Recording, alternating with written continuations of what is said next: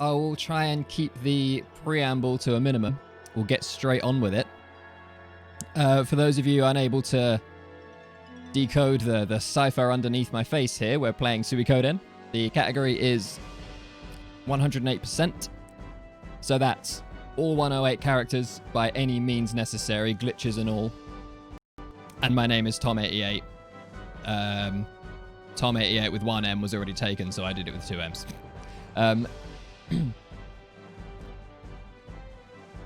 So yeah, this is 108, all 108 stars.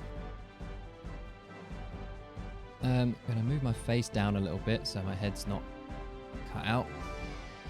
And we're going to be using glitches, of which there are not many, but there are some. Primarily the bribe glitch, which is used to bribe fights that you're not supposed to be able to bribe. So all bosses and stuff we're going to be bribing by using a glitch called hitting X somewhat quickly. And there's also Invisible Vicky, which allows us to use Vicky's teleport menu sooner than you should be able to.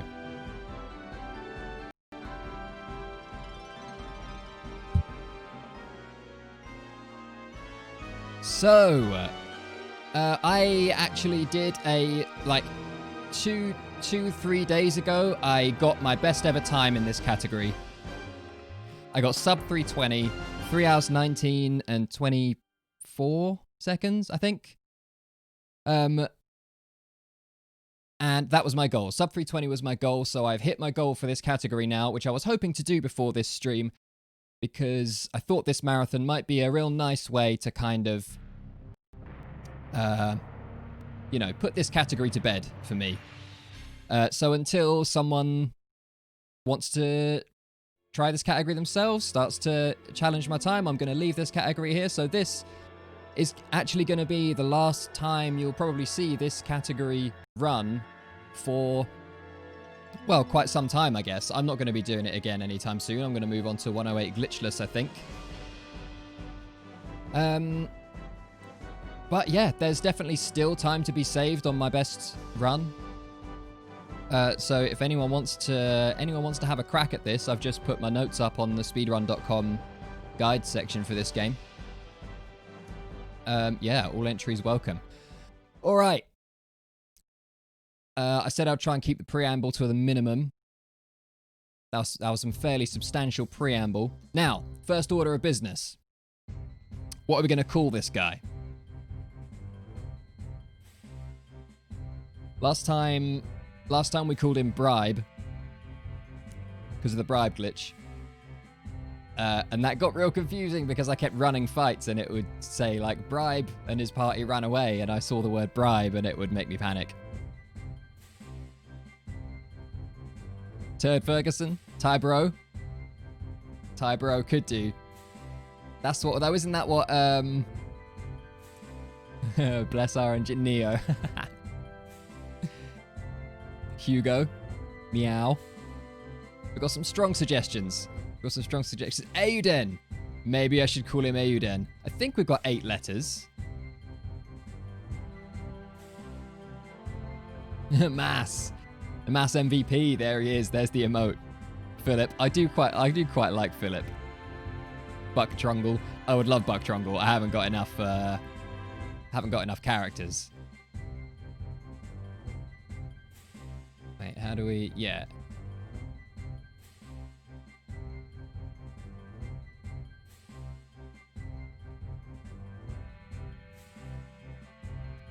I quite like Eiyuden,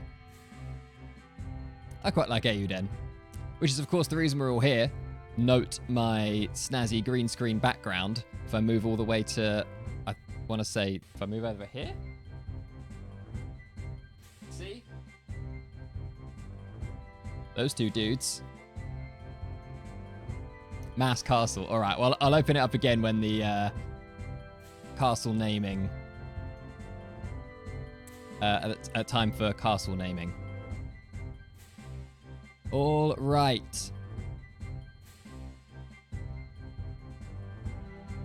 let's be off then. So I've got a whole bunch of new Holy Rune setups that I'm probably going to mess up. So I may well be restarting the game not too long from now. We'll see. All right, 3, 2, 1, and we're away.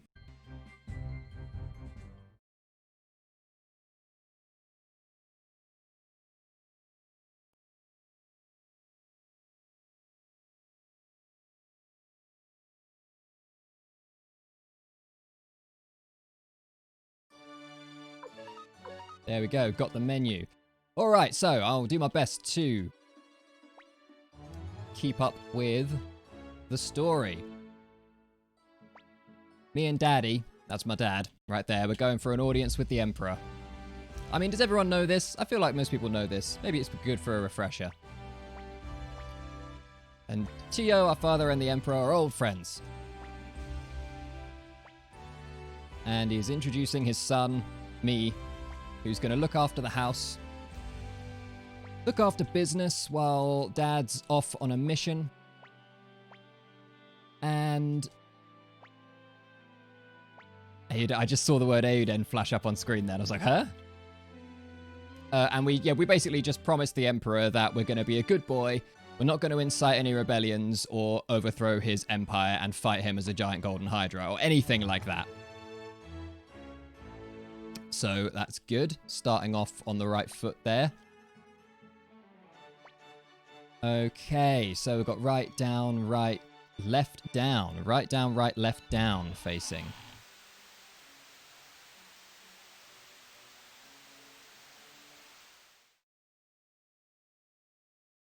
Now, so what I'm doing right now is I'm checking positions of the NPC. So those two on the left there are not aligned, which means we are on 6th frame, or frame 6, if you will. So in order to be able to manipulate the drop of the Holy Crystal, which allows us to dash, we need to know pretty precisely what frame we're on, because we can't control precisely what frame we talk to Craze, because we have to walk like up to his desk and hit confirm in order for the RNG to stop reeling forward. And it changes every frame, so we need to know exactly what frame we spoke to Craze. And so, because even a difference of 1 frame can make quite a difference with where the fights we're looking for are going to appear on the world map.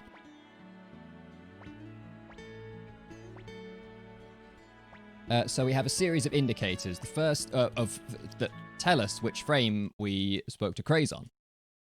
There's the first are which direction those NPCs inside the palace were facing. For me, they were facing right, down, right, left, down. And there are 2 potential frames that could be, 6 or 12. And so then, to distinguish between those 2, I need to look at those NPCs I pointed out on the left of Gregminster to see whether they're aligned or not. And it turns out I'm on 6th frame.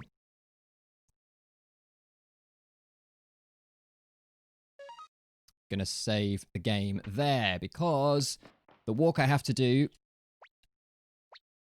Yeah, I'm gonna mess this up. I'm definitely gonna mess this up. This is a very tricky walk out of Gregminster. These are my new strats that I only figured out like last week. Okay. I think I got it. Okay, I think I've got it. And then in 10 steps, we should get a fight with 3 bonbons. There it is. Whew. Now we fight these in a very specific way.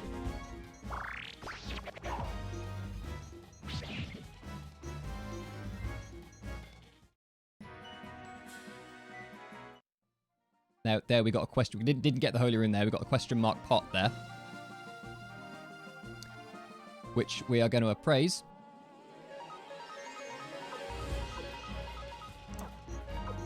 Damn. Which we are going to appraise once we get back into Gregminster. And it's going to be a set. Well, not immediately, but at some point we're going to appraise it. It's going to be a Celadon urn.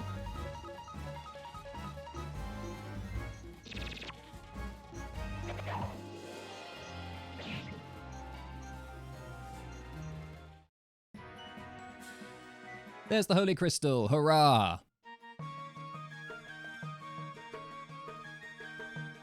Now we're going to run straight over here. Equip it on our boy, Gremio. Who is also going to live a long and fruitful life, I'm sure you all know.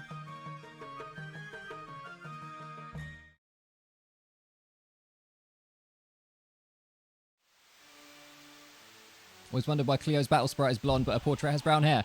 You know, I've often wondered that as well.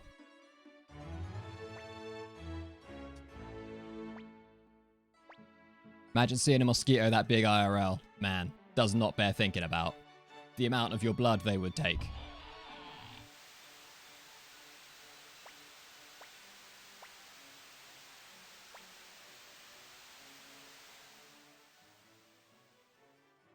Ugh. There's Black. Repping it with the elephant noise. Right, so what's happened? We were introduced to Craze earlier. And told to, we'll go home, get some rest, and then go talk to Craze tomorrow. And he'll give us our first assignment. Our first assignment in the employ of the Scarlet Moon Empire is to go and see this Dragon Knight dude. And teleport over to Magician's Island.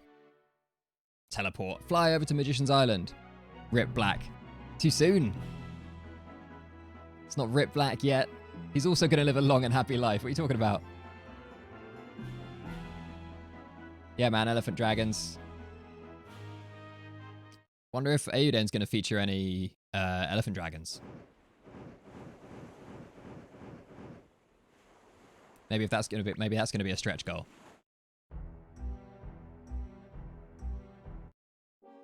All right, we've got the 2 bonbon reset. So RNG-wise, this place, that flight with Futch there resets the RNG. And it can reset it to one of 2 different values. One value gives us 3 bonbons, another gives us 2 bonbons. Oops. I got the one that gave us 2 bonbons, which is slightly slower because that what am I saying? Because that gives us 3 encounters, whereas the 3 bonbon reset only gives us 2 encounters. Makes sense? You follow? It all making sense.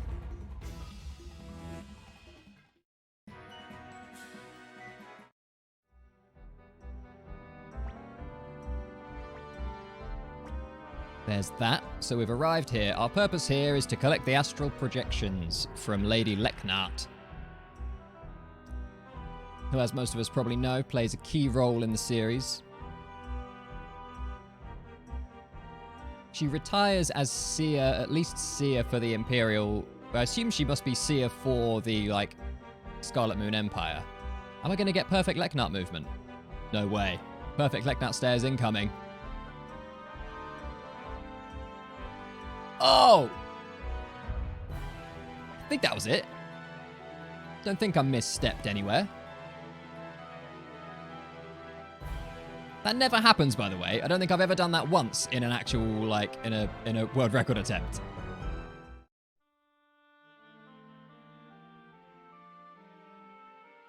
So, that's what it says on her LinkedIn. Seer for the Scarlet Moon Empire. Or it did, because it in the, credits at the end of this... Credits, the... Whatchamacallit? The... You know, at the end, when it comes up with all 108 stars and what they did after the war?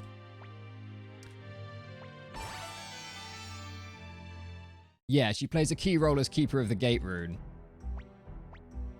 But it says, at the end of this game, it says that Hellion succeeds her as Seer. So that must mean that Leknart doesn't, maybe just doesn't accept the role of, Seer for the new Tauran Republic, and Hellion takes up the role, and Leknart goes on to much more general, mysterious Gate Rune shenanigans. Right, so we've got the whatchamacallits.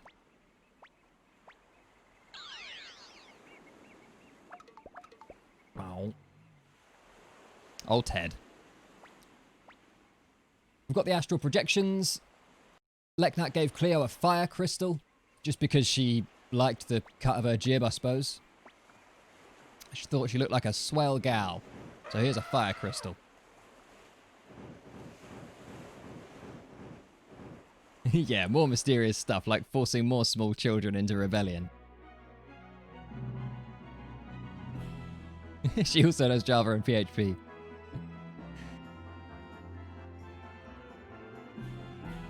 Ted just pretending to be a scrub. He's doing a pretty good job of pretending, though, to be honest. He encounters Futch, the, like, junior dragon knight.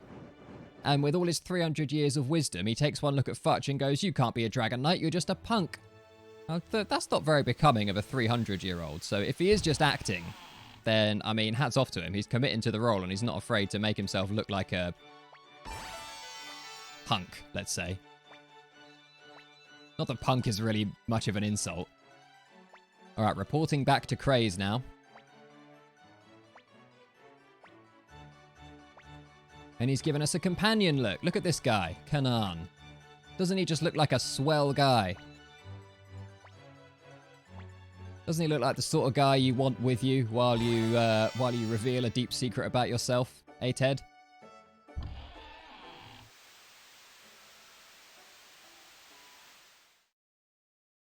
Kanan is best friend. Don't block me. Yes, that guy can block me there, running through those buildings. Oh my god. And Celadon. Hoorah. Naked strats. Standard get McDowell naked strats. Oh, you just had to do it. You just had to get it in there. He seems to have plenty of pockets. I'll trust him to hold on to our money. I'm sure we'll get that money back at some point.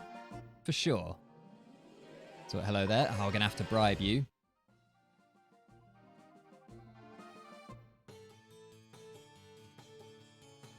Oh, that little girl. Don't like her at all. Oh, messed that up. Messed that up royally. Our next mission. Go over to Rockland and ask the mayor of Rockland? I don't know. Grady. This guy. Why Rockland hasn't been paying their taxes.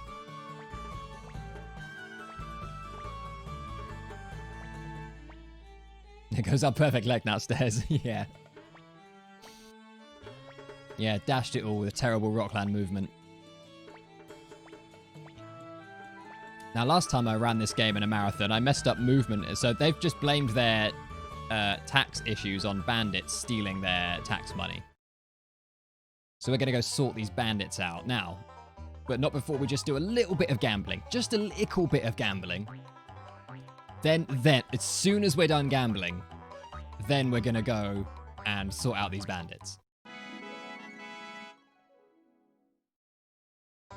We're just going to gamble twice. And I have a feeling it's going to be in the middle cup again. Look at that. In a marathon. Who'd have thought? I'm just kidding. Talking to Marco resets the RNG. So now we can...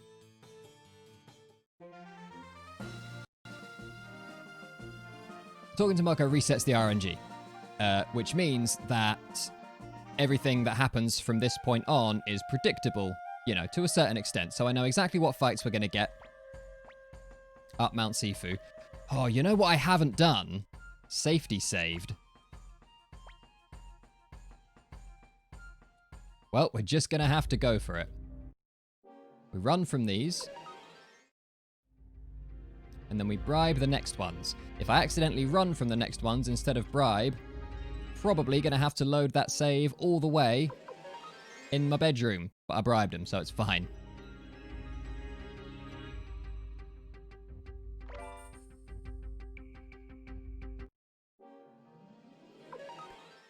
Yeah, so the last time I ran this game in a marathon, I really messed up movement in Mount Sifu here. And and had to skip that escape talisman chest to make up for it. But we got it this time. As long as we get that last 2 soldier fight within 60 steps of the Queen Ant here. 60 step and bribe glitch. Bonk. There's the bribe glitch, by the way. I've been jumping around a little bit. 60 steps is, in general, there are a few dungeons / places where it's not... where it's less than 60, but mostly, after every fight, you are guaranteed 60 steps with no fights. And the RNG value you're on stays the same. So as long as I can get that last fight within 60 steps of the Queen Ant, I know exactly what RNG value we're starting this fight on. Which is good because I'm tracking RNG all the way to Varkus and Sidonia.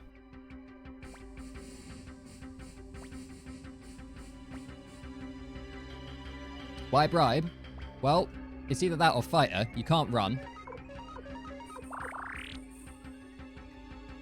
You're not supposed to be able to escape or win that fight. Looking for perfect movement here. Okay, that's good. So being able to bribe bosses like that is a glitch that you're not supposed to be able to do. We're going to see it again. Just here. We are going to fight Varkus and Sidonia for levels, but the 5 bandits they throw at you first, we're going to bribe glitch, and you're not supposed to be able to bribe. Bonk. There they go. This is the main difference. Yep. Yeah. This is the main difference between the glitched and glitchless categories, really. The bribe glitch. No. Defend. Ted is looking good for his age. Damn. Still looks like a little kid. Look at him firing the bow in a second. Now, this fight is fought in a very particular way to give Cleo 41 magic. There it is.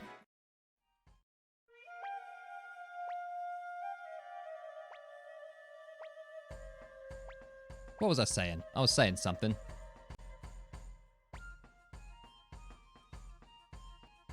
Yeah, the bribe glitch is the main differentiator between glitched and glitchless category. Why is 41 important, Shamel, you ask?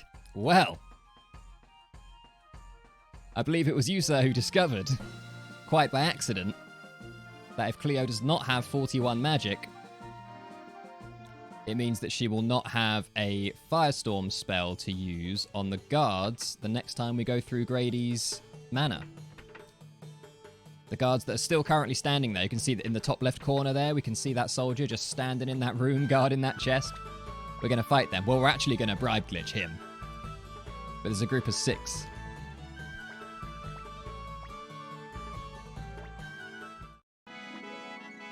Oh, it's similar to the Joker thing. I caught the start of one of Space Coyote's runs once, and the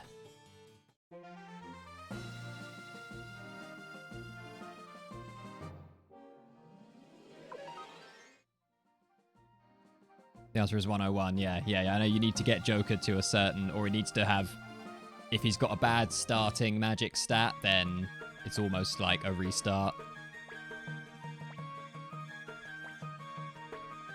So, recap. Where are we? What's happened? What's going on?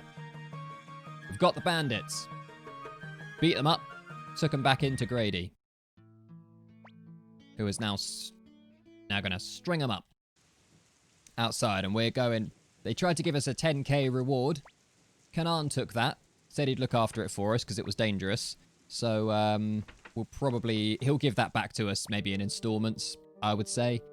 We'll see it again soon, I'm sure. Now we're back home. He took Ted off to go and do something. He said he wanted to see Ted. And now Ted's just arrived back home. Huh? All injured? What's going on? Josh, do I run all Suikodens? No.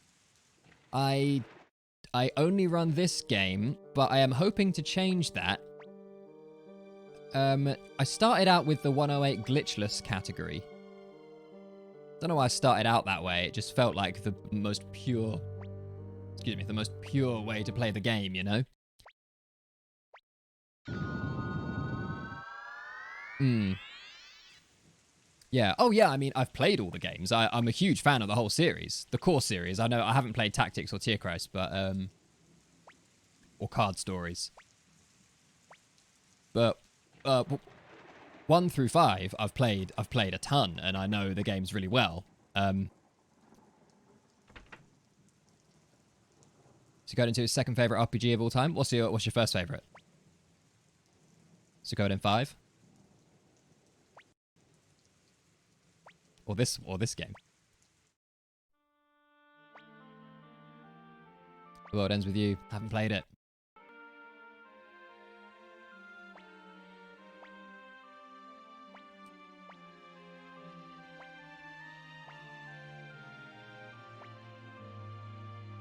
Oh yeah? This one, I feel like this one, nostalgia must play quite a big part. Because it seems to me that 2 is the superior game, like, in almost every way. Except maybe the major war fights. Yeah, big childhood memories, totally.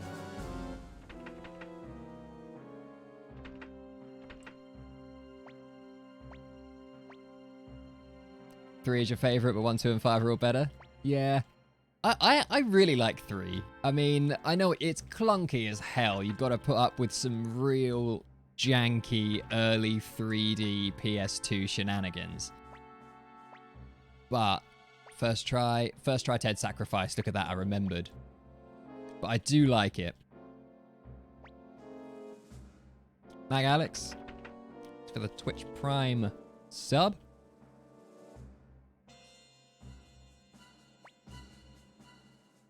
But yeah, I started out running this game in 108 glitchless after I saw Zero's RPG Limit Break run from 2019. Saw that and was like, man, I don't know what any of this RNG stuff he's talking about is, but I want to try some of it. So I did some Googling, found a tool that Zero made, and became, I think, like, the sort of only person after him to really kind of use it.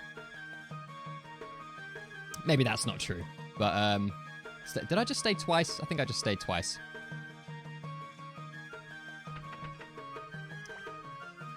Yeah, so watching Zero's RPG Limit Break run last year really got me into running this game, and I started running it on an emulator, which meant that I couldn't do any of the same RNG manipulation that he does on PSTV.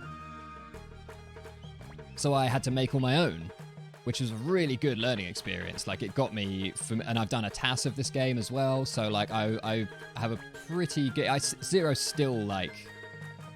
I think that my knowledge of the RNG of this game is second only to Zero, but it's second by quite a long way. Because every now and then I'll run crying to him like, Zero, one of my manips isn't working, why isn't it working? And he'll tell me something that I didn't even know. I'm like, oh right, that's why it isn't working.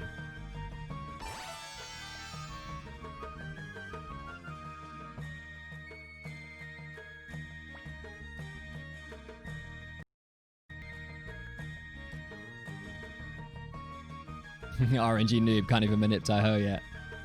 Oh, thanks, Josh. I mean, I've played around with speedrunning, mostly like 2D platformers before this, really. Super Meat Boy, Super Mario Brothers, Alex Kidd in Miracle World for the Sega Master System. I might not have been called that in the US, but yeah. I don't think anyone besides you can manip Taiho, Seglance. I think you've got that one wrapped up. I do. My TAS is on my YouTube channel, which is called 88 Games. I don't have I'm not on my channel right now, so I don't have a command to just put in the chat.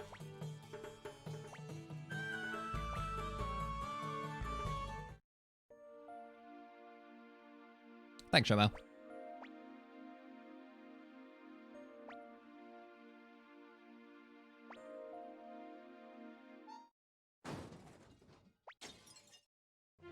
Cool, yeah, the version with commentary. There's also a version without commentary if you don't want to listen to me ramble over the top of it.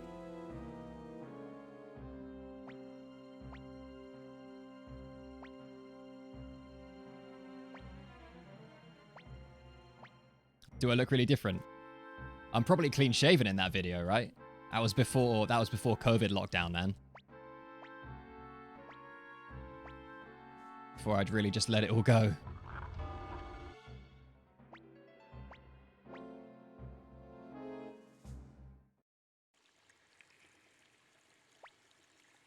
Nice.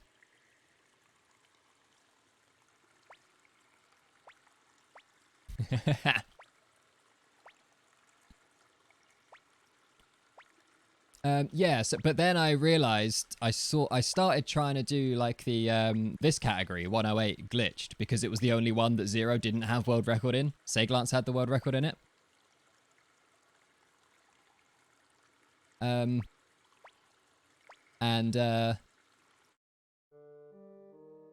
You know, obviously with all the love in the world, I watched Seglance world record run and I was like, I think I could beat this.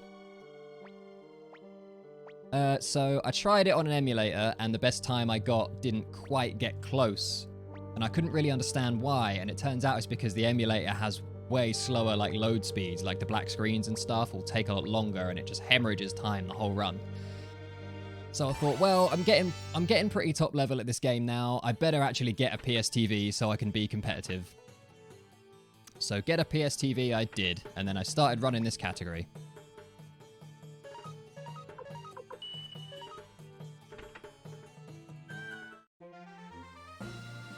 And after my routing and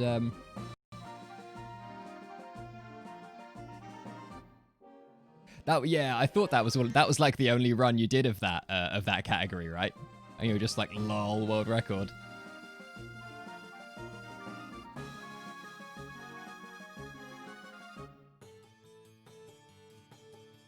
So I hate that girl so much.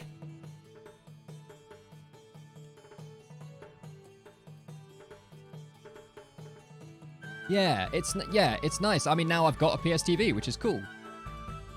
It's kind of a shame that it's at the moment the only viable way to competitively run this game is on a PSTV,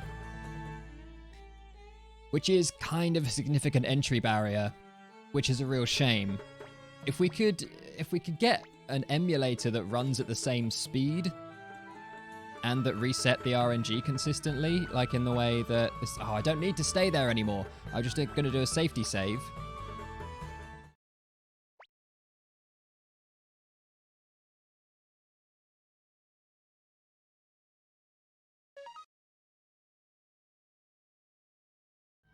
Did that save it?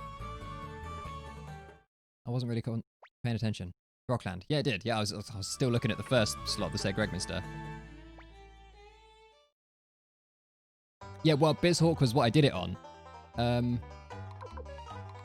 So the right side is, I probably should just go up the left, to be honest. Just safer. There's no annoying little kids there. It's not the same. Yeah, the loading screens thing is the same for 2. You might be able to get away with a PS2 for 2, though. You might be able to get away with PS2. I'm not. I'd have to ask Zero. Because RNG manipulation is not really a thing in Suikoden 2. And PSTV is a big part of RNG manipulation is a big part of why a PSTV is important for this run. But if we could get an emulator that runs at the same speed and that resets the RNG like as consistently, you'd have to work out all different I actually got a PS3 recently. I tried it and it still seems to have the same slow loading speeds.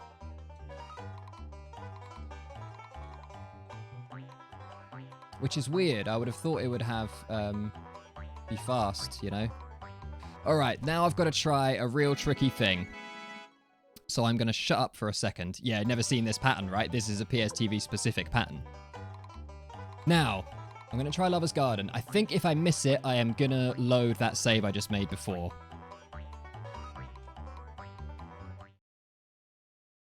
Very specific path I need to walk here. Fuck, missed it. Oh, damn. Not supposed to say that word.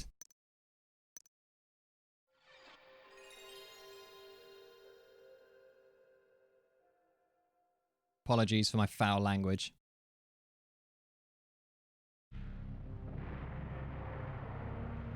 My virgin ears. Yeah, I heard Zero could manip their stats right at the start or something like that. Your PSX, so you could speedrun the game and manip the RNG on PSX, PS1, or an emulator. All of the specific RNG values would be different, so you'd have to work out your own setups. Zero has made a tool for that.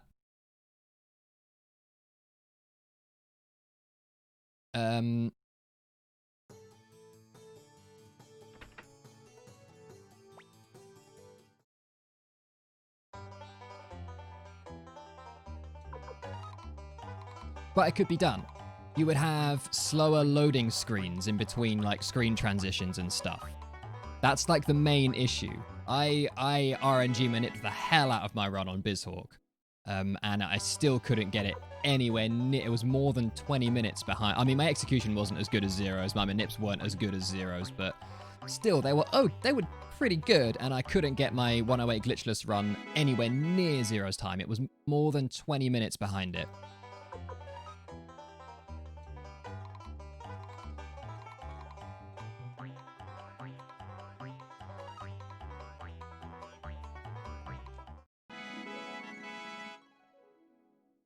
Tables, yeah. My technical knowledge might fail me here. I'm not entirely sure what you mean by the term tables, but the way that the RNG advances, the way that the game calls RNG is the same regardless of what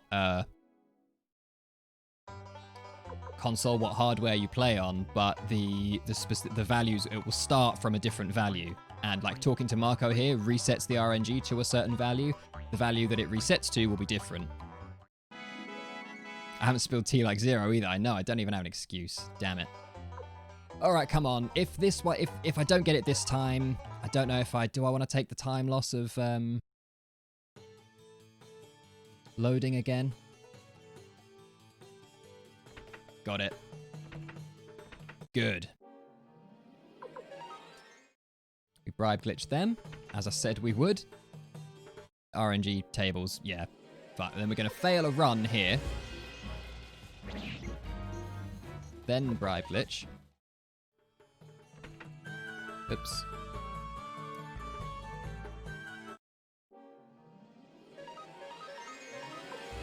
Then we're going to get Cleo to do this. After she nearly gets killed. And this will get us a question mark painting. If it doesn't, then my brain's going to explode and I don't know what happened. There it is. So that question mark painting is a lover's garden.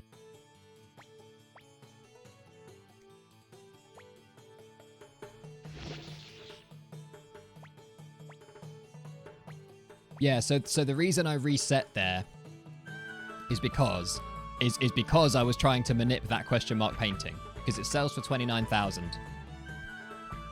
And although it would in fact have been much quicker to just play 3 extra Marco games to get that money, I wanted to show off the manip on Marathon.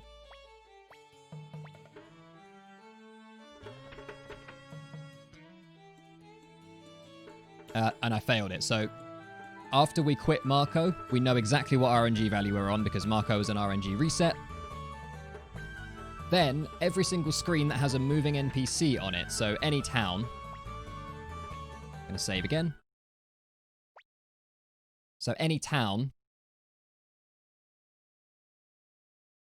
any screen with an NPC that randomly moves around, the game calls or advances the RNG once per frame per NPC that's on screen, that's on the current. They don't necessarily have to be on screen, but on the screen that you're on.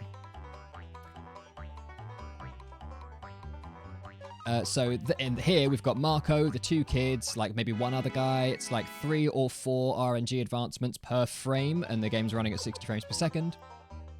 So I have to get my walk from Marco to the door of the mansion there step perfect.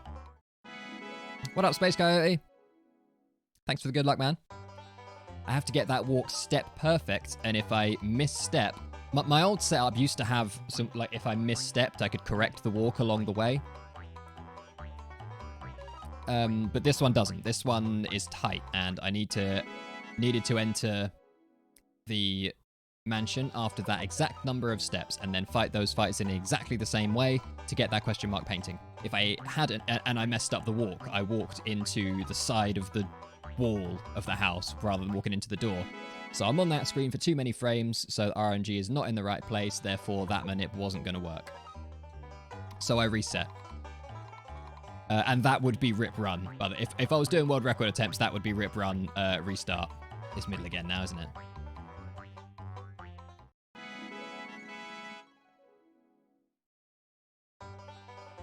Yeah, it's pretty intense. That's one of the harder manips in the game. Holy Rune, the Holy Rune setup thing is tricky as well. I was saying at the beginning, oh, I'm probably going to fail this. I'm quite surprised I got it first try, because the frame I got had quite a tricky walk out of Gregminster. So the Holy Rune setup can be quite tricky. Lover's Garden is not even like super, until you get to like real, like super high level. The Lover's Garden manip is not even like super necessary.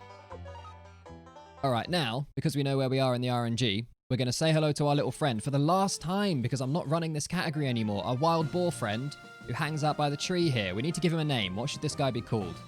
Ready? He hangs out by the tree, look. All right, mate. Good to see you for one last time. Always wanted to give him a name, but nothing ever came to me. I'm open to suggestions.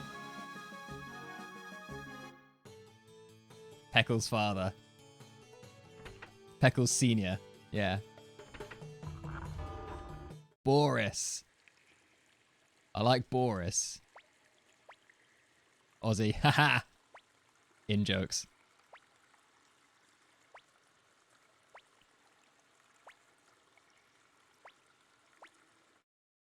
Jetboy the Mage. The 11-month sub to RPG Limit Break.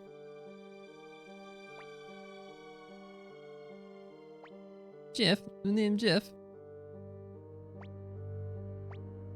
I like Boris. Little nod to Suikoden 3, although Peckles... I do like Peckles Senior as well.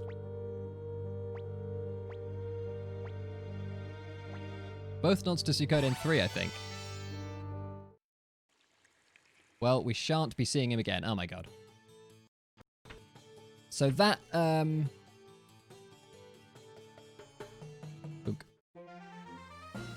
Borthew.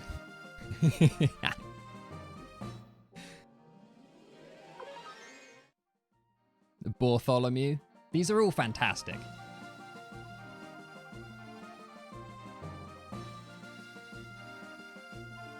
I think I'm a little bit late.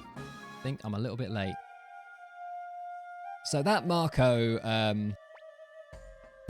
game was the last RNG reset we're going to get until the first war fight, until the Quanda war fight.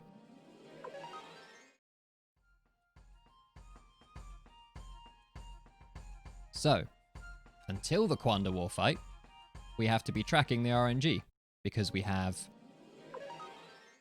What do we have?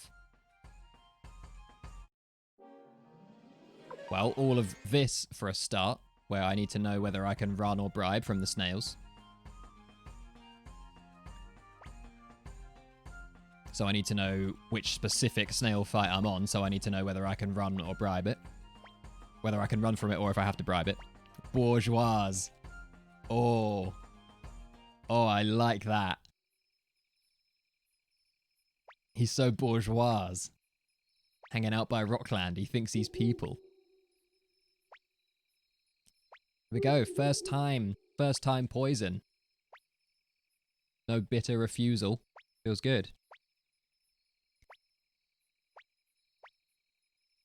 So we've got a whole bunch of stuff that we need to know where we are in the RNG for. We need to know when we're going to get after we get back from this, we go to Seika, talk to Matthew, and then before we go to Kaku to go across to Toran Castle, we need to head down to Great Forest to find a fight of 6 kobolds and firestorm them for some big level ups.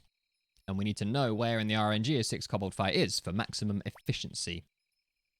Maximum optimalness? To be optimal? Maximum optimization? You know what I mean.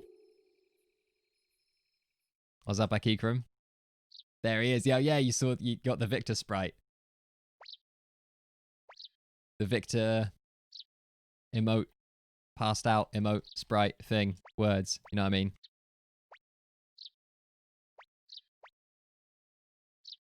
This guy's tea is not as deadly as Zero's.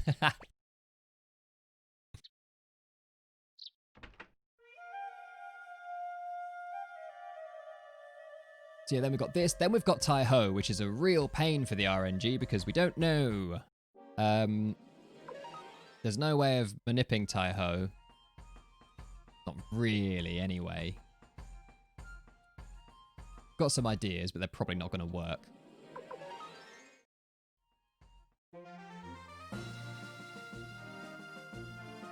And then we use a tool to find where we are in the RNG after Tai-Ho. Then we've got all the walkthrough. Then we've got the wheel, which we also RNG manip to get first try on the wheel. Then we need to guide ourselves with knowing whether we can run, bribe, etc. through whatchamacallit? Through Dwarf Trail, Dwarf Vault. Then we hit the war fight. And that's another RNG reset and we can breathe a sigh of relief.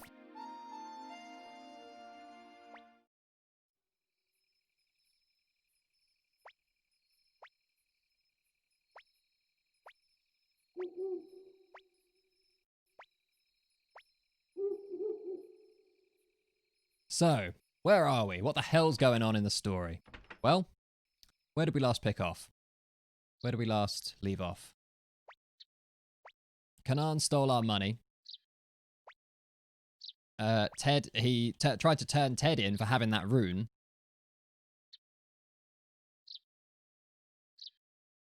And... but then Ted got away, came back to us, and we were like, oh, Ted, dude, what's going on? Then Pan sort of betrayed us, went and dobbed Ted in, went and grassed him up. They're 2 British terms. I don't know if everyone understands what that means, but, you know, ratted him out.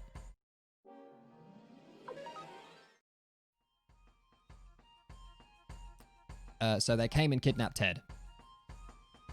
We then escaped, having been called fugitives.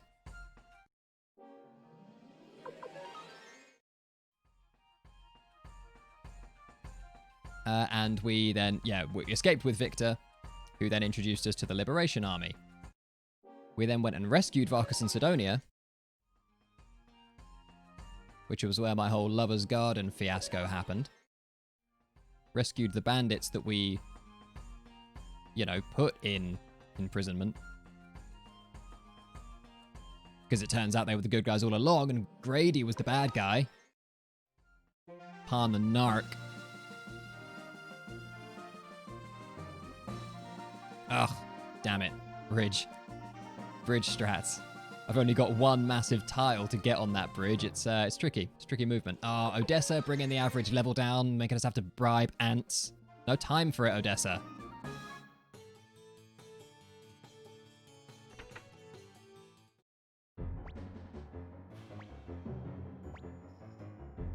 So then, after having rescued Varkas and Sidonia, we went back to the Liberation Army's hideout where they were like, guys, we need you for a special mission. We need your help. Odessa's going to go with you. We've got these fire spears. The Liberation Army's only really small right now, but once we get the fire spears, we'll be badass. Am I allowed to say ass? Maybe not. Oops. So we went with Odessa to get the fire spears, and now we have just returned to find the hideout in ruins, having been ransacked by the Imperials. Shock, shock, horror, horror.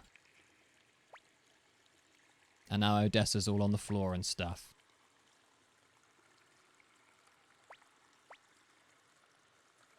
But hard. Yeah.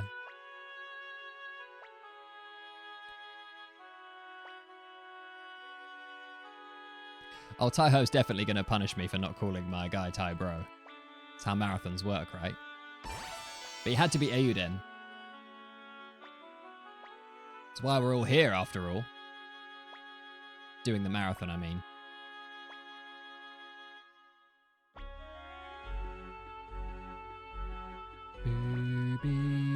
Scooby-Doo.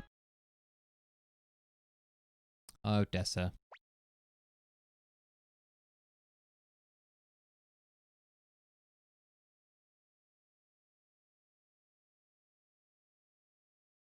I think I'm about 5 minutes ahead of, 5 minutes behind, I guess, world record pace at the moment.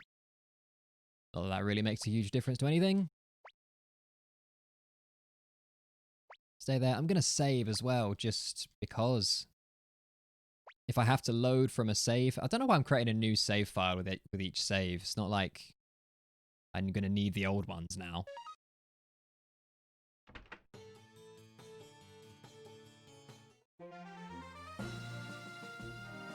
Yeah, Suikoden 1, they got on Twitch bits super early. Or did Twitch just totally rip off Suikoden 1? Could be. There's no way it can just be a coincidence.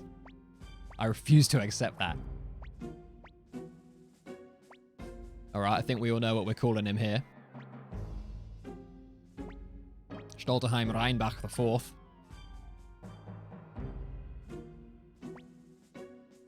Am I feeling the dice?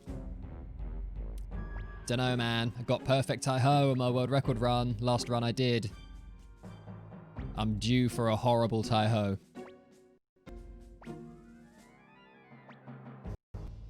A vote for Craze's fate. Who's gonna vote to keep Craze alive? All that matters is if Taiho's feeling the dice. I understand, Gremio. I'm not gonna chop your head off for that bit of drama. Alright, and we're through the border. You don't really need to talk to Matthew there. You can just go straight up and talk to the kids. But if you don't talk to Matthew there, I learned this since the last time I did. Dreamy mentioned it while I was doing the last marathon, and I sort of looked into what he was talking about afterwards. If you don't talk to Matthew there, this scene all just plays out as normal. But later on, I think it's when the assassin is about to come and get you when you're having the banquet in the castle, you get some extra dialogue there that takes longer to clear than just talking to Matthew there. So we talk to Matthew there in order to not get the dialogue in a scene in like half an hour's time. Which is real weird. My favourite line is coming up. Gotta remember not to skip through it this time. We'll help them, of course.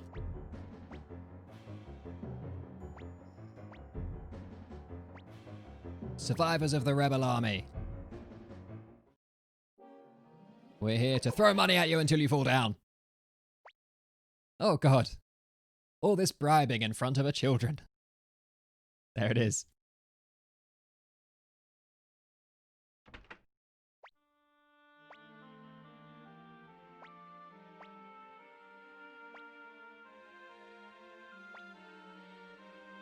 We love to see that.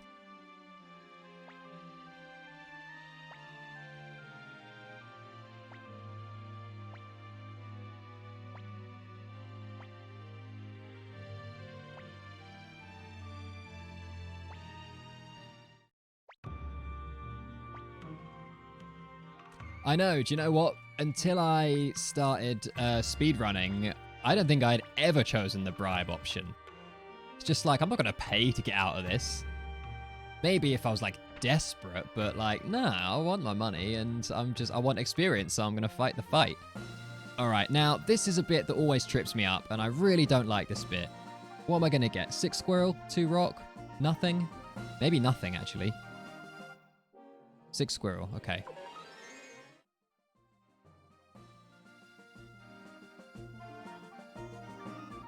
That's probably going to be it then.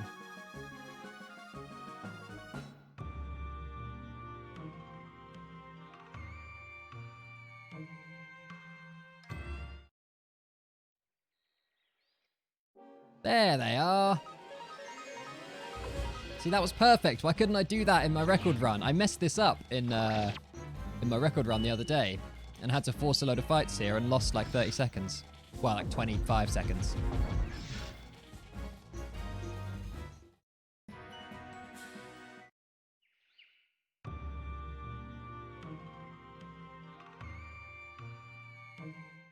Okay, I think I got that walk right. I just do that there to try and... It's a weird little thing. Push the RNG into a place where I don't get any world map fights. I think I did it right.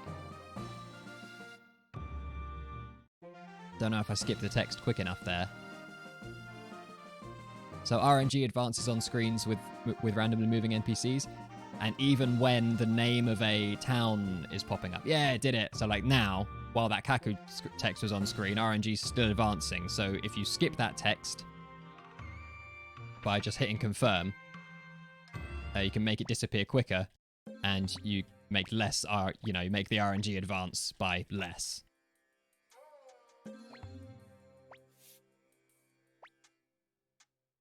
Or if you want to make sure that you know exactly where you are on the RNG and be consistent, not skipping the text is a way to do that, because it always stays on the screen for a consistent number of frames. I know, what a lesson teach a kid. You can bribe your way to victory. Somewhat ironic though, seeing as the Empire is supposed to be corrupt. Alright, how many goes do you think it's going to take? How many goes is it going to take, guys? Pray to the RNG gods.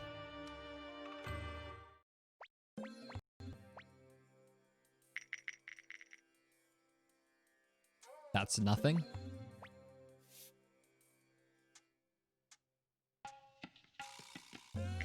Come on, mate. Get on with it. That's a 2. We'll take that. Just I didn't register my input there. 3, 4, 5 is nothing. Come on, Eiyuden. Do it for Eiyuden. That's also nothing. All right, I just need a score higher than a 2. Woof.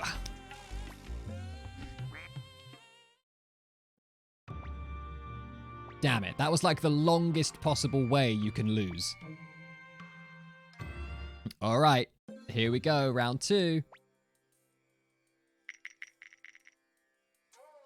That's a great first throw. I know it was his second throw last time, I think. But that was a great...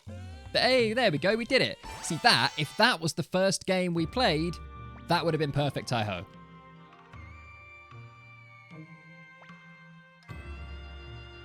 I did say I was due a bad Taiho.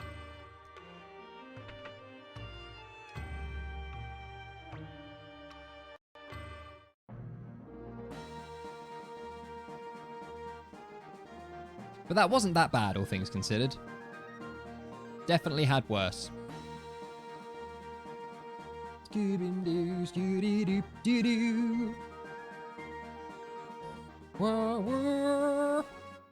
Sorry.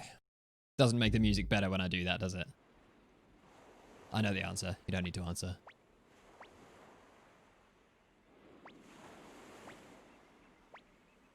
Taiho's coming with us.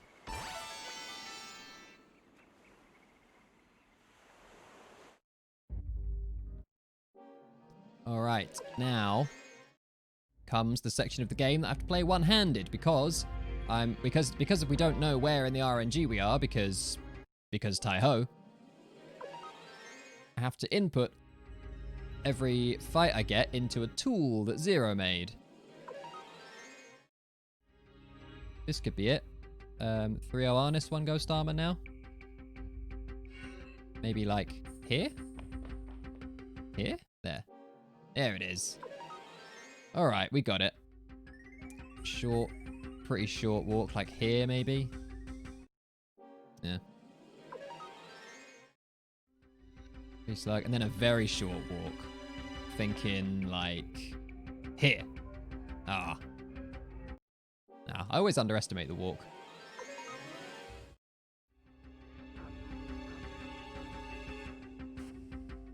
Oh, see, all right, how many steps have we got now?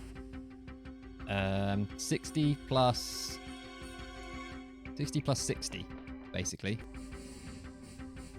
Oh, we're gonna get this right before the exit. Damn, that's bad. So I'm gonna do a little bit of walkie here. Oh, come on, I did too much walkie. No. Wasted more time than if I'd just gone for it. If you get a encounter too close to the exit there, it gives you a real bad lag spike when you hit the exit. You have to like wait for like 10 or 15 seconds for the next screen to load. No sub 1 hour mass. Reset. Bonk. All right, what do we call the castle? What we calling the castle, guys?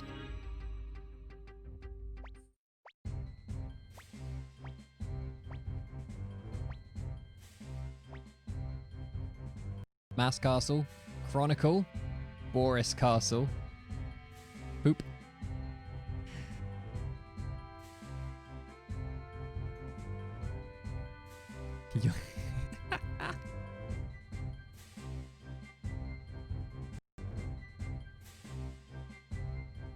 Security Castle, Meow Castle, Mittens. I'm quite liking Boris. I would love to pay tribute to Mass. Mass, by the way, is the first blacksmith we get, and he has proved himself to be the MVP over on my channel. I had a run die and did a fun meme run. This is why you might see the occasional Mass emote in the chat.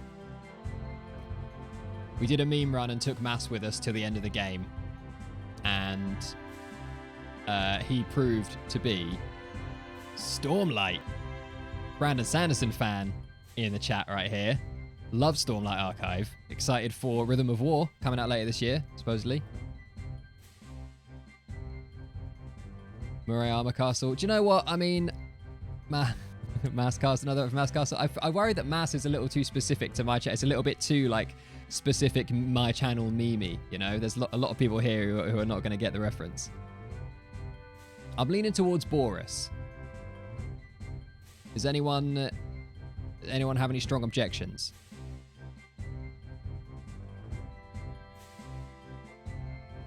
Hotel 81. All right, I'm going to go with Boris just for the sake of moving the game along. Eiyuden? Yeah, we already called the main guy Eiyuden. Okay, cool. I imagine probably a lot of people don't have strong feelings one way or the other, so let's just get on with it. Boris Castle it is. Very nice. Let's go with that name. I agree, Gremio.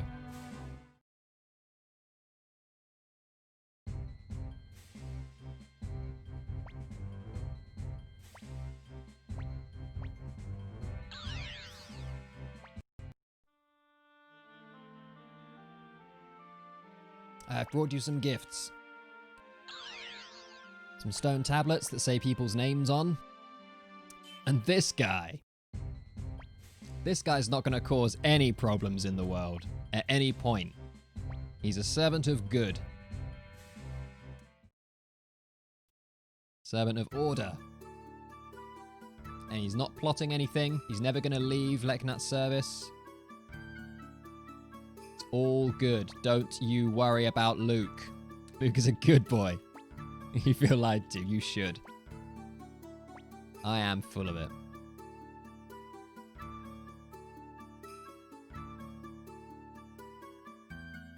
All right, now I've got too caught up in the banter and the good times to really think about what I'm doing here. Invisible Vicky, first instance of Invisible Vicky. Y'all ready for this?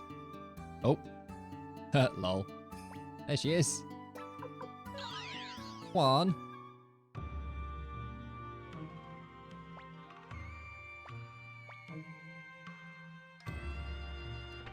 So we've got our castle. I'm doing a terrible job of keeping up with the story, but you all know the story. We've got our castle. We beat the zombie dragon. What? Yeah, Invisible Vicky, right? If you have... that only works if you have Cleo in the final spot of your party. We're only going to do it twice. Hang on, sorry. I haven't moved the tool along.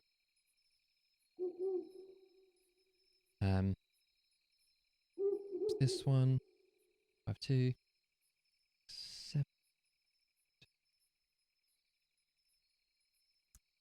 7. We could be in for a little bit of a poopy wheel. Not swearing on this stream is going to give me a brain hemorrhage, by the way. I just said poopy. That's what my vocabulary gets reduced to. Alright, I'm thinking 3 robot soldiers. Okay. We got that. So that, if I had got that fight right outside the door to the wheel, that would have been a first try wheel. This is 6.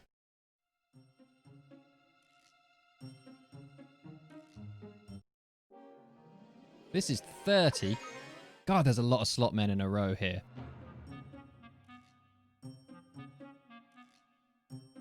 Is that 60 steps? Yes. Okay, now we go 1, 2, 3, 4, 5, 6, 7, 8, 9, 10, and in like this. I've never actually done a 1 value before. I know most people really don't know what that means, but there we go. So I had to do the 60-step grace period after that battle, plus 1 more step. And I've never actually done that before. I've always had some horrendous number.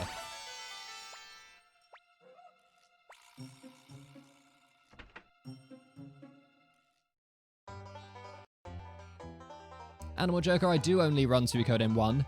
I'm a big fan of the rest of the series, and I hope to move on to do the rest of the... I'm going to do some more categories of this game, because this game has all the RNG manipulation, and I really, really like that. Like, the nerd in me just gets really excited by, like, solving the big RNG puzzles, and just, like, I find, like, Tai-Ho to be the most frustrating part. I mean, lots of people do, but the fact that it's any part of the run that's just pure, like, uncontrollable luck, I'm like, meh.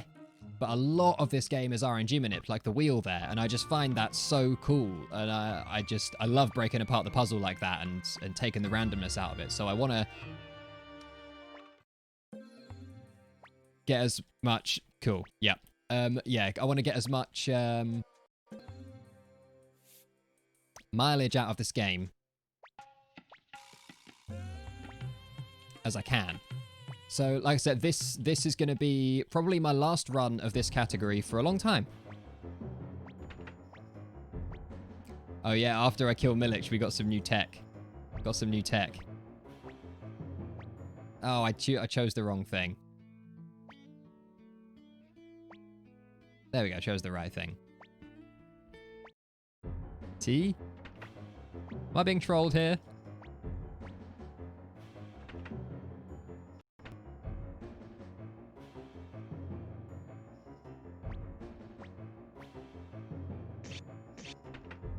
Oh, cool. Well, this is probably the last run of this category that is going to happen for a while, because there aren't really any other active runners of the category, and I just got a new world record time that I'm pretty happy with. There's the bribe glitch that I'm pretty happy with the other day. So I'm gonna... This is a nice... Doing it on this marathon is a nice way for me to put this category to bed. And I'm probably going to move on to 108 glitchless after this, and then any percent. Then I think I'll probably move on to one of the other games. Haven't decided which one. But I'm going to move on to the rest of the series after that. But that's a long way. I've still got to learn and optimize 2 categories, and that's going to take some time. So I'm still going to be running this game for a while, which I'm looking forward to. Okay, right, now we said we would vote on what we're going to do for Craze. So, I mean, Shomel, is anyone... Can I ban people? Kill him. Right, we've got 2 votes for kill him. End him. It's got to be. So, another vote for save. Another vote for kill. Kill. Another vote for kill. Another vote for save. We're like 6-3. And 2 more for kill. Another for save. We've definitely got... He's the one person who can't be forgived. He is. Oh, Xenia wants to save. Show mercy. I think it's... All right, we've gone for it. We definitely got third option. We definitely got... that emote.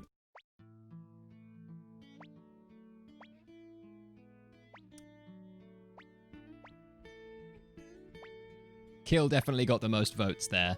Few save votes coming in towards the end, but... Grab Lepant.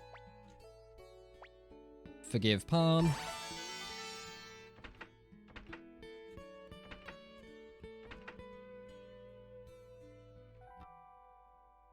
And we're away.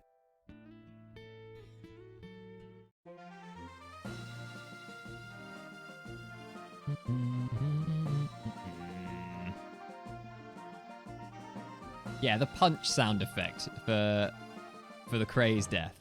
The same sound effect that the Pant makes for punching people into non-existence, I saw someone said. Palm does always look sad.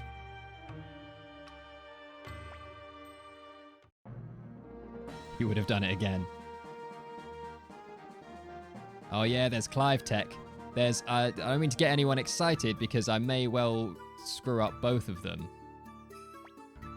But we have some Marie Tech and we have some Clive Tech. I'm much more confident on the Clive than I am Marie. Marie, all we can do with Marie... yeah, we literally recently, in the last couple of weeks, I worked out some Clive manips, and Zero did some digging into the Clive RNG, and I've worked a Clive manip into this run. Bye. Brutzi, thanks for the good luck.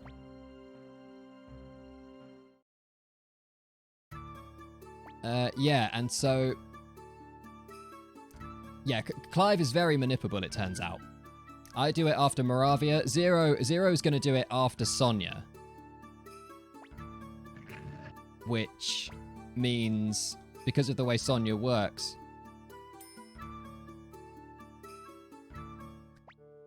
means that Zero, if he's going to do it that way, is going to have to work out like 30 different Clive manips. And for me, just...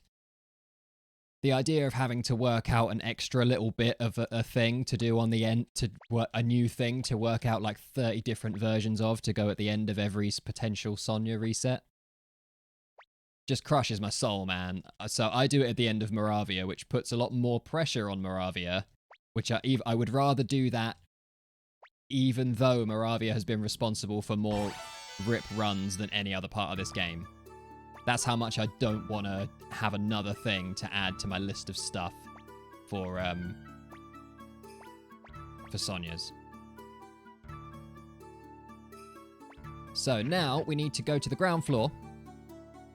Basement, rather. We need to go out here and watch this cutscene before Invisible Vickying to Great Forest, because if we go straight for Invisible Vicky and teleport to Great Forest, the game soft locks.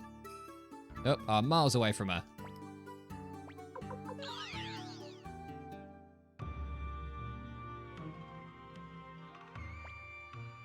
I haven't safety saved in a long time.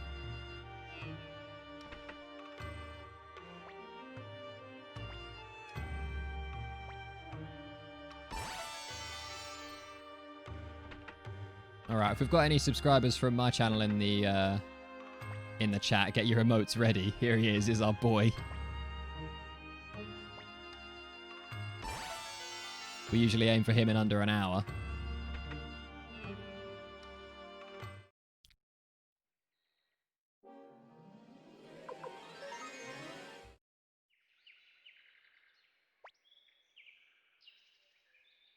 Right.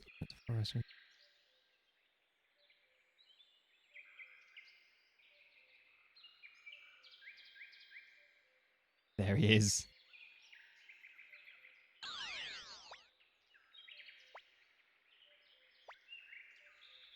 Alright, well I think I've got where we are.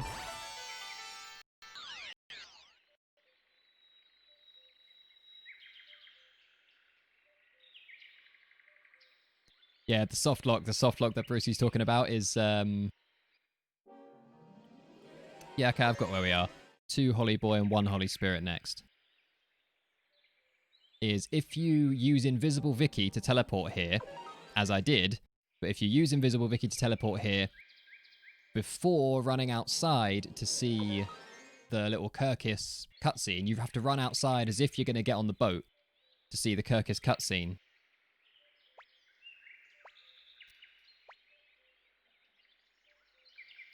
If you do it without looking at that cutscene, you will softlock the game when you Invisible Vicky to Great Forest.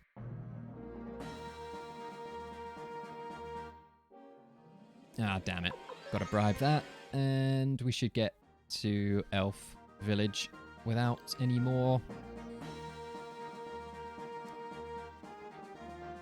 Oops. Walked past it, wasn't looking at the screen.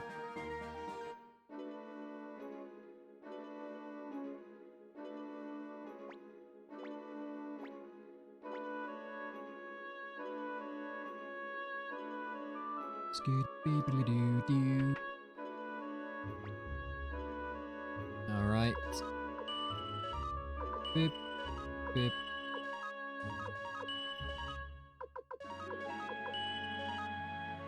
Oh, that menu always feels so horrible. I always feel so tense and like I don't really know what I'm doing. Like I was never really able to just settle into the rhythm of doing that menu.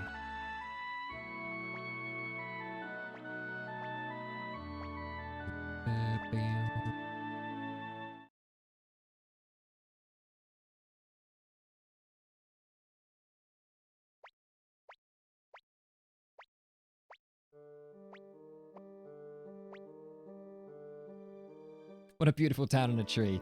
Looks like it will be there for endless ages. Yep. Definitely got some real longevity to it, this town.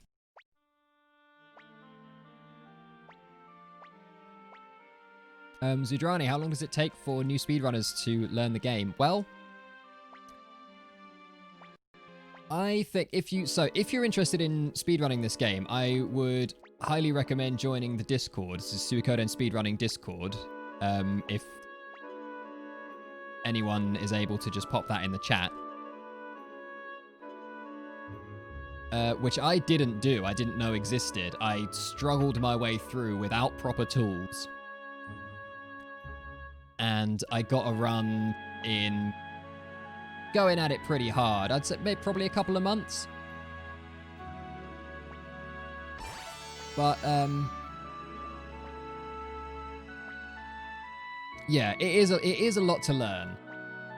But if you're anything like me and if you've got a problem that needs fixing or a puzzle that needs solving, you get kind of tunnel vision on it. It's a really enjoyable process working it all out until it gets super frustrating. But most of the time it's really, and it has become, the term obsession is maybe a little strong, but like I'd spend a lot of my time thinking about this game and playing this game.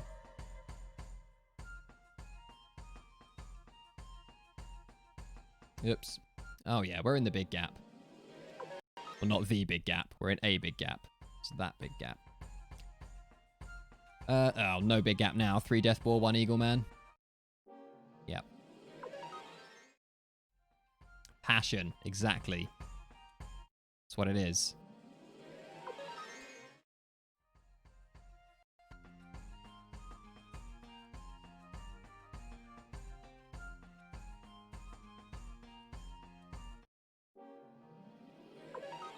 So I know which fights I can run and which ones I can't.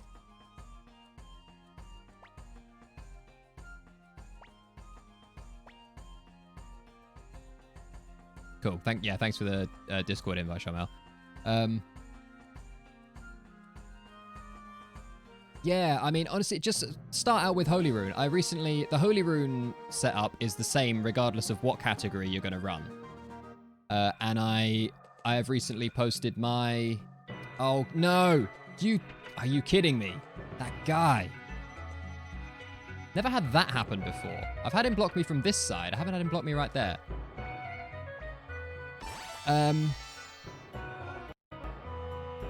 Yeah, Shamel is rooting low % currently. Hey, Mercurius. Did you post the wrong Discord server? Lol.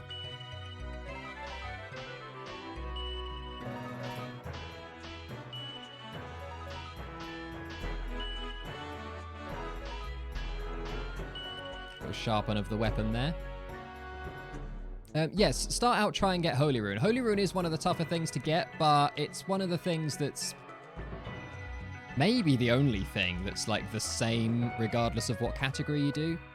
I recently if you go on speedrun.com and look under this game, if you look under the guides section, I recently uploaded all my notes. And it's got my brand new Holy Crystals strats that I now do, that I've literally just made in the last couple of weeks. But it also has all of the old Holy Rune setups on it as well, which are slightly easier, but still kind of tricky. But I would recommend just having a go at that.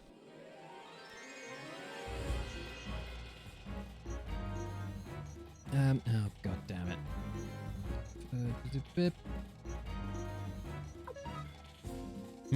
Well, that's unfortunate.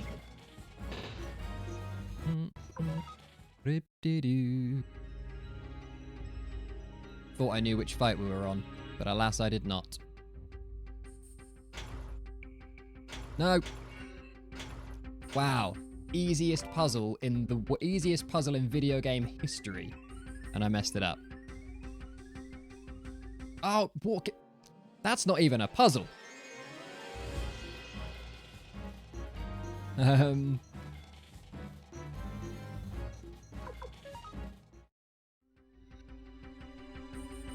Okay, I'm slightly struggling here. I've been taking my time and I'm much later in the RNG than I usually am. I don't recognize any of these patterns. Hopefully the tool should be able to help me find myself soon. One I'm looking at was a run, but I don't know if it's the right one, so I'm going to bribe it just in case. 2 Deathbore next. Real soon? No. Oof. This is a bit of an oof.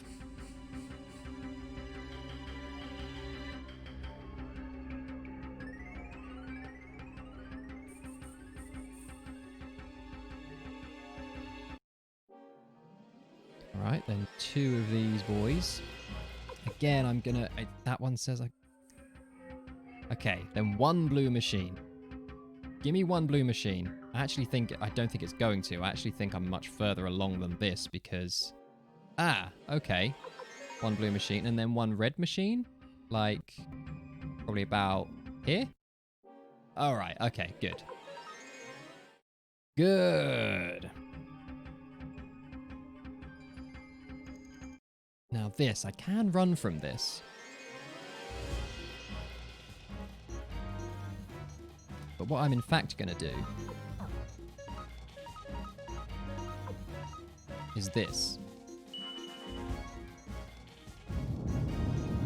Because I've bribed quite a lot of stuff, so my money's not going to be great, so this will help with that. Slightly. It means I can now let go the dwarfs. We've got Funky Town coming up. Ready? Did you hear it? It went bip bip bip bip bip bip bip bip bip bip.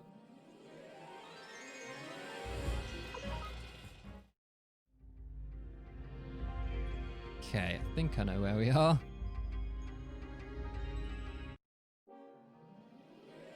Yeah.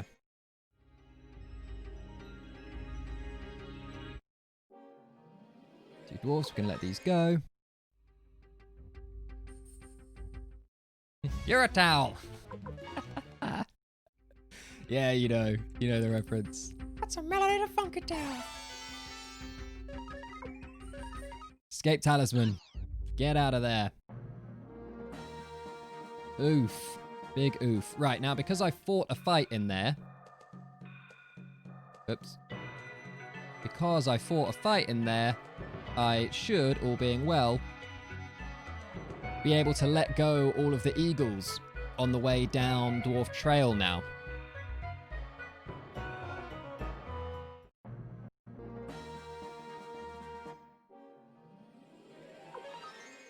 So I shouldn't have to worry too much about where I am in the RNG.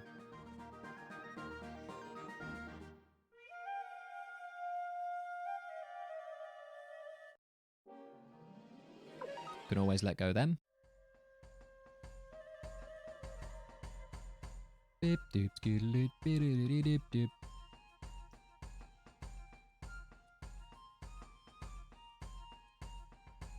That was a nice little run without any fights.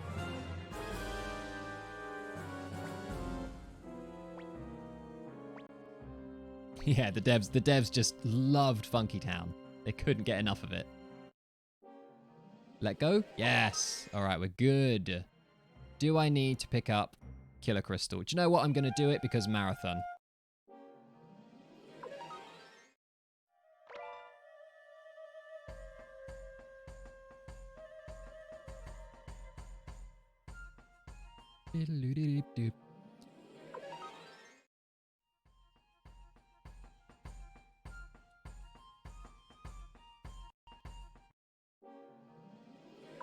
All right, we're nearly out of this, and I can close this tool. There we go.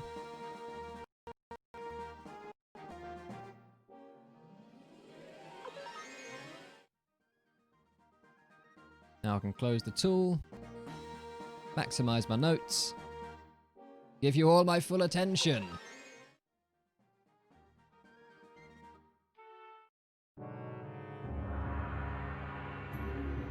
Yeah, it is funny. Kirkus just, like, takes upon himself the role of a narrator. After returning from Dwarf's Village.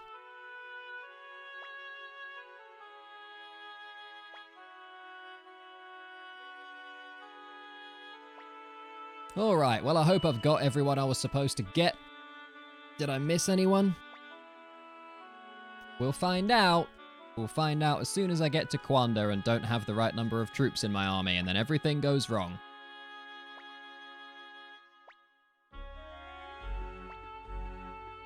The village is gone. It looked like it was going to stand for so long. Map boy!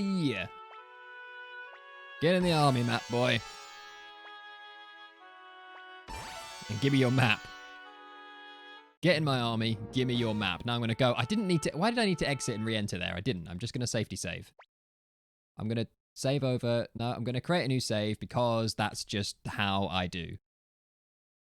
Seems dumb when I've got save slots, empty save slots, to not use them.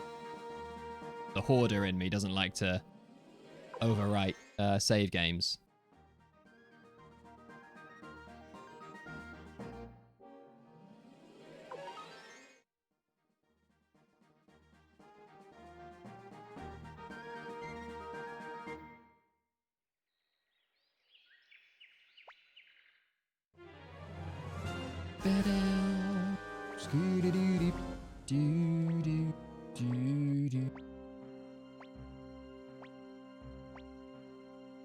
Ooh.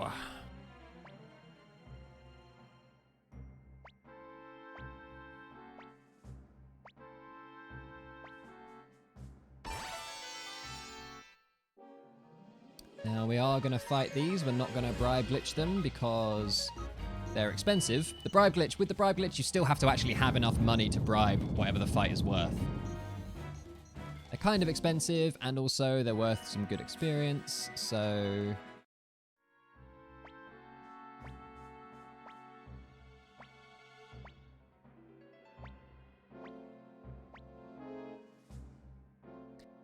Oh yeah, look, I like the way they will go back in and then expand back out like a step later. I just always think I'm gonna mess something up. Like, if since the last time I saved, I've messed something up irreparably, and I overwrite that save with this save, then my game is ruined.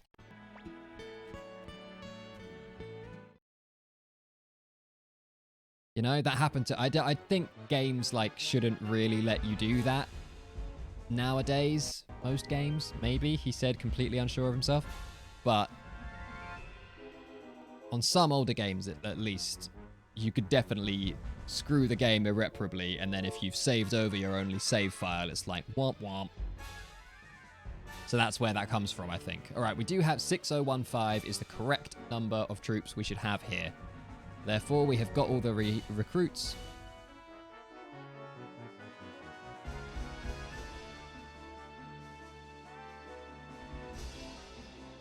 We've got all the recruits we need to get. And we are going to magic, then charge, then bow. It's unfortunate that we need to bow here because bow is really, really slow.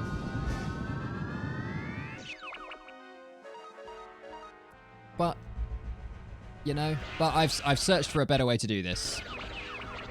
You're talking about tree houses. I'd be perfectly happy living in a tree house as long as I could get internet. If I can get broadband, if I can get Wi-Fi, like fiber optic Wi-Fi, and a little like office studio in my tree house so I can stream with electricity and everything, then fine. Set me up in a tree house, man. Like, I'm good. But, you know, if I've got to live like a woods person, I don't know if I'm about that life, you know. I need to practice my Suikoden speedruns.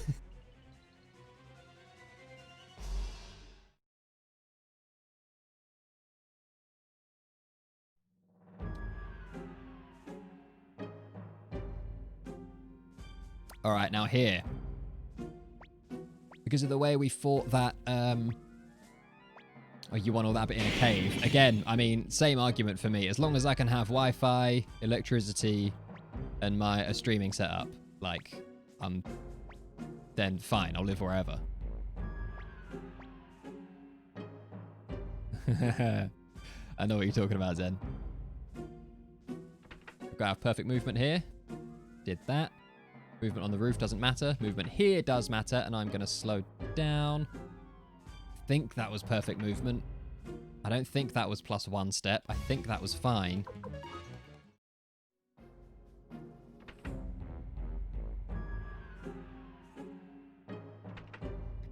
Okay, so we need to... RNG advances every step, and we need to take a very precise number of steps all the way through there to manip the jewel here. So we should... Yes. Okay. Oh, McDowell does not have full health. Oh, yeah, because I goofed that 3-soldier fight and they attacked me. Oh, well.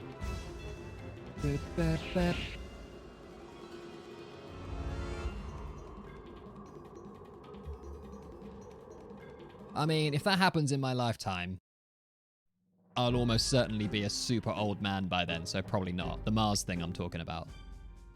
Right, I've got to concentrate now because if I kill this guy, I swear to God. I mean, I know I only say I did the safety save in Burned Elves, but still.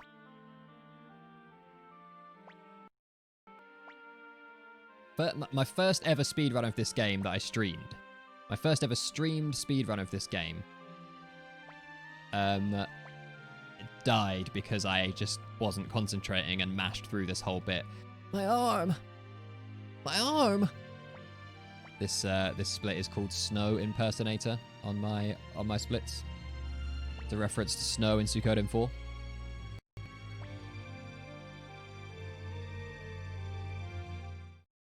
The duels are scripted.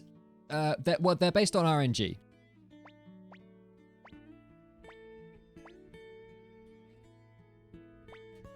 Pour one out for arm. Yeah, the duels are based on RNG, and in that castle, because you can get encounters in that castle, RNG is advancing once per step. So, I need to make sure that I take the exact number of steps, an exactly traceable number of steps, so I know what exact RNG value I start that duel on. Then I know what he's going to do. But it's not set in the way that the war fights are set. The war fights, regardless of what RNG value you start them on, they overwrite the RNG and start from a fresh RNG value, the same one every time, except Sonya, caveat.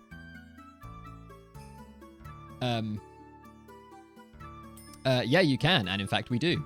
That's the way we guarantee Pan's survival in the Tio duel. And those are right off the back of the Tio war fight, so they're much easier to manip. You just make sure you fight the Tio war fight in the same way every time. And you'll be on the same RNG value at the end of it. And so the duel will always go the same. You're right. That jump. That flick jump.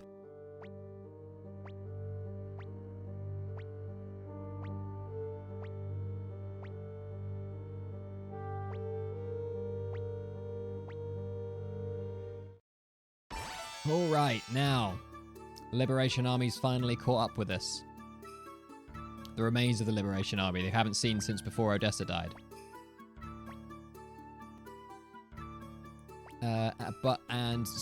Flick has run off in a huff. Because Odessa isn't here and I've taken over as leader. And Matthew's just told Flick that Odessa is dead. So he's all angry and rah and angsty and teenager-y, even though I don't think he is a teenager. Sanchez. Honestly, how could we not have known? But we're just going to go on a little recruitment drive before we go and console Flick because, frankly, he needs a minute to calm down. Oh, first try door. These doors are horrible to walk into. You have to be exactly in line with them. These doors in the dwarves... see? These doors in the doors in Dwarf Village. Intimate moment with Lepant incoming. Oh, look at that. Oh, I feel so close to you right now, dude. Oh, thank you for that experience. Until next time. The doors here and in Dwarf Village, you have to be directly in front of them to walk through them. Doors anywhere else, you can be one step to the side, one step either side. Flick's canon age is like 27. Yeah, sounds about right. So he's one of the older, more experienced guys in this army then. 27. Woof. Practically a veteran in JRPG terms.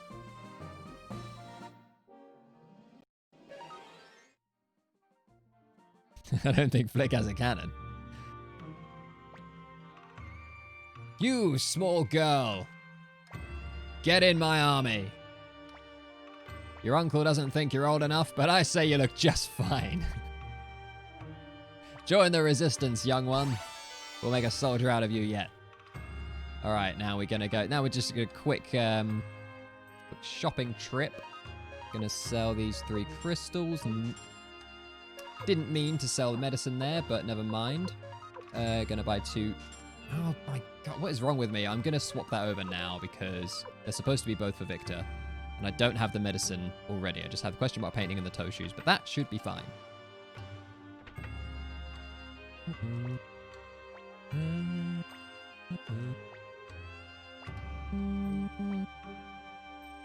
Of course, Flick.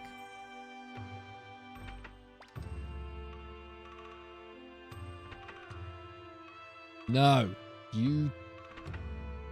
That NPC, man.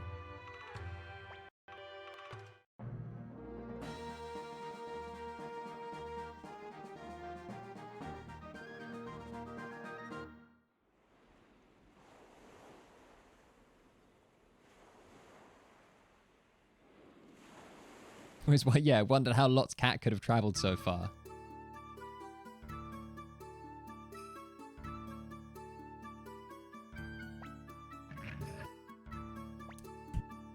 We're going straight to the 3rd floor now, right? I mean, I know this. I know this off by heart. Yes.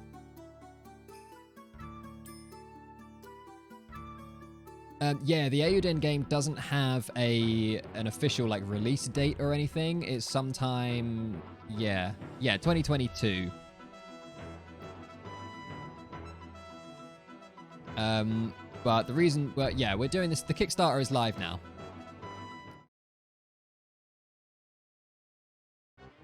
Ooh. Was really supposed to do a safety save before doing this. Really was. Well. Pressure's on. Gotta get it right.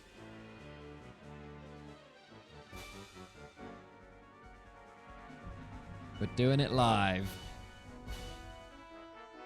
We sure are. Okay, and we Humphrey charge, right? Yeah, I'm being so hesitant. I do this so quickly. Like every other time I run this, just like bang, bang, I know exactly what to do. I've got my notes up now, and I'm like checking them. I'm like, is this right? Do I do this at this bit? Ah. You don't get safety saves in war.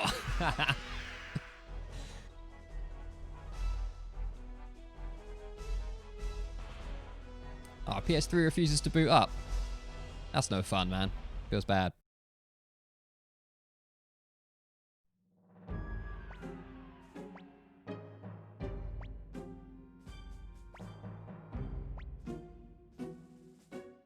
Yeah, I really, really would have liked to get a safety save in before these war fights, because these are big RNG resets, and after this, we're tracking RNG for a long time.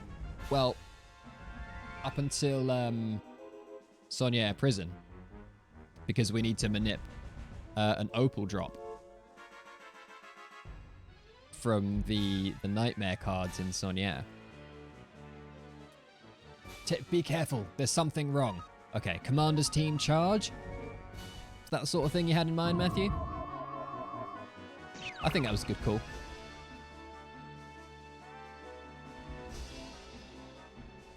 Oh. It's fine, it's fine. I do this without safety saves all the time. All the time.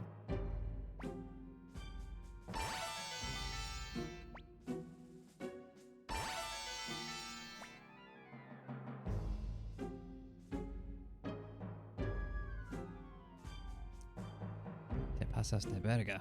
Don't know what that means. Sorry. All right, I gotta check their speeds here.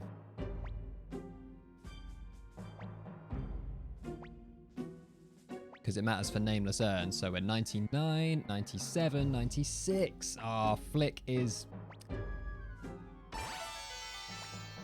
That's a shame. Flick is the slowest of the three, which means we're going to have to do an alternate strat for Nameless Urn. Actually, because McDowell, do we have any medicine? Yeah, I'm going to just boop. I'm sure that doesn't make a difference to anything. In fact, I know it doesn't make a difference to anything. But McDowell's supposed to have full health here, and he doesn't. And I'm going to do a strat where I think he does take a hit from the Holly Boy.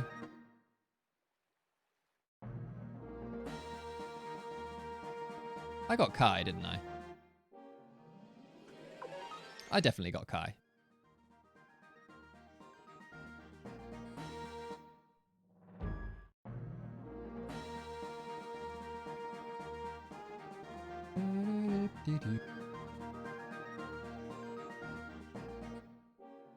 All right, now we go free will.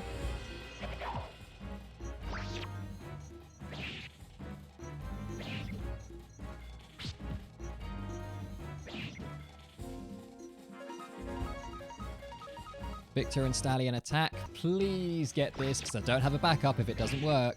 That should be it. My notes say that should be the Nameless Urn. Hooray.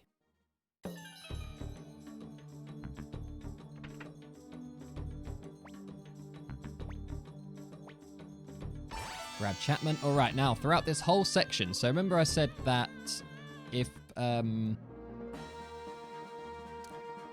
any screen with moving NPCs, the RNG is advancing once per frame per NPC on screen. So all the movement I do through towns here has to be pretty much perfect up until Sonia prison.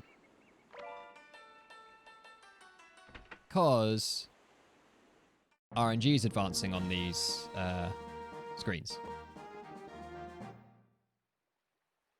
So I need my movement to be consistent so I know where I'm going to land for Sonia prison.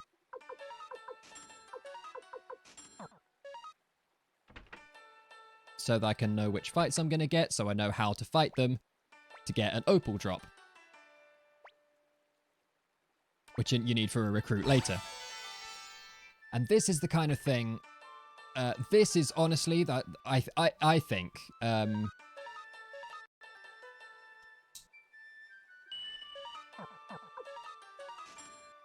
84k is not great, but it's not terrible.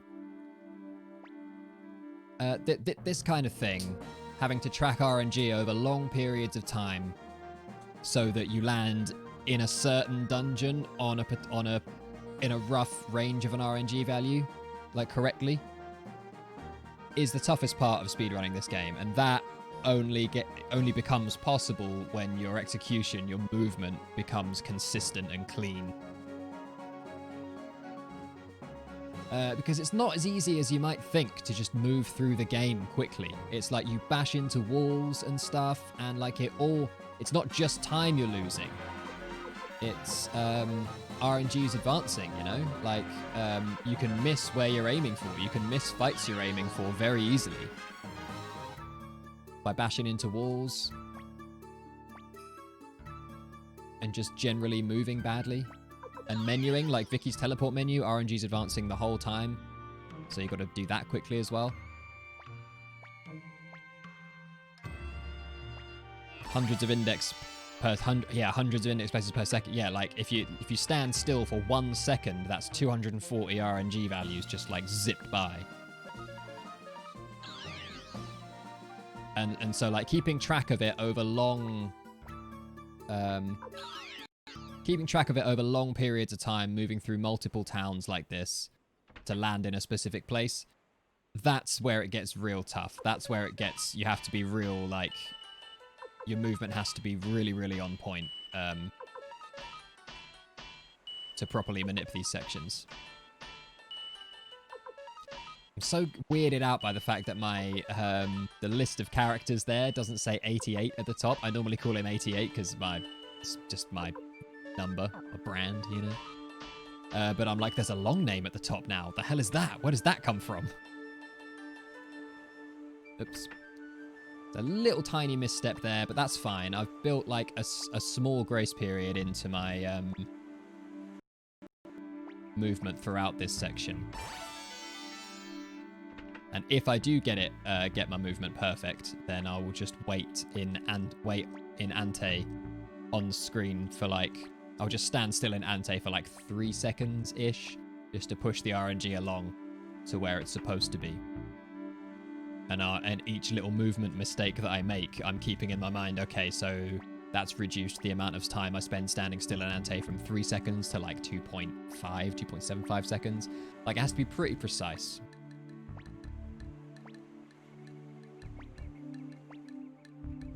Oh. More Suikoden, yay!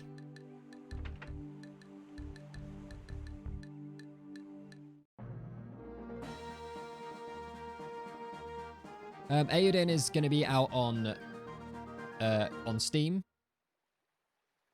Xbox One, Xbox Series X, PS4, and PS5, and Nintendo's new console, presuming there is one by the time they need to think about doing console branches. If there isn't, then they're going to try and port it to Switch, I think, but they haven't promised they're going to be able to do that because it's really hard.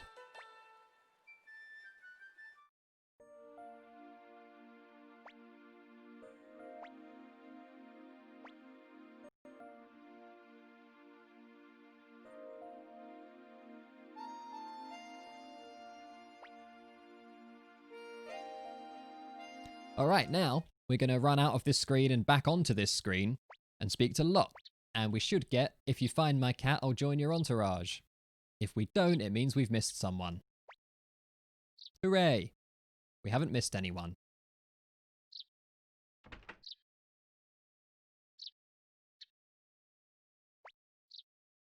Didn't realize the picture behind me was Eiyuden. Yeah, I think if I move this way. Damn it, how long did I stand still for then? That was a really bad time to show the picture behind me. That was, damn, that was like 2 seconds? IR Elite, thank you so much. I appreciate that.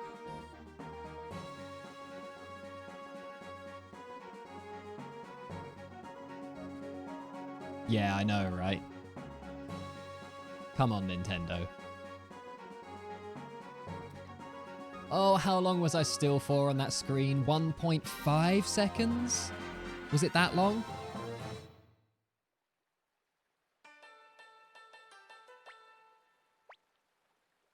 Is Suikoden 3 going to happen? Suikoden 3 was run yesterday. Space Coyote ran 108%. Yeah, for this marathon, Suikoden 3 is done. Space Coyote ran 108%, which was a 15-hour run. So hats off, man.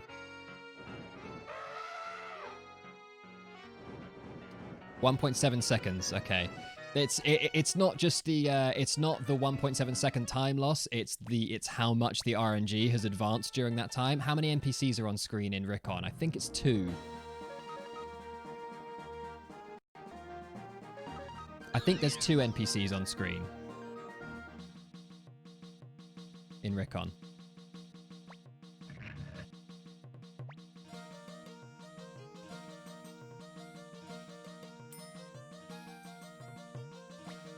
Two. Oh, hey, Zero.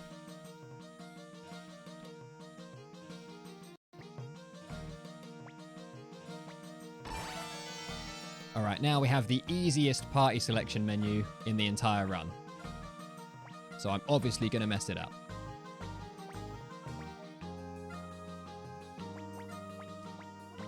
Okay, good.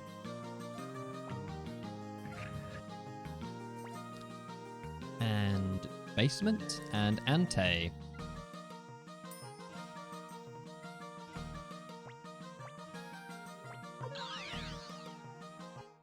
And this is some trick. Oh my god. I was literally in the middle of saying this is some tricky movement. I'm going to save here as well, even though if I save here, I'm going to have... If I have to load this save, I'm going to be YOLOing Sonia, and therefore YOLOing the Opal drop.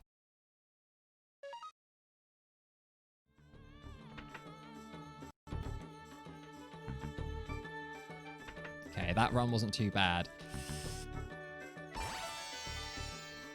Oh, thank you, Moobot. Oh, wait, that was Dreamy. Thanks, Dreamy. I thought Moobot just took it upon itself to just plug my channel there.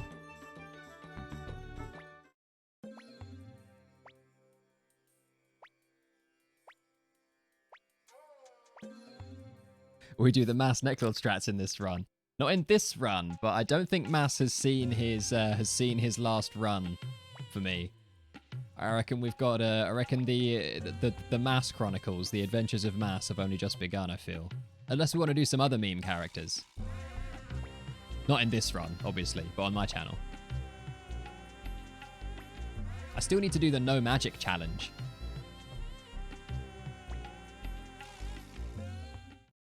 Why is Flick so uncomfortable with Kimberly? Yeah, I mean, I guess his girlfriend did die, like, not too long ago, so there's that.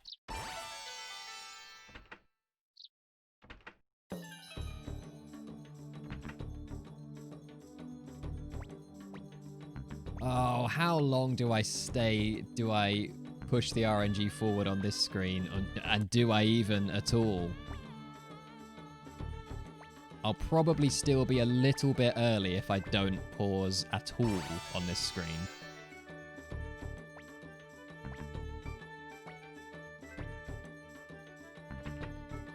We will all flick out as many times as needed to save the world. Little bump on the plant pot there as well.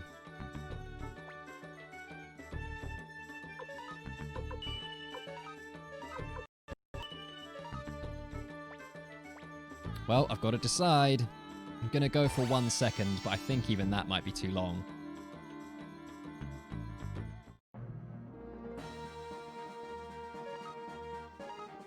Hand over the lightning crystal. And then we blinking mirror.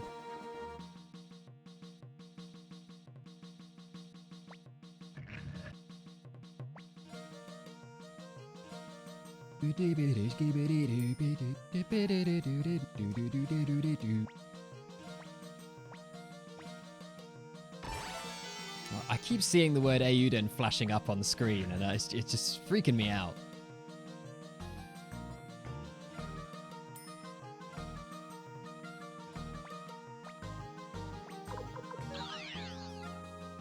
Alright, where are we going to be? Ideally, we want to see one nightmare card first.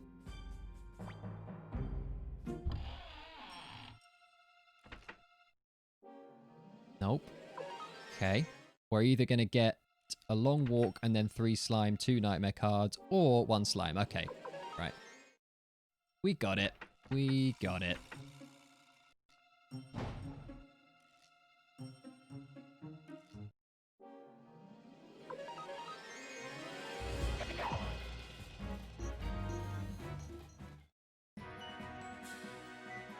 Cleo's speed is fine again. Excellent. We take a bit of a gamble on Cleo's speed because she's going to have to cast Voice. She's probably going to have to cast Voice of Earth on some Nightmare cards pretty soon. And there's a chance she isn't fast enough to act before them. I had a whole thing where I manipped a ninja suit to put it on her if she doesn't get the speed. That's the Opal fight, by the way. There it is. And then I moved the ninja suit to McDowell to guarantee he doesn't die to the pirates.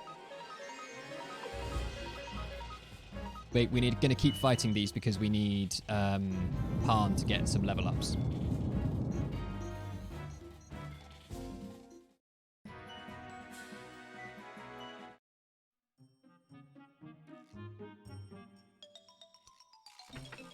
So yeah, I would manip a ninja suit for Cleo and put it on her just in case she didn't make the required speed number to act before the cards. And then I would put it on McDowell to make sure he didn't die to the pirates. And then I'd sell it for 11k. And it was a nice all-in-one manip.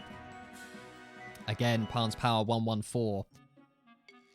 Well, pretty sure he'll be fine.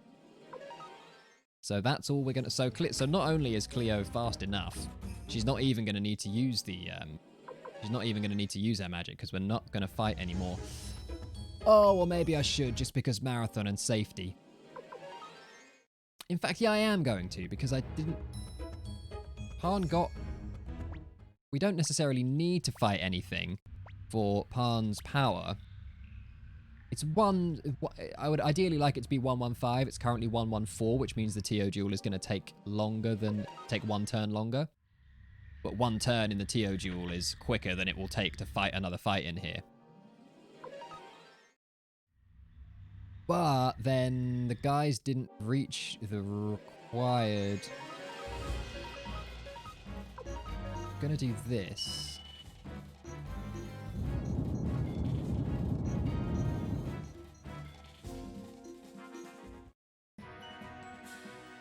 And nobody got any level ups, so that's great.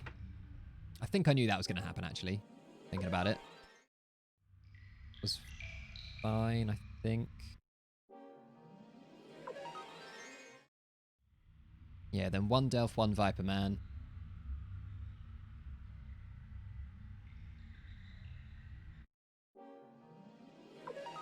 And then we're going to get 3 cards again.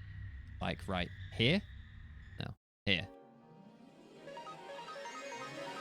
And I'm going to... So I've fought 2 extra fights here. This is just marathon safety. I would have run out without fighting any of these, which is what I did on my run the other day. And Palm would have been fine, and the run would have been fine, but... Just for safety, I want to get everyone some levels. Here we go. Ready with the Fs.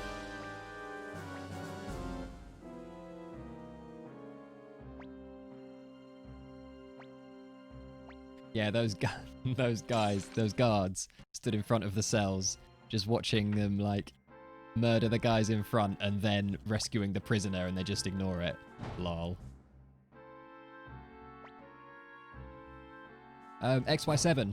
There are no fights that you can't use the bribe glitch on. However, there is one that it doesn't work for, and that is the pirates.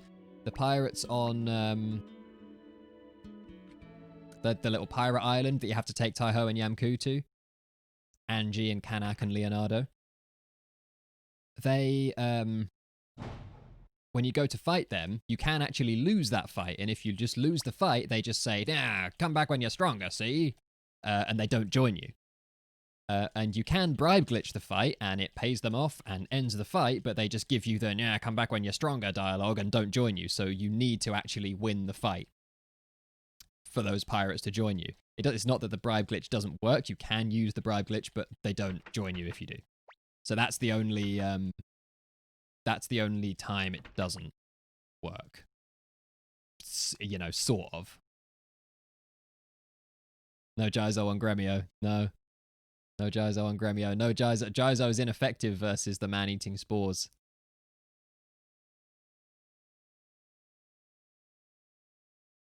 Yeah, I think the 108 stars is from the Water Margin novel. Oh, I'm going to go and safety save? No, I'm not. I saved in Ante. I don't want to risk going and talking to Marie because she might give me her dialogue, which sounds weird, but I want to do the manip. Should have bribe glitched the spores.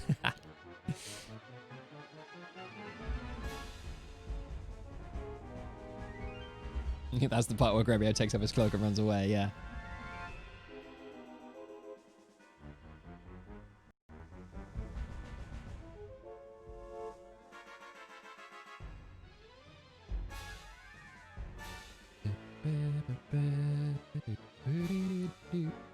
All right, now we... Sorry, I'm taking my time here. I'm just trying to read chat. Magic.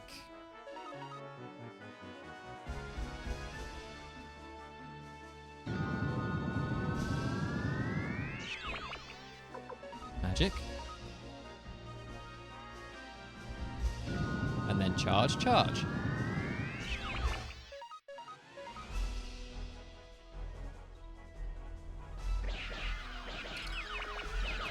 All right, we've got some Marie tech coming up. Saves against the law. Oh no.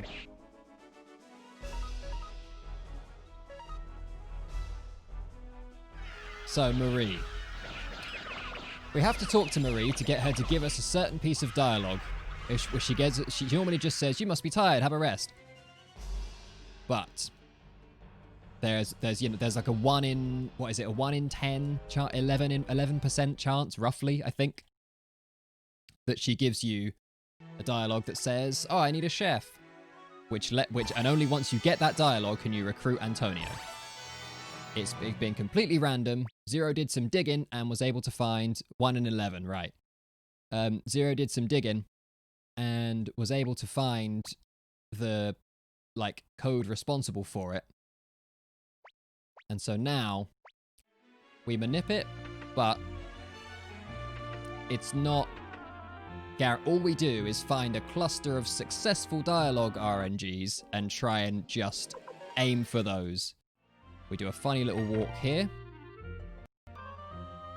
There we go. That sets us up nicely, so we've got a cluster of successful Marie dialogue RNGs coming right up.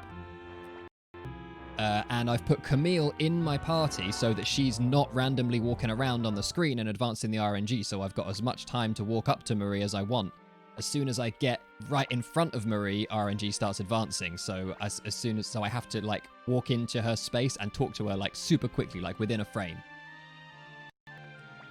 But then if I fail it, I can try again, and there's quite a lot of successful RNGs around that spot. So it's not a tight manip. All we've really done is stack the odds in our favor. They're pretty heavily stacked in our favor. But let's see. Black Rune, Pink Balloon.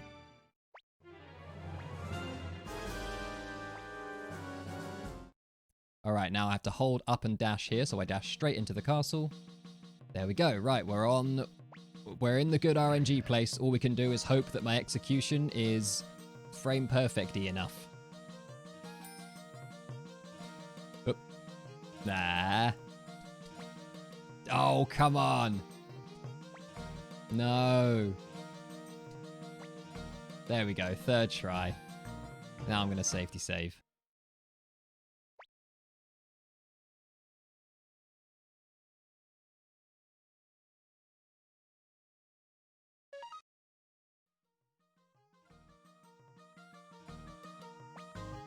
That's that. Now we go down here and we're going to attach both of these holy crystals.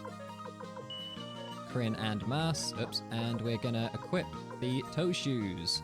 Slightly weird place to equip the toe shoes, but the reason we do it there is because if Zero discovered this as well. I mean, Zero discovered most. I just could preface anything. Most discoveries about this game have been made by Zero.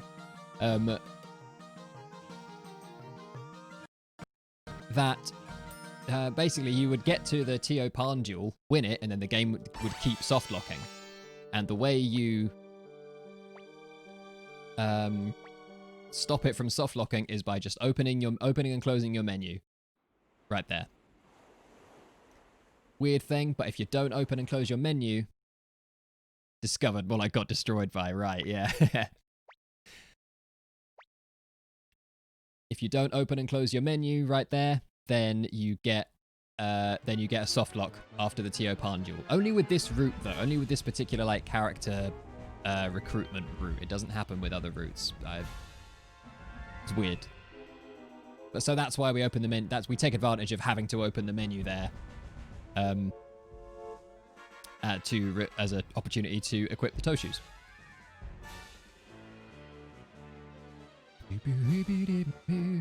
Found out how to get stuck in a wall in Teien. Yeah, you can do that in a couple of places. Right, now, this is the Tio Pan duel. Well, so each of these war fights is an RNG reset. So it resets the game to a consistent RNG value, and as long as we do the same thing every time, the war fight will end on a consistent RNG value, meaning we can predict what Tio is going to do in the duel with Pan. Caveat to that though, we have to wait until all of these little units reset their position until we like issue the next command, until we send them off moving again. Because otherwise the RNG behaves different. It doesn't, you need to let it reset to the value it's going to reset to, and then give them a new command. So we should have an 8-turn. Wait. It's an 8-turn. I think it's an 8-turn duel we're looking at here. 7. 2, 3, 4, 5, 6, 7, 8. No, 8. Those dialogue options don't make any sense. 8, yeah. You can say, Pan, I'll see you later. And that means, no, I object, don't do the duel. For some reason. You have to say, good luck. And that means, okay, do the duel. Those dinosaurs, yeah, they're called gull horses, apparently. During my last marathon, it was where Dreamy was doing commentary with me, and but at that point, Discord had cut out. So I did this bit solo, and I was like, what the hell are these horse things? What are they? And Dreamy was in the chat like, they're called gull horses. I just like completely missed it.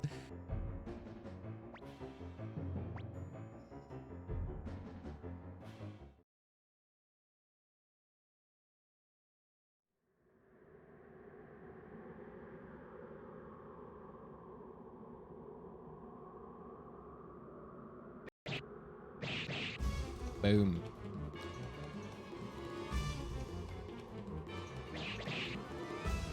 Alright, now Pan just has to survive this, which he will.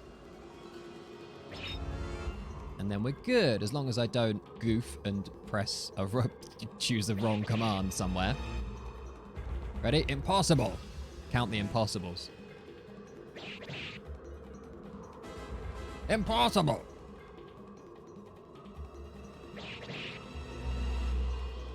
It's impossible!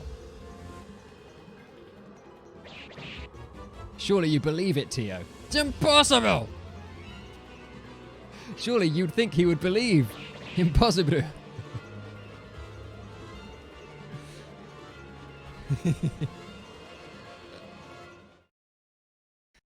Inconceivable.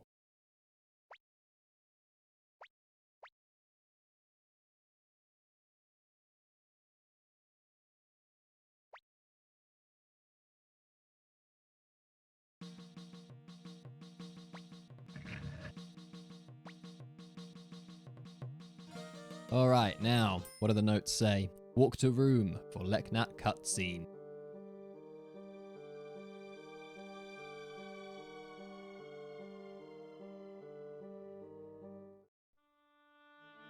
Here we go, one of our little nighttime chit-chats with Lady Leknat. It's always nice, always a pleasure when you drop in on me while I'm sleeping in the night. It's not creepy at all, thank you. See? Good chat. Good chat. I know, man. I don't think many people had any idea that that fight was winnable.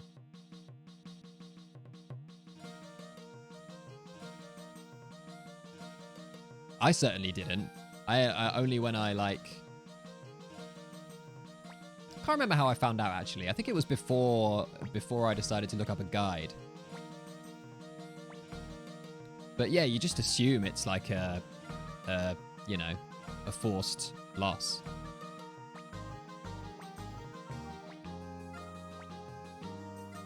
All right, and we have Cleo, Taiho, Stallion, Yamku, and Hellion. The Dream Team.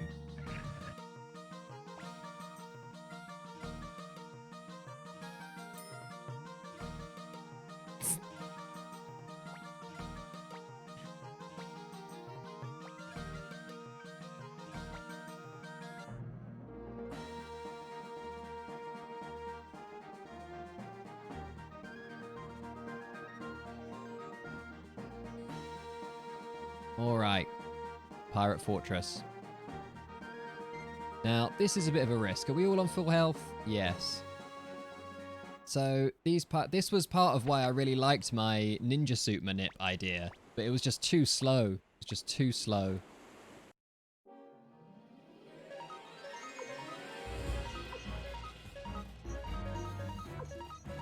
Because any on the front, Cleo, McDowell, or Taiho, any of the front three can die here. Like that. Yeah. See, that's not ideal. I mean, we're going to have to just make it work. But, yeah,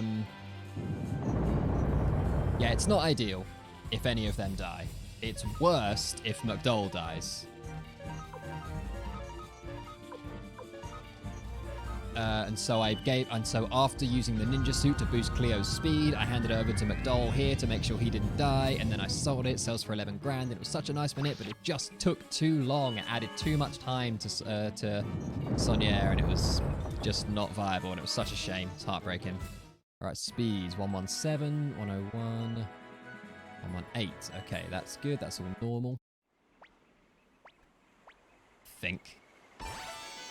Yeah, it'll be fine.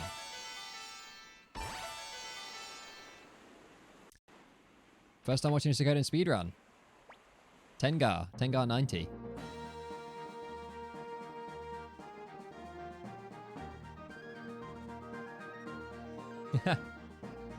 Awesome, glad to hear it. And I do know what you mean. It does take something away from like the sort of emotional connection you have with the story, because I don't really see this game as much of a story anymore. I see it as a puzzle to be solved, which is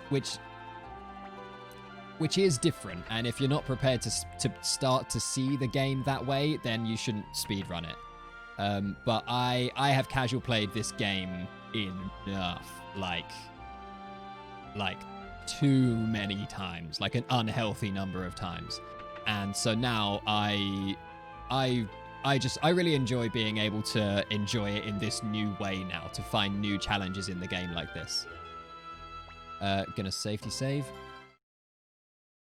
And I think we're out of slots. Yeah, we are. Going to go back to the Gregminster one.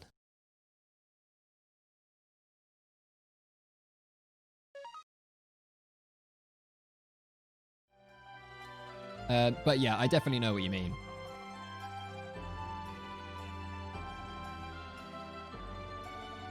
All right, how fast can I do this? No, don't listen to the rules.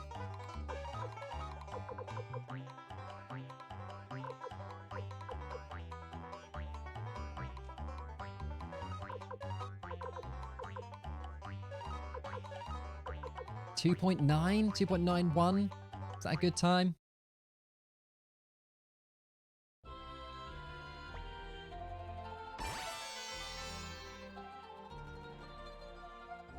All right, now this is where many a run hath died. How am I doing for money? Not bad. I need to walk out of the middle of the exit. Like that. Hooray. Because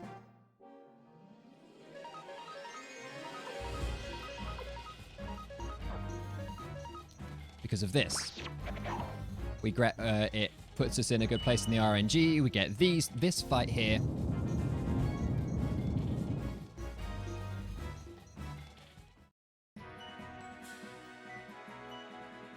we get Prosperity Crystal, which sells for 50k. And now, because Taiho died in the Pirates, we might get some weird stuff happen here. Nope, that looks normal. And then 3 in here, 3 Eagle Men in here. Yeah, we're fine. And then a Fire Dog, like literally the next RNG value along after the run.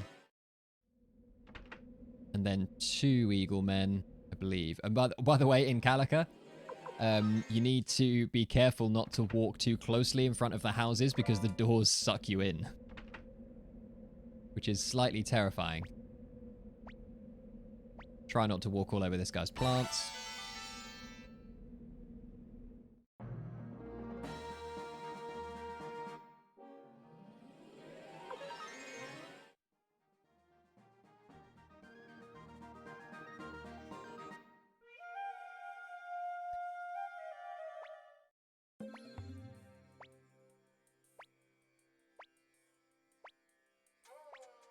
Saving over Gregminster, I might need that one. Thanks, man. The reason you just speedrun randomizers, yeah.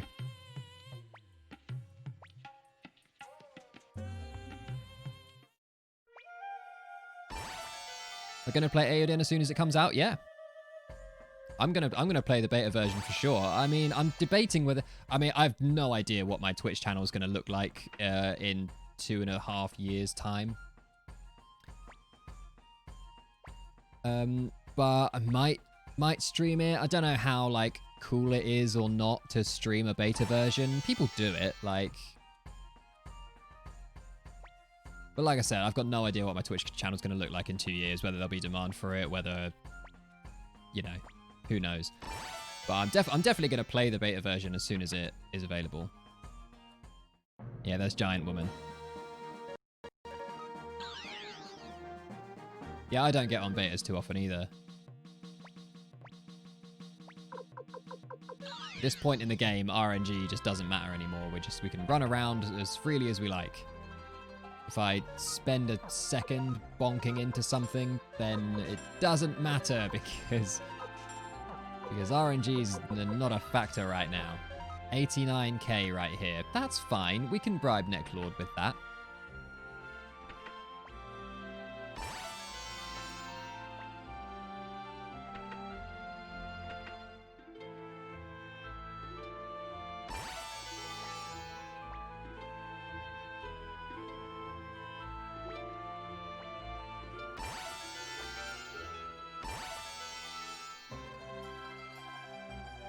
I know what you mean, Shomel. It seems huge. Oh, I don't know how many times I've talked to that guy. It does seem huge. But a lot of it seems like it's going to be, you know, extra stuff. Like, I wonder how long like, there's so much extra stuff being thrown in. Like, so many ways, different ways to build stuff. And, ways to get income streams. I feel like there's going to be one way that's the quickest way to get whatever money you need, and the rest of it is like casual play stuff, and I wonder how big the core game is actually going to be. So if they're aiming for a 40-hour game, well, I guess that, what did they say from the beginning? Roughly aiming for sort of a 40-hour game, but like, if you're a completionist and you want to do everything, it'll be much, much longer. That's, you know, I mean, that's Suikoden 2, but it sounds like... Wait, is Suikoden 2 a 40-hour game, casual play? Maybe it's not. Maybe it's only 20 hours. Throw the soap. Gonna throw these as well, because we don't need them.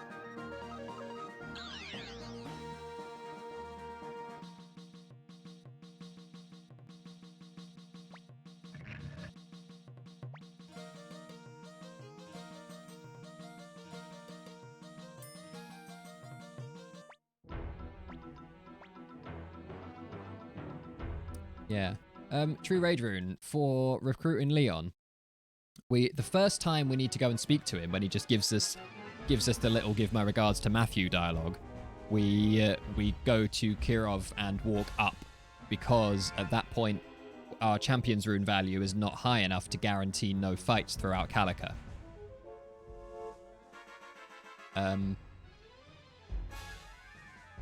The second time...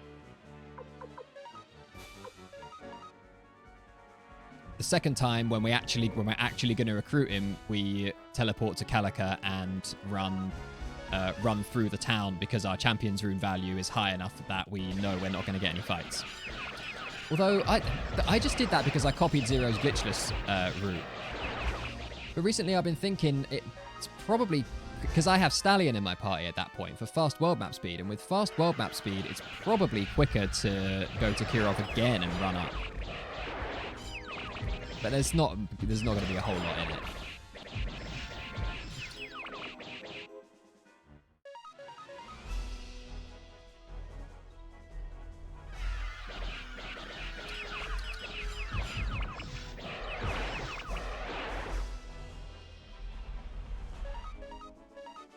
So again, I'm fighting this fight.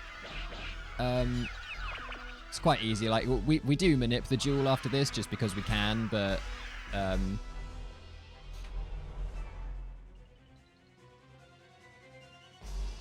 you know, the duel's quite easy.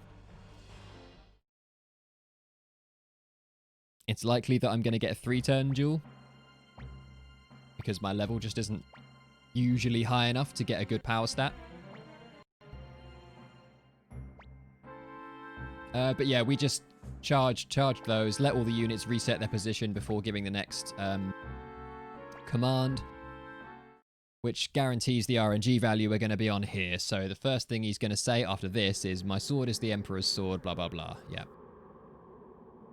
And then it's, did you see? 88 damage. Our favorite number. Did you see that coming? And so we desperate attack. And then we desperate attack again.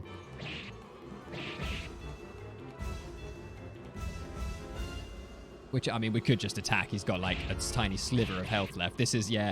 I often get 88 damage there, which is a shame, because it's, like... it's, like, one power stat away from a 2-turn duel. If he does 90 damage, then, I've never seen it do 89. I don't think it can do 80. I've only seen it do even numbers there. I think it's, like, some factor of your power stat, maybe. Like, rounded.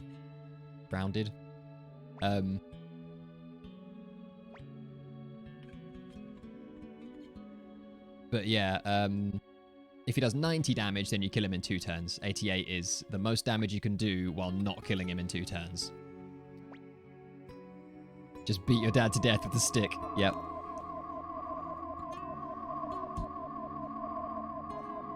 Ever managed to convince the enemy to join you? It happens. I've seen it happen.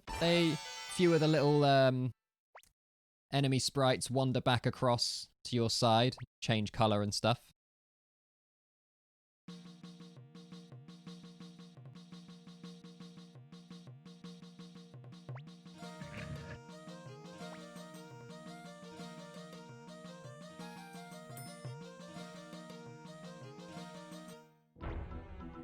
I think I talked to Lepant in the correct frame window there to not get any fights between Lorimar and Warrior's Village.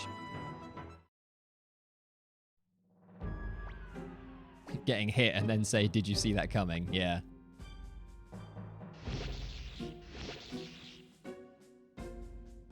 Yeah, at least it isn't one of those bugs where stuff just doesn't work, like a couple of the Earth Rune spells. One or maybe 2 of the Earth Rune spells, I'm not sure. Just straight up don't work.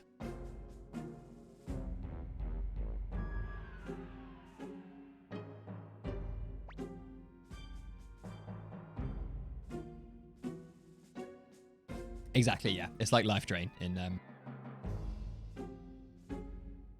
the giant big war fights. Something's very wrong here. I say.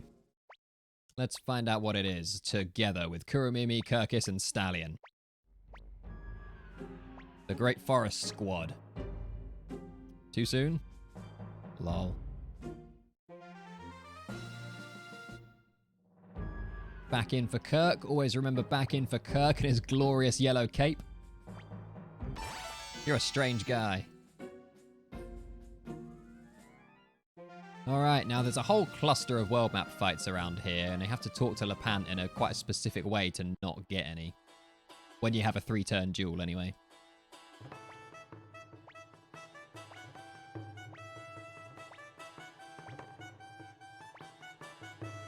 Because that's just how the RNG in this game works.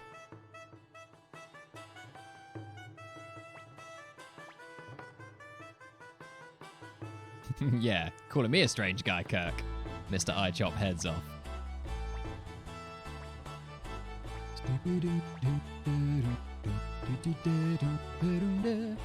Love the bass in this tune.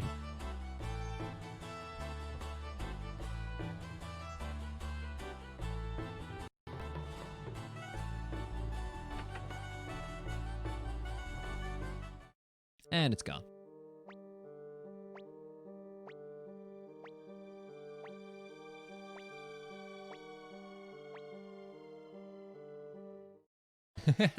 Convince Gilbert to join you in the Muse battle, and he just perma dies straight away.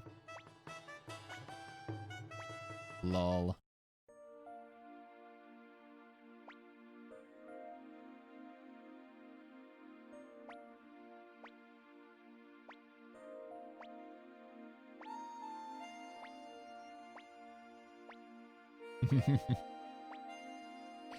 Yeah, I feel like for Kirk to be any real danger, you'd have to have your head in the stocks or whatever. Have your head on the block. And hold still. It's the only way you can do it, I think. Right, how am I doing? 89k, yeah. We're gonna bribe him.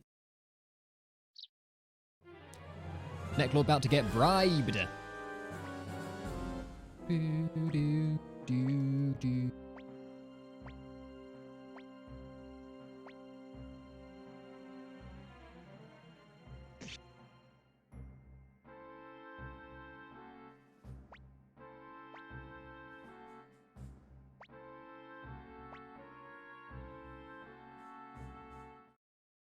Unwinnable Necklord fight.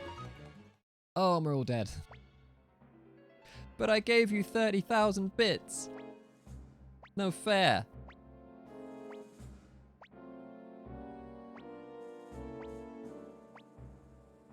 Kirk in next meme percent run. Alright. He's on the list.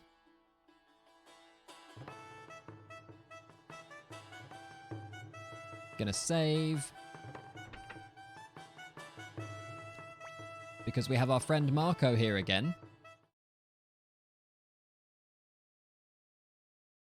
Just gonna save it in the first slot because it's dumb that I'm making all these saves. We have our friend Marco again, who, if you've been here since the beginning of the game, you might remember that he is an RNG reset. So we can do this, which resets the RNG value. So now we know exactly what's going to happen as long as our movement is consistent out of here. We just go like this. I then swap. I'm not convinced I actually need to do that formation swap, to be honest, because I get fewer chests in Flon Cave now than I used to, and fewer item drops. Nope. Oh.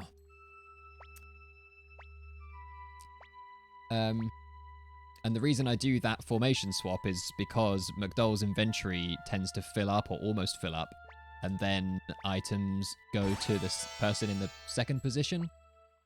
I don't think that's an issue anymore, but my XP route and my Necklord's Castle route, because someone attacks Cleo and she dodges, now relies on Cleo being in the second position, so kind of annoying. All right, here we go. What am I doing here now? I've got a relatively new strat for this. This fight is actually a run. We could run from this, but we're gonna Wild Arrow attack it. Get a cheeky escape talisman.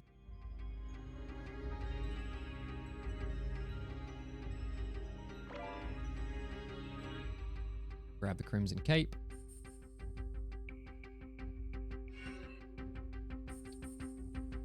Ran into the wall for a bit there, which is annoying. Yeah. Gonna be a little bit behind. Got this, which is a bribe. And we got these, which we... Nope. Which we Wild Arrow attack again. Where is Fusulu? I'm glad to see you censor your entrance there, Vanderhavel. want to have none of that potty mouth here. Then we go like this. And then 3 Banshee run after a sort of longish walk, but not that long.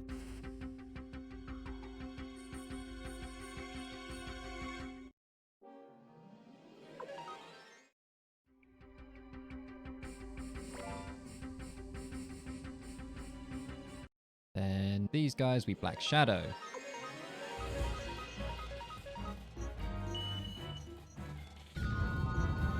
Interesting.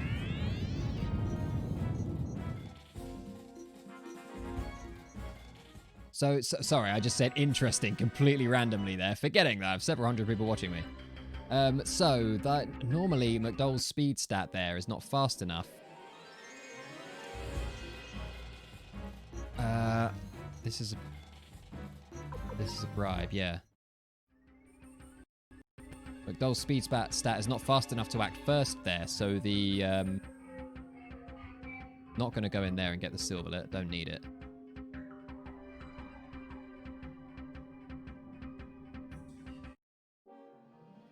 Run. Then, sorry, I'm not being very interactive right now. This is this whole section is like relatively new, and I'm still having to look at my notes. I only like redid this section somewhat recently. There we go. All right.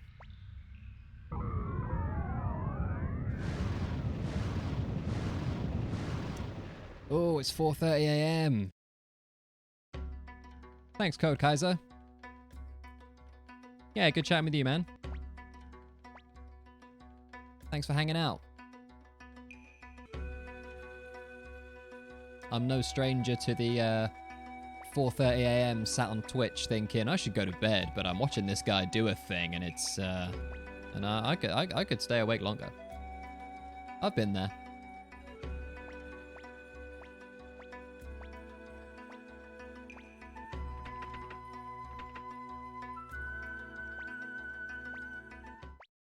Banger alert.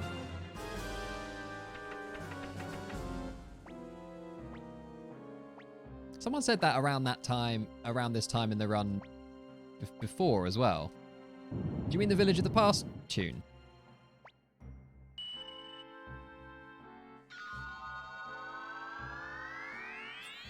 Frederick III, thank you. Also one of my all-time favorite games.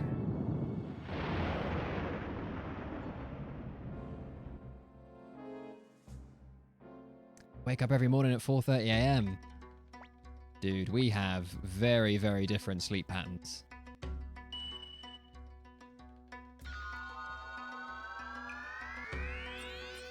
Hair Frog. Showing Ted some love. Too bad they ruined Ted's character in Suikoden 4. You know, I can't even remember enough about 4. I'm really looking forward to actually playing the... I played 4, I don't know, maybe 10 years ago or something.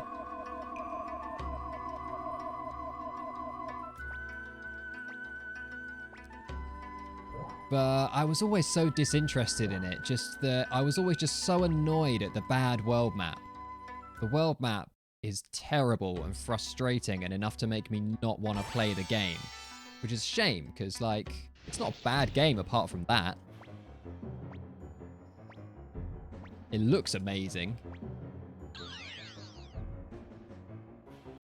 But I can't really... But I was so disinterested in it just from how annoyed I was at the world map. I don't really remember a whole lot about the story. That's the one that I'm definitely the weakest on, like, lore-wise. And it's so far away from all the rest of them as well. I'm just like, who cares? But it's been... I've played that one more recently than I've played 2. But I know the story of 2 really well because it's super memorable and an amazing game.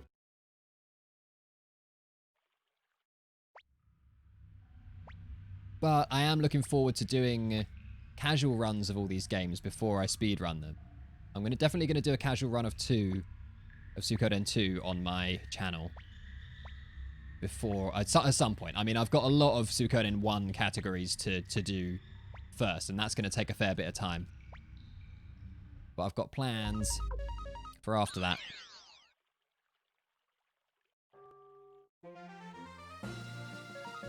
Striker with the gifted subs. Hey, man. Make sure I beat all of Zero's records. Exactly, that's what I gotta do.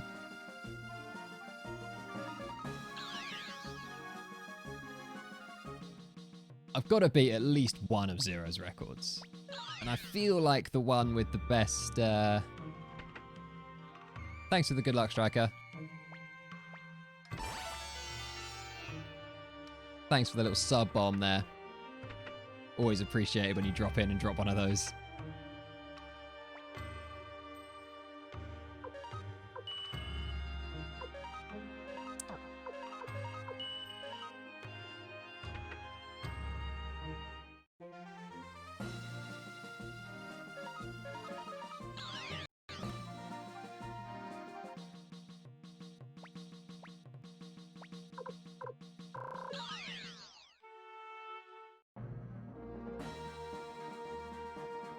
So yeah, got lots and lots of Suikoden to play on my channel. Going to be doing a fair bit more speed running.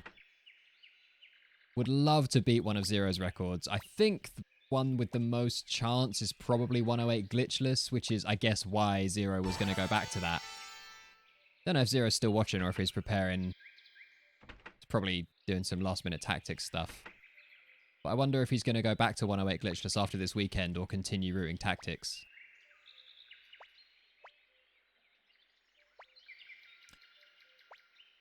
So I think I'm going to move on to 108 glitchless after this run today.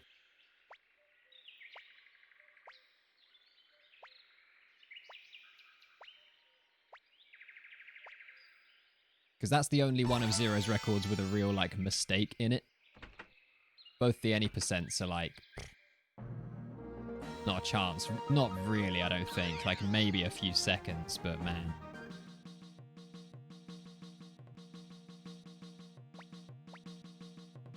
You are going to go back to 108 glitchless after this weekend? Or you are going to carry on routing tactics?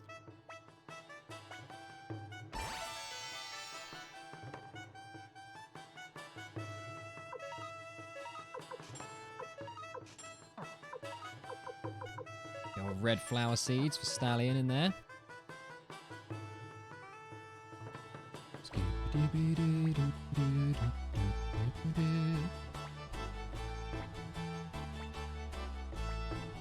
Oh, a true rage rune. In with the shade.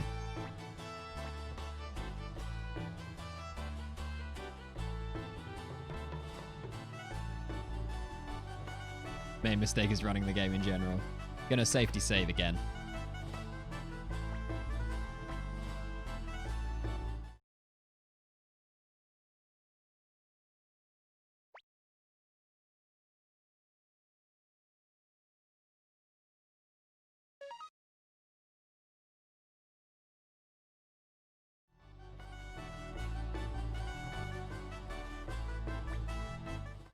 Right, once again an RNG reset with Marco.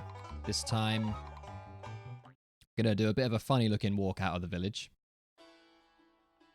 Go down there, across there, and then like that.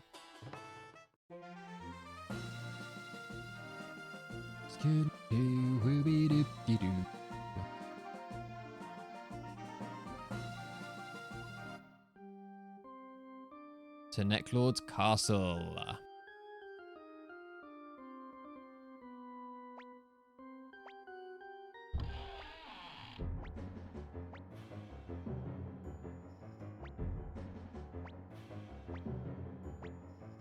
Oh, do you know what I've realised? I actually did load a save earlier, didn't I? Because I failed Lover's Garden. And I then loaded a save in Rockland. So I guess as long as it's been... So certain RNG resets, the TO war fights.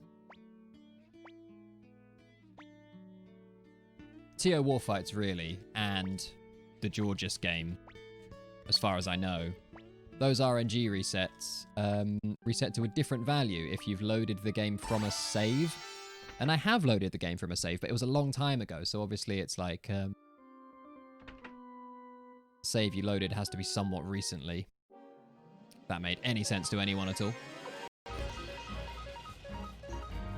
All right, now we just forced this outside this room here. We're then going to run down these stairs, grab the full helmet that's in the chest, and then stand and wait for a full 5 seconds to advance the RNG.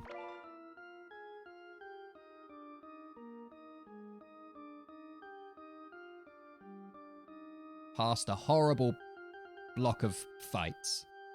Well, a horrible couple of fights. Maybe even just a horrible one fight, I don't know. But puts us in a nice long gap without any fights at all. We should get past the painting puzzle, across the roof, and down into the next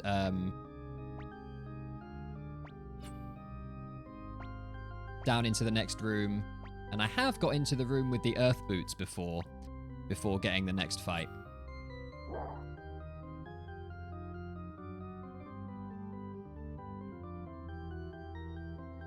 Here. Or just before entering the room. Okay, and then we black shadow this.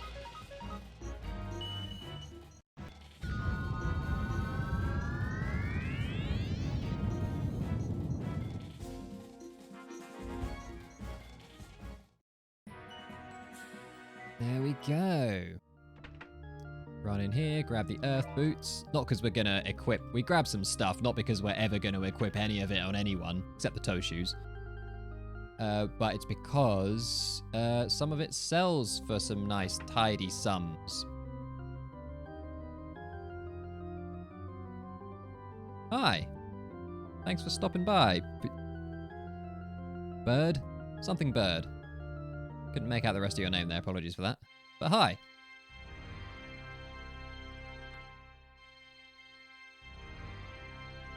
Also hi, Buzzcloud. Can see your name.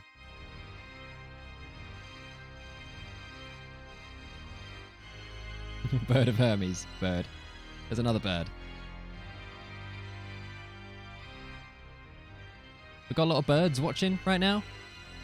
Get a nice little break here, actually.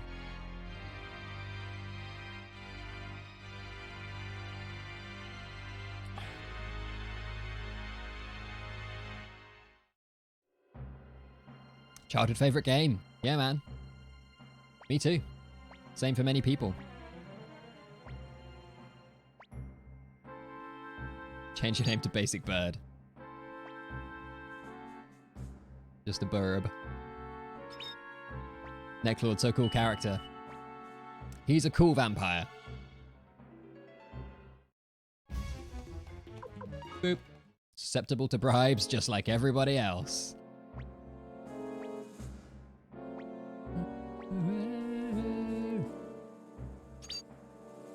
DJ Necro. Crypt of the Necro Dancer.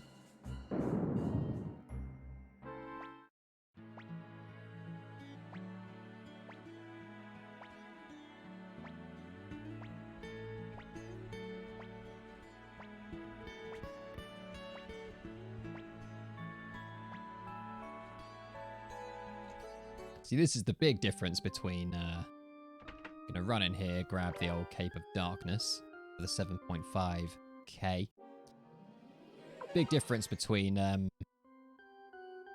glitched and glitchless right there. You know, Necklord is may arguably the toughest fight in the game.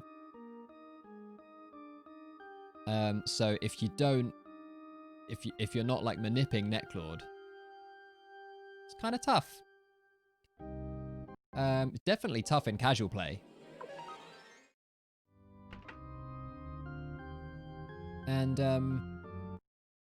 And so you have to like plan accordingly. You have to equip the right runes and bring the right party members and make sure they're at the right level and have got the right stats.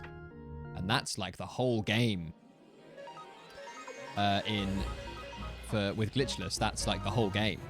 Bring in the right party members, making sure their stats are right and they've got the right runes on them and stuff. Don't need to worry about any of that in this. You just bribe them. This is just money management, really. That's no free will. That's right there. that Cleo dodge is the reason that I still swap Cleo and Victor, because I don't need to do it for inventory space anymore.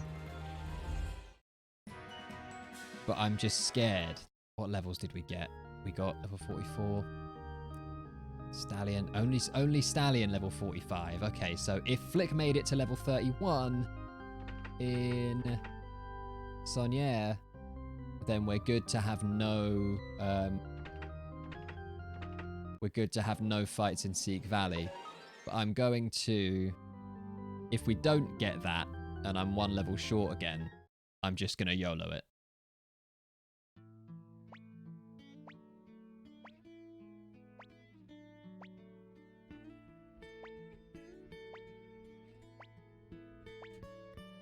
Oh, yeah, man. These get... Oh, no. Sorry, Victor. It's fine. Go. Come back soon.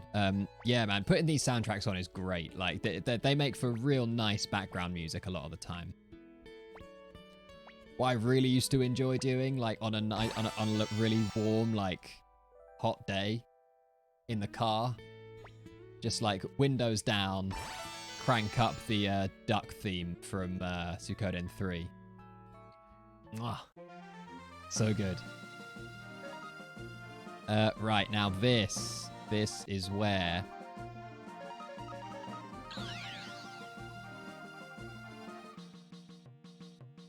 This is another period where we need to be tracking RNG pretty carefully.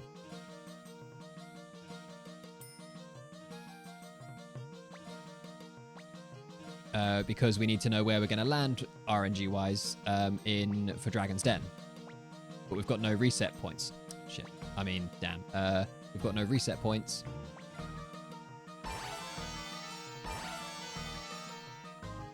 So we just have to track our RNG right from the end of Necklord's Castle through to Dragon's Den. And Cleo, Stallion, and Lucan.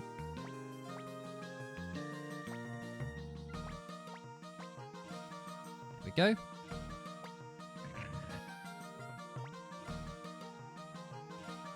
And we're going to teleport to Scarletitia.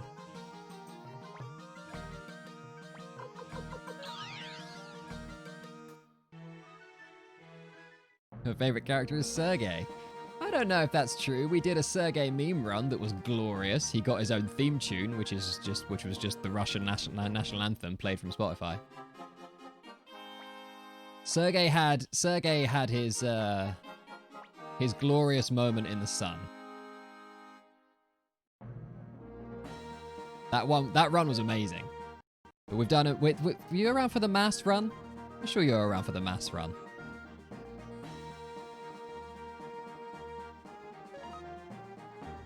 Yeah, Ante.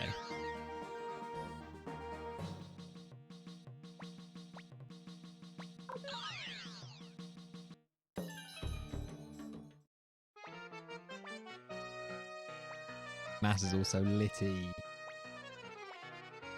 Oh, the best character is Victor. Victor? I mean, to be fair, Victor is a great character. Character-wise, Victor is fantastic.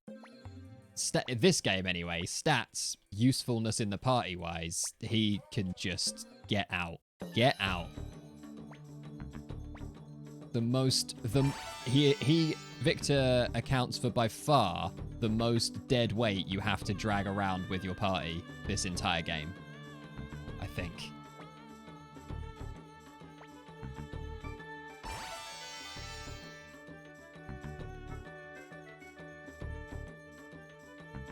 Rest here.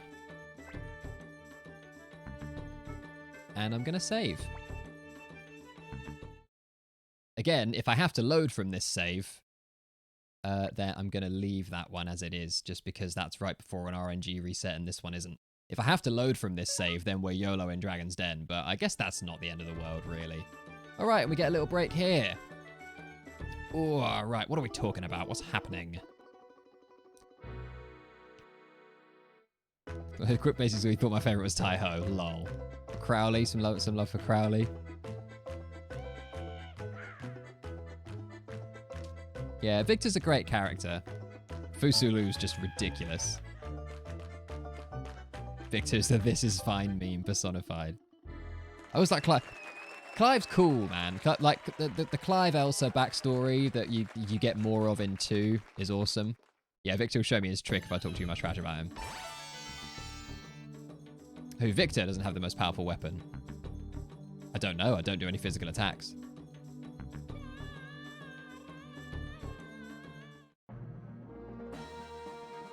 Yeah, who's doing that yeehaw? Is that supposed to be one of the, like, patrons?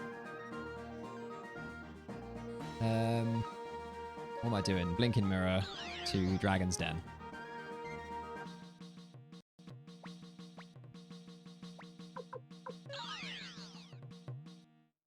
Is that it's actually McDowell doing that.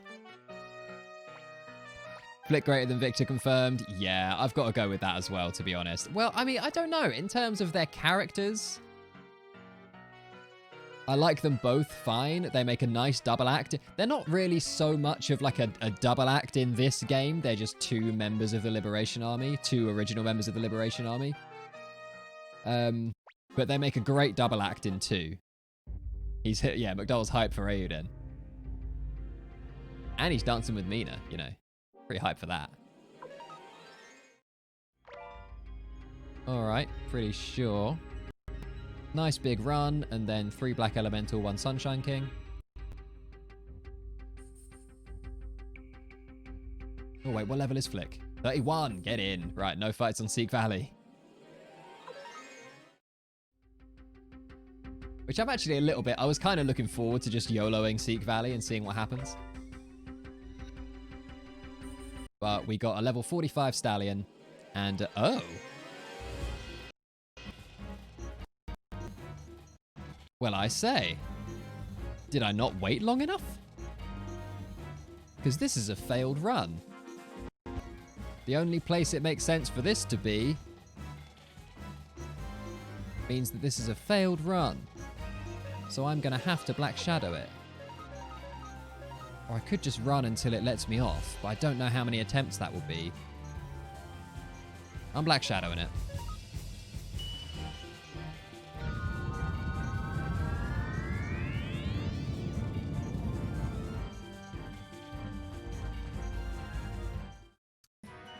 Team Camus, or Camus. Pest Merger and Uber, yeah, it's such a shame we don't get more info about the Peshmerga. I don't know if it's a hard or soft G. Uber like conflict. I read somewhere, I can't remember. This might have been in the chat for Neo's run before this or something. But and I don't know what the source on this is, but that like Peshmerga, Uber, and Jean are all like the same species.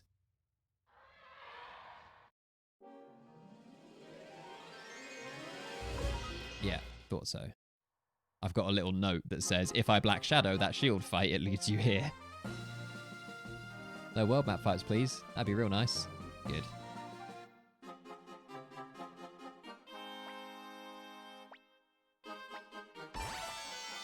Camus and Miklatov are so dull. I guess they are a little bit. Like, Miklatov's too straight-lace. No, he's not. No, Miklatov's the hot-headed one. He's the hot-headed one that is all like, this is outrageous!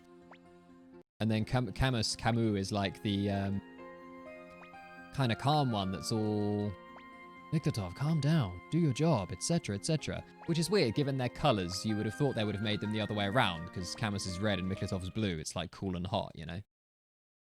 Maybe that was intentional.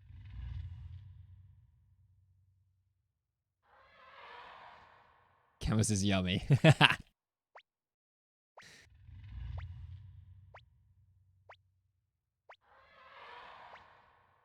The fact that Peshmerga isn't in 3 to continue hunting Yuba is a crap. Yeah, I know. Why? Yeah, I know. It was such an... Because Yuba features so prominently in that. It's such an opportunity to flesh out what was going on there.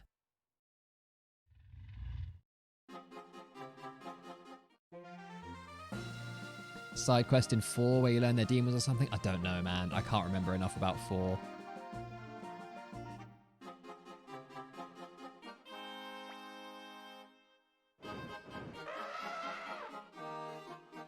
Miklatovs don't have 4th level magic, so Camus is better, yeah. In his rage rune. Camus in his rage rune, right? Viklatov doesn't have a... Yeah, well, he does have a rune, but it's a weird... It's like a... Like, is it like Knight? Is it called Knight rune? Like, Knight with a K? Or have I just made that up? I don't think he has like a spellcasty rune. Yeah, no failed run yet. And this, I mean, this part should just play itself. We shouldn't get any fights here. Our total party level... Oh, especially... Yeah, well, definitely now because I had to Black Shadow those shields. We definitely won't get any fights now because of Champion's Rune. We're too high level. But we got enough money, haven't we? Yeah, we got plenty of money. But I would have been the exact required level to... I would have been the exact required level to not get any fights here. So it's kind of a shame that I had to Black Shadow those shields because I really didn't need to. I just didn't wait long enough. I was like 250 places short in the RNG. I needed to wait one more second in Ante. Oh well. This merger wasn't meant to be in 2 either. The super mage you get in the last star in the cave is Crowley. Oh yeah, sorry, someone at Vanderhaven's already answered that.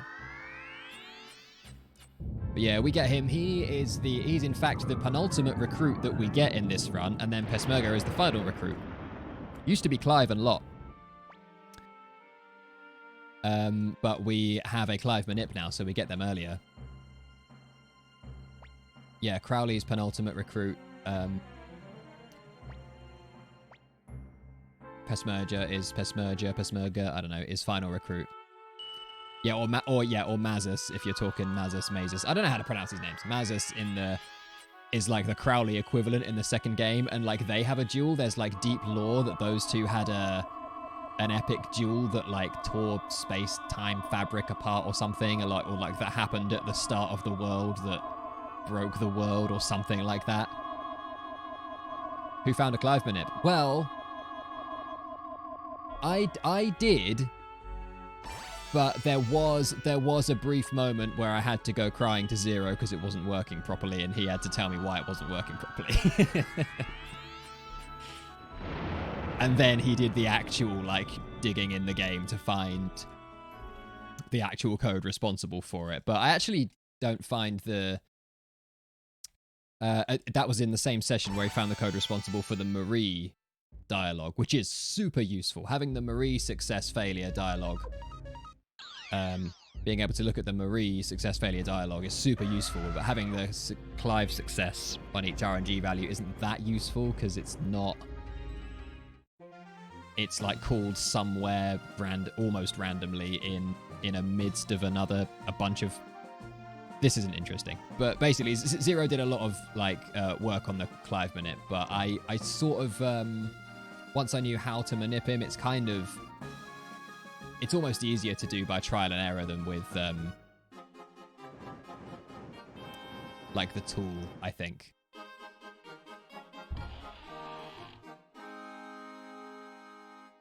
So I've got a whole bunch of Clive setups, like for... I'm going to say this now, and game, don't make me regret it. I've got a whole bunch of Clive setups where I can manip recruiting Clive appearing first try for any Moravia, because I do it right off Moravia and I do it off the RNG value that I exit Moravia at. But Moravia can go all sorts of wrong in all sorts of ways. Well, it can't really. It can go wrong in a few ways. And I have lots of Clive setups for, I believe, every possible Moravia scenario. Game, don't make me look a fool. Please. Just don't do it.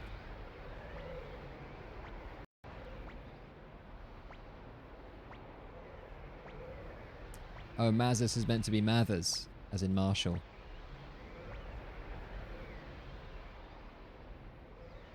Suikoden translators, Suikoden translators. Oh, just, yeah, run up, don't just stand there doing nothing. Yeah,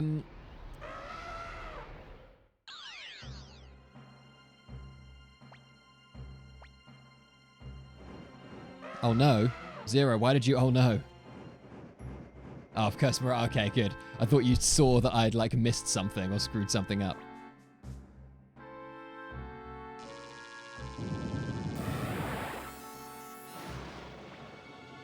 Yeah, on the Suikoden translators thing, apparently, Dreamy told me this during the last run.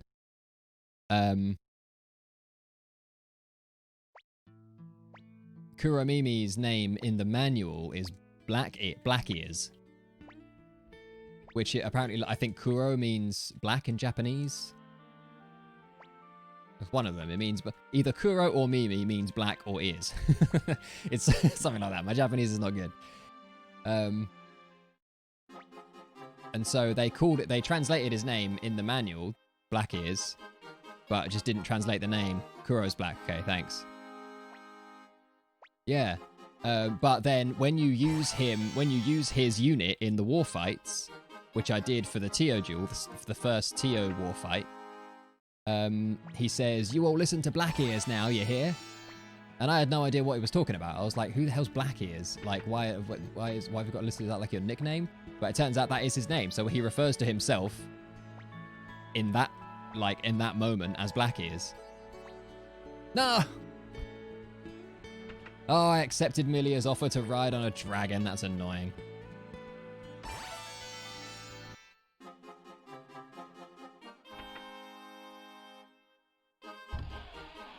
Favorite Dragon Quest game? Anyone favorite Dragon Quest game? I've never played a Dragon Quest game. I know. What up, Corpse Toboggan? Bringing that excellent imagery in here with your screen name, as always. I've got to watch this cutscene. And that long walk up there.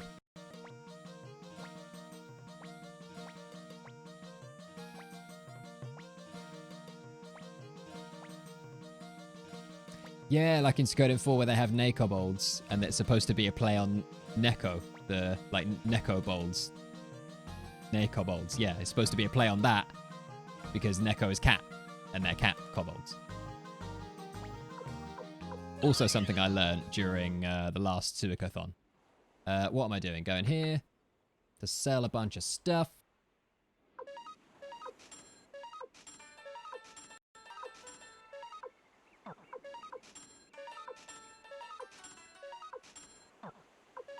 Buy the yellow flower seeds. Now we've got the full set. Go this way, around the inn, which is... Oh, you...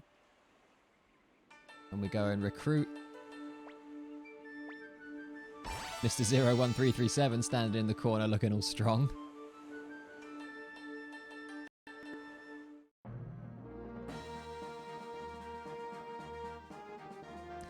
Yeah, I gotta play me some Dragon Quest, man.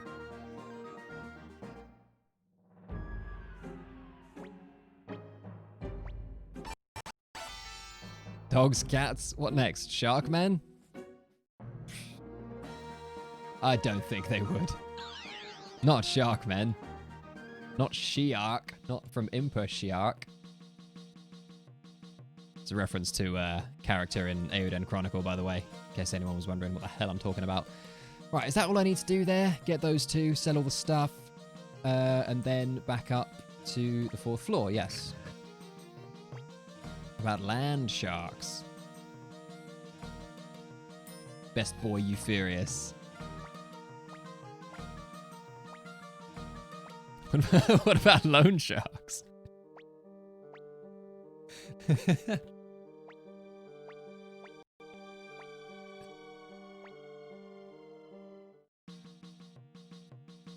Marie Manip, we got 3rd try, Marie.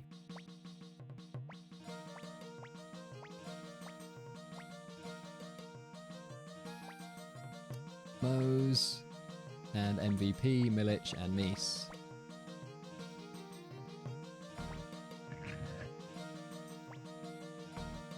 And we're going to Scarletitia. This is the one part of the run that I still never quite managed to get off book.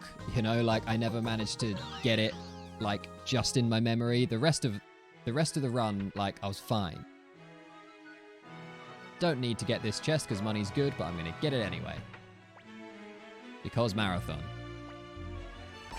This section, I just couldn't find any like sort of logic to it or like rhythm. Like there kind of is, but I mostly just have to look at my notes to know where to go. And then Warrior's Village and then Kaku for Jaspar.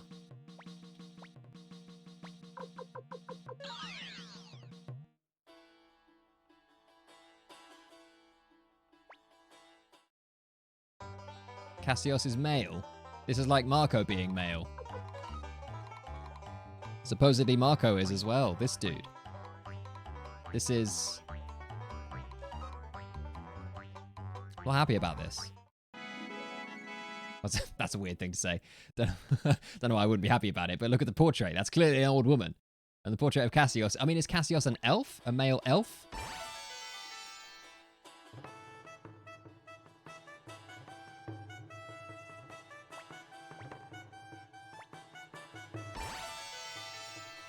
Tutu. Do you mean tutor? Yeah. Yeah, well, Tutor turns into a big, burly, strong man in 3.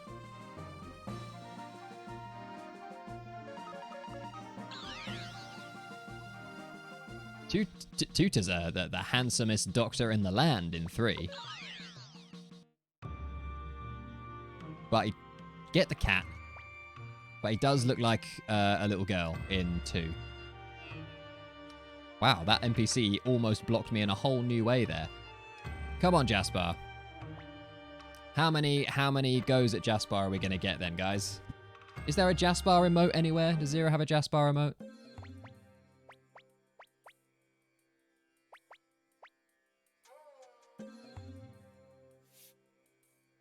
Potato, patutu. Well, that's not the best first roll because Jaspar can actually just lose straight up with 3 1s or throwing out of the bowl. Boom. And Taiho can't. Best you can do with, yeah, the Kappa Taiho.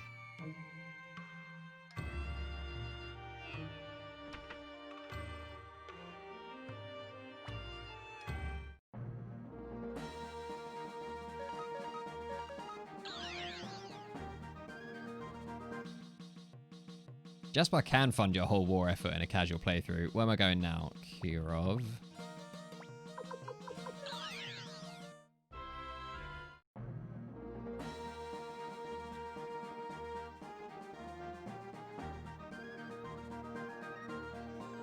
Yeah, I know, right? I think everyone thought Marco was an old woman. And we found out he's a young boy. Yeah, we're just going in here and hoping for no encounters. And also hoping for the right dialogue, because that means we've actually got everyone we were supposed to get. Blinking mirror. Now we run up and talk to Matthew and get the old... get the letter, swap out Milich for Moose. And then go and get Mace. Oh, I didn't know about Cassios.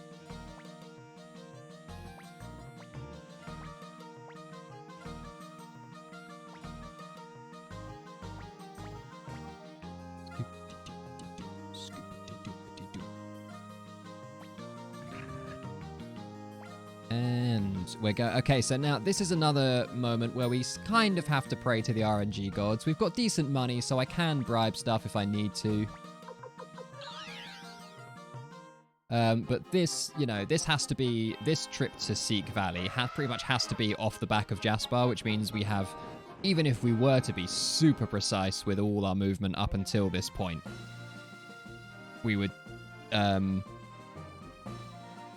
we still wouldn't really have any control over where we land in the RNG here because of Jaspar.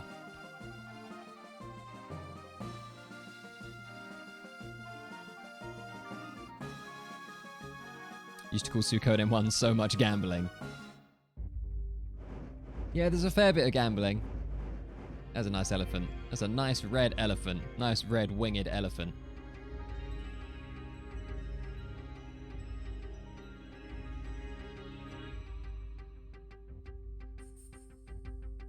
Wow. Well, that doesn't happen very often. You get through here without any encounters.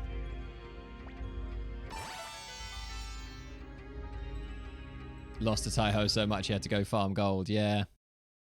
Fortunately, he only takes 1,000 off you at a time, and we're at a pretty robust place with our money by the time we do that, because we've just done a load of Marco games. So,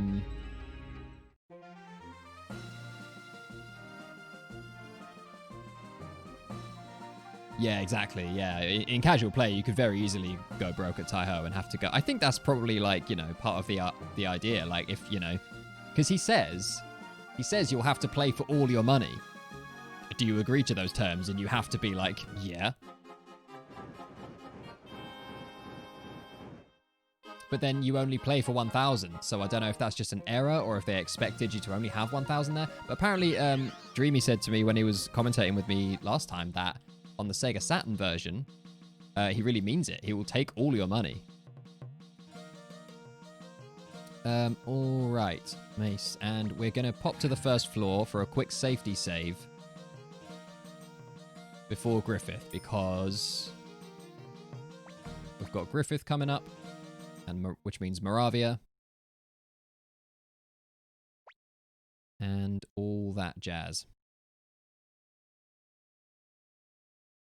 Remember Mace, being hyped for Mace until you realized you could only upgrade your weapons one level. Yeah, from level 15 to level 16. And is it? I haven't been to the blacksmith in this game in so long, so I don't really know.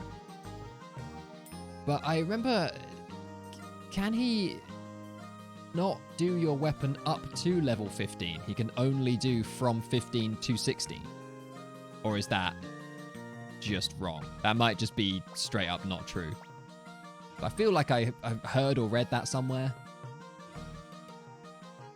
That Mace won't actually sharpen your weapon if it's anything lower than 15. He literally will only do level 15 to level 16.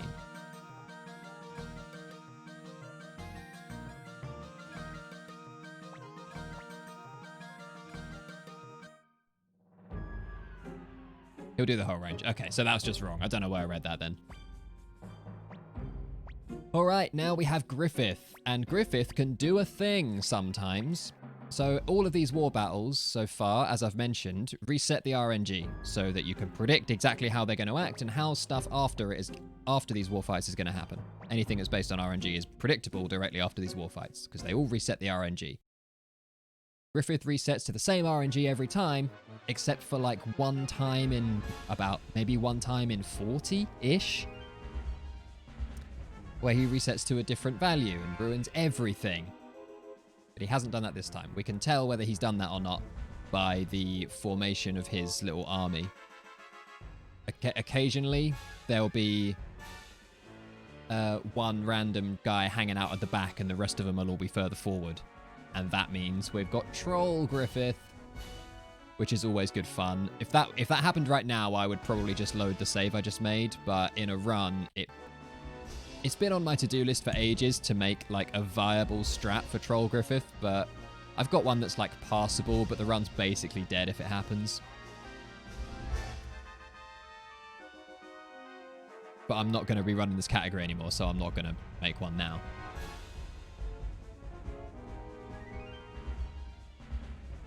Might make a viable Troll Griffith strat for glitchless, though.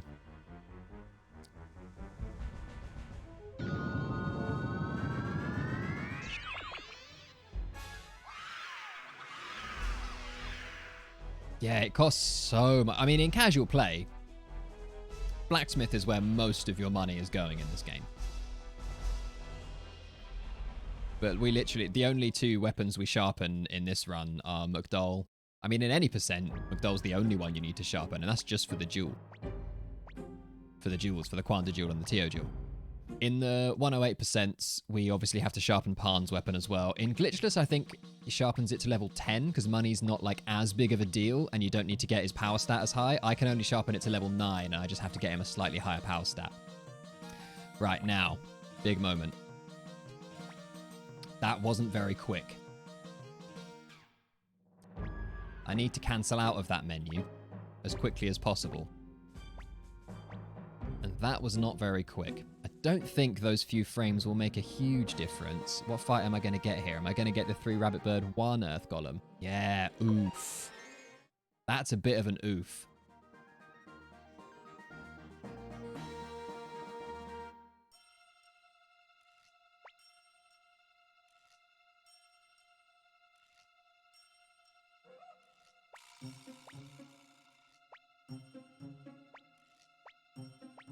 Keep saying which words? Are you talking to me or are you talking to someone else in chat?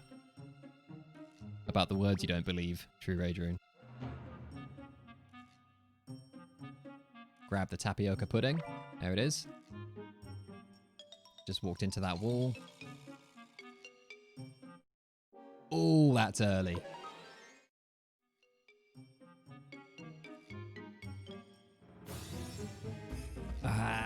We might be in some trouble here.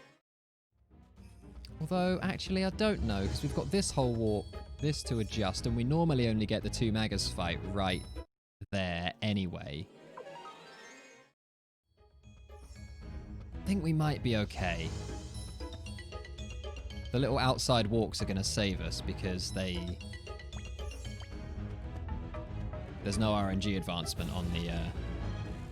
Oh, that I won't run this category anymore. Well, I mean, you know, until someone comes along and starts challenging my time. Like, I've published as if I've like... I've got a publishing deal for my notes for this speedrun, don't you know? No, I've uploaded my notes to speedrun.com and I've tried to like tidy it. They're not that tidy really. They're quite bulky and weird, but like I've uploaded all my notes to speedrun.com in the guides section for this run. With as much information as I can put in them. Like I want as many people to run this game as possible. Like I think like this the speedrunning scene around this game is starting to grow a little bit, and with Eiyuden and the hype around that, like people are remembering this series again, and I think if the speedrunning scene can grow along with it, it will be great. So I want as many people to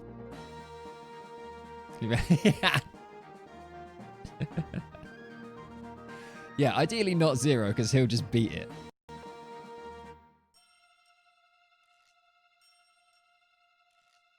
Alright, where are we going to get this fight then?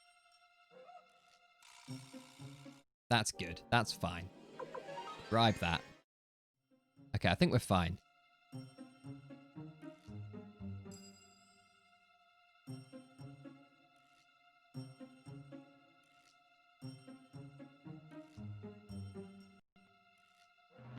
Yeah, we're fine. Look at this long gap, man. Like, we don't even have Champions Rune. We don't even have Champions Rune. This is ridiculous. The fact that that cancelling out of the party selection menu and running through here with just Kryn and Kasumi is the most optimal way to do this that I could find is ridiculous. But like, you get so few fights. You get long walks in between all the fights, and they're all runs. They're also... I'm going to force a fight here. They're all successful runs, and you get such a long gap in between each fight. Like, I couldn't believe it.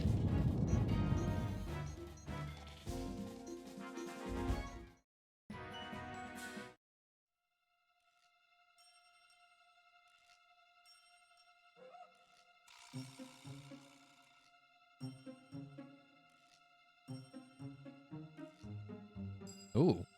Hello. What's happened there? That's bad.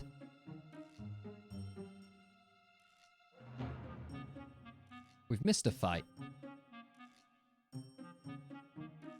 Oh dear. So we're going to get the next fight around here then, I bet. Yeah.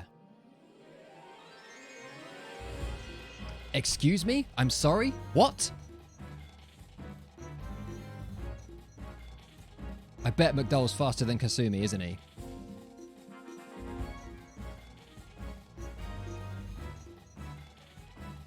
This is some bull... Sorry, I'm not allowed to say that. Okay, I don't know what to do here.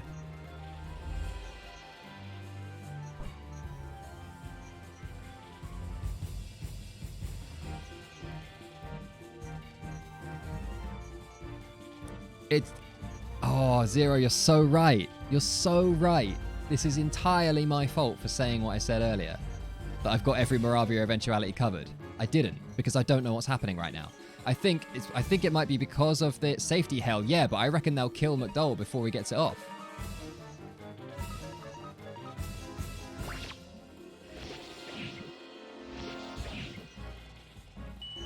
No. Well, that means that Clive Minip's off, which is a real shame because I really wanted to show that off. I mean, shall I reset to before the Griffith fight? But the fact that McDowell is faster than Kasumi means I don't think that anything will change. There's no point in looking at their stats now. This doesn't mean anything now.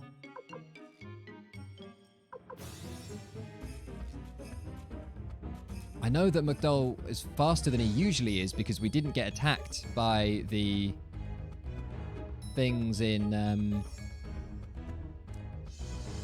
we didn't get attacked by the Banshee and Elementals in Clon Cave. This might be RIP, you know.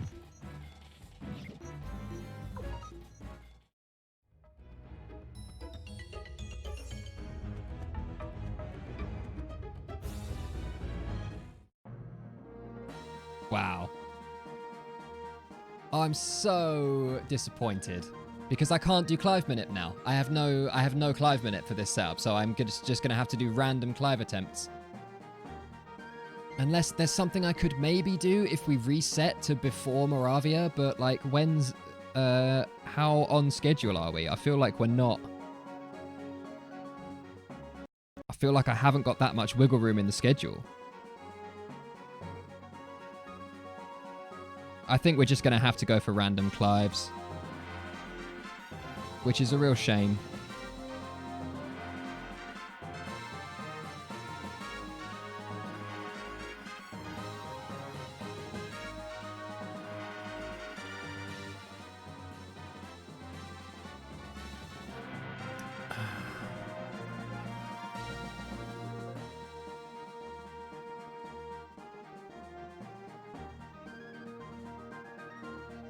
Do you know what? The fact that McDowell is I'm pretty sure what caused that is that McDowell's speed is really high and Kasumi's speed is really low. And before they got any level ups, McDowell's speed would have been faster than Kasumi.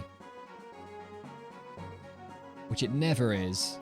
But I bribed those shields. I black shadowed those shields.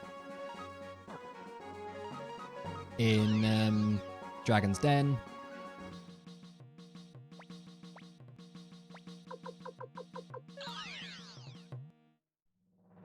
Whoops.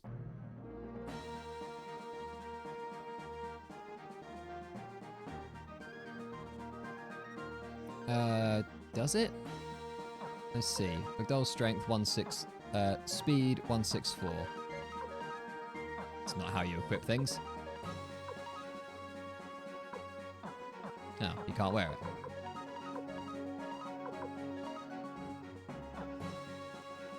It doesn't say, does it? Oh, speed bonus.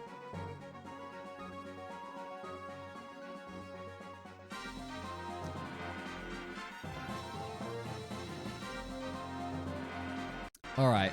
I think we actually do have time. Let's load up that save because it would be good if we could get a Clive Minip in.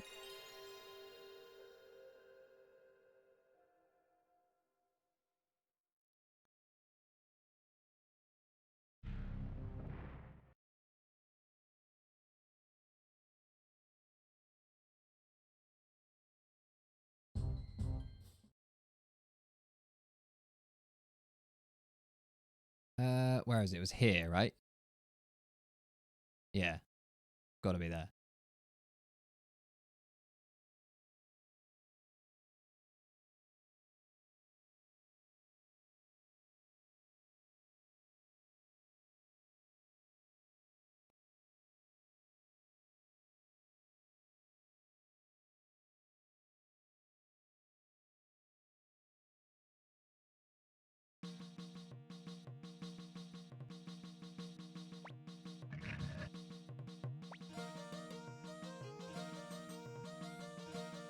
Yeah. Man, I just had to say it, didn't I? I just had to say that I've got all Moravia eventualities covered. Why did I have to say that? The game obviously heard me. just sat there quietly, like, trollolol.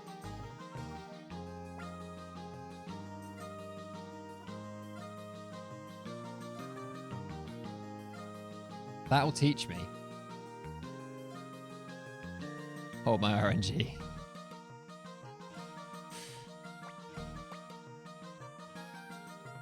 Is it going to give me Troll Griffith now?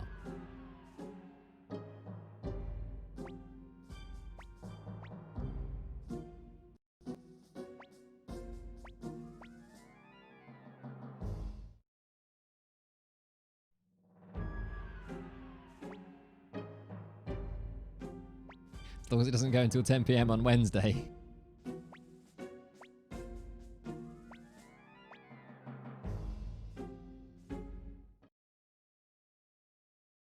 Technically, if I say it again now, it's probably true.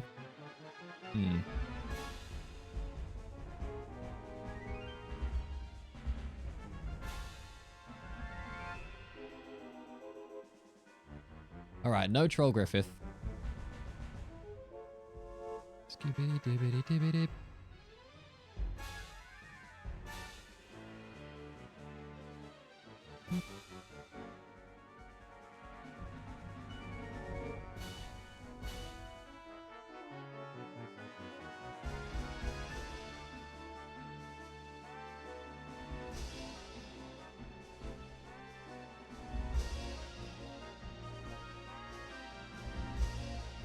Alright, well, if McDowell is not... If the issue is not that McDowell's faster than Kasumi, I think it's... Must be an XP issue? That for some reason... Got more... Because Camille and Kryn go into that with the same... Exactly the same XP as every fight. As every time, because they haven't done anything in the game yet. McDowell's XP value could be on something weird, which means he actually gains more levels than he usually would, which would push the RNG forward by another 7. And I think that fight I get is... It's more than 7 steps away from where it usually is. It can't be that.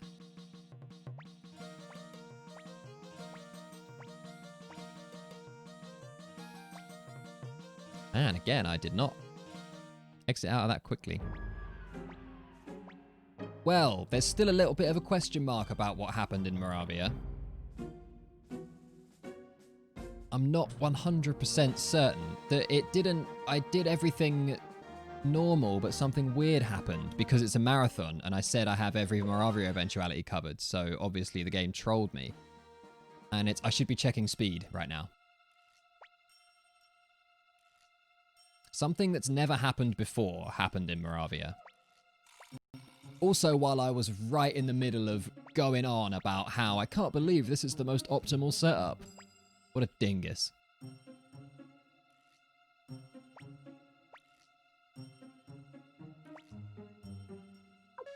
I knew it! I knew it! McDowell, you have no business being faster than Kasumi. She is a ninja. She's 8 levels lower than you, but still, she's a ninja. You should not be faster than her. How has this happened? 148 McDowell speed. That's big for here, for level 46.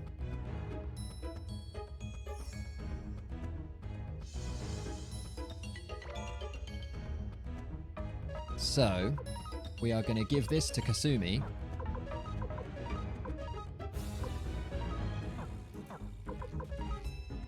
And now... Hey, now... balance has been restored.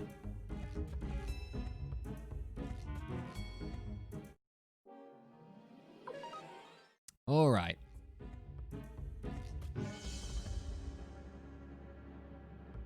I did have a fight earlier I wasn't meant to have, yeah. With the shields in Dragon's Den. But I've had fights there before and not had this be an issue. McDowell's speed is just freakishly high. Well, either that or Kasumi's speed is freakishly low. Quit McDowell with lead boots and an iron jacket. Yeah.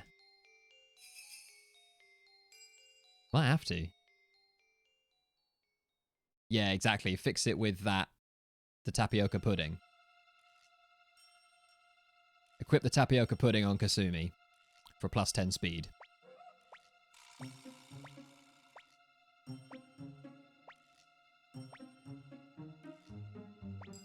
That's never happened before. Classic marathon line. Yeah, exactly. That just full on got me. I have never had them enter Moravia with McDowell. I've had an issue where Kasumi's speed, because I used to fight some ninjas at the end. Well, I still do if it goes really badly, but I usually get out before I get them. So the ninjas in here are super fast, and Kasumi can sometimes be faster than them, or sometimes be not as fast as them. I've had issues with that before, where usually she's not as fast as them, but then like one time she was faster, and even though she only defended, it still ruined everything. But I've never had McDowell be faster than her before.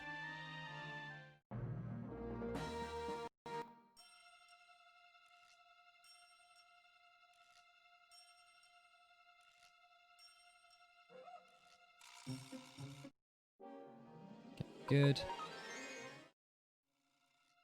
How are we doing for money? Pretty good.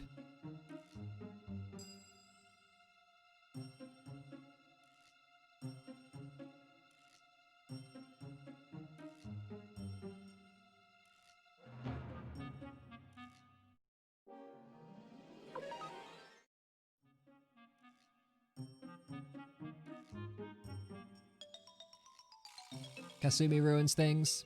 I don't know. To be honest, I don't know enough about what their speeds are even likely to be at this point to know whether it's McDowell being too fast or Kasumi being too slow.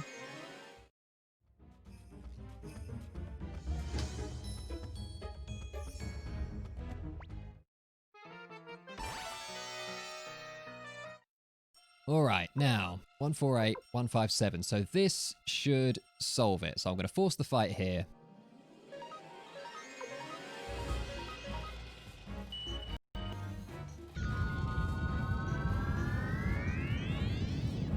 Kasumi worse than Victor confirmed. McDowell did go up 3 levels there, and he usually only goes up 2, but that can't be it.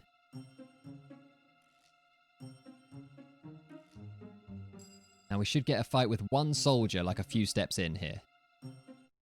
There we go. Jesus, man.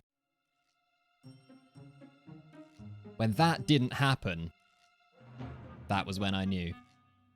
That was when I knew it had all gone horribly wrong. Because speed. Because his speed was like... Man, that's so dumb. And she doesn't even do anything. She just defends. But she has to defend before McDowell acts. Otherwise it ruins it. Hand that back over to McDowell because we still need to sell it.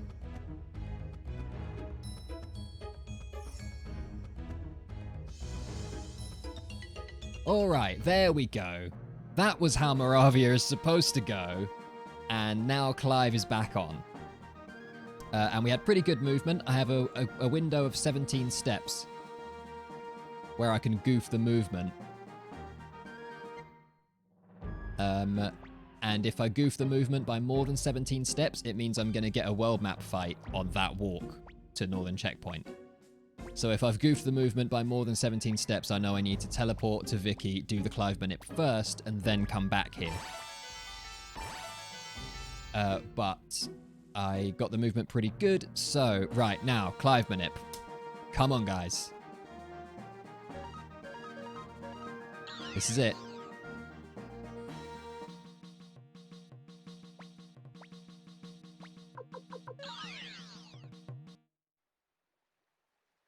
All right, that was perfect.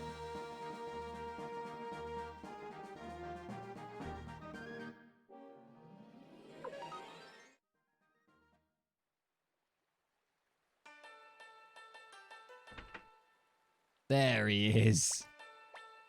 We did it. We got Clive Manip. Worth the reset. Probably not worth the reset time-wise, but worth it to show off the Manip. How good am I on time? In terms of, like, world record time, terrible. My world record time is 3 hours, 19 minutes completion.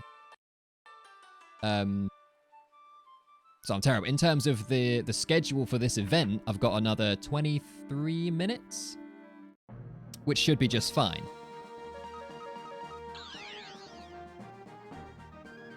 At least now I have another eventuality covered for my next run. Ha!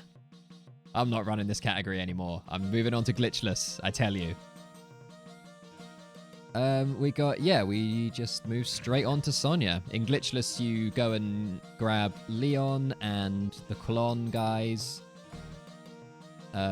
Hugo and Quincy and Zen and Crowley and Pesmerga.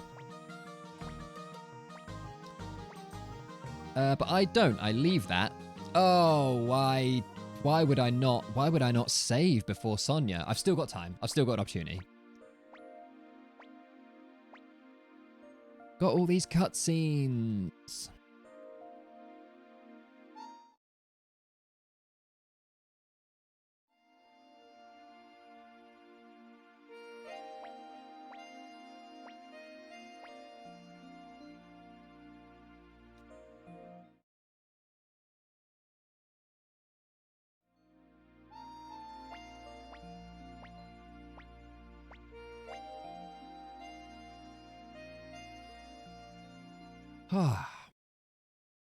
All right, well, that's a shame. Yeah, we got Mace.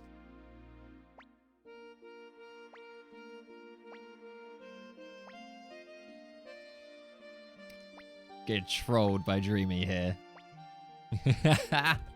It's entirely my fault for saying that.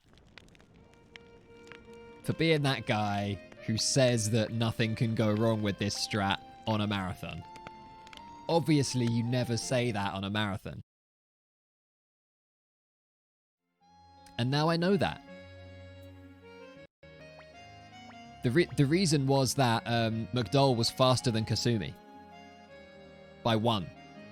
And I've never had that happen before. Even when I have done a fight in Dragon's Den like that and got some extra levels, never had McDowell enter Moravia faster than Kasumi. I've had some speed issues with Kasumi, being faster or not as fast as the ninjas, but never had her be slower than McDowell.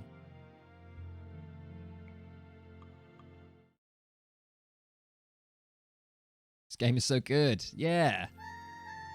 Until it completely screws you over. Is that Eiyuden in the background behind me? It sure is.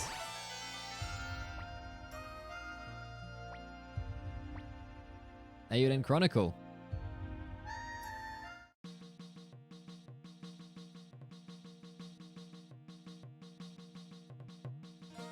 Eiyuden Chronicle 100 Heroes. Hence the name of this marathon. Alright, so now we're supposed to go basement, outside for ice boats, but I'm going to stop off at the first floor and save. Thank you, Ace Dude.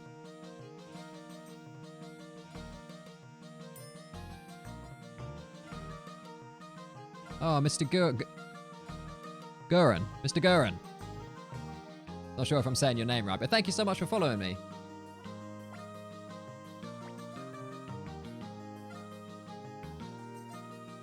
Yeah, hyped about that game. Me too, man.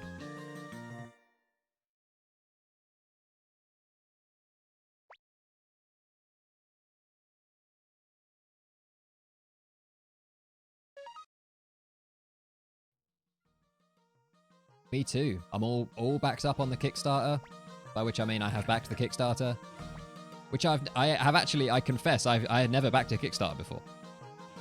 It's not a thing that I had done.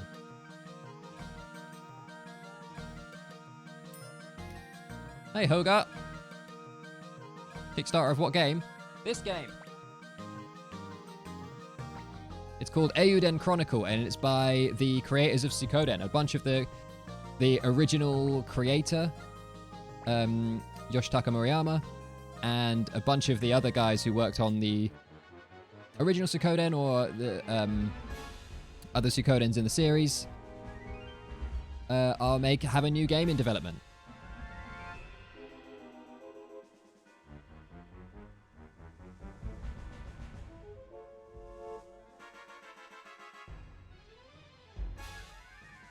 Named what? It's named Eiyuden Chronicle. Eiyuden.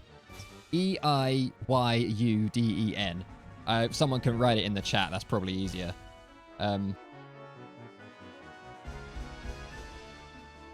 Oh, god damn, I haven't been looking at the thing. Right, I need to use Zero's tool. Where is it? There. Okay, that's 51. So Sonya can reset you to a bunch of different values. Did I say 51? I'm glad this is a marathon and I'm not under pressure to get a world record because I was not concentrating right there. 51. It's 51, yeah. Right, so we always dragons first. Oh, King Chris IV, thank you so much.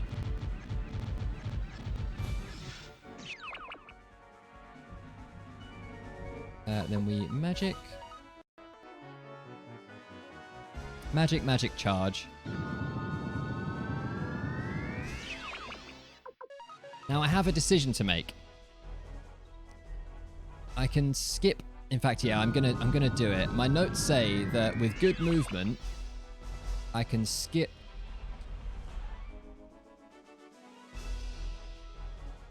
Have I done 2 magics already? I have, right? Yeah. Charge. Man, I have just lost any sense of urgency. So, the fights I'm going to get are soldiers, 4 soldiers, so then I can run. Another 4 soldiers, I can run. And then I will get another fight right near the end, which is 4 sirens that I will have to Black Shadow. But I can skip those 4 sirens if I skip getting one of the chests. But the item in that chest sells for like 16k, so I don't know if I can skip. I'll have to see how my money's doing. But I might have to. I mean, it is a marathon, so I should just be safe, really.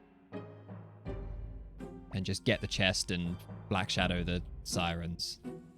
In fact, yeah, I want to maximize my money to try and get the best possible Gregminster. Now, we bring Clive with us for both the memes and the lols. It's important you get both of them.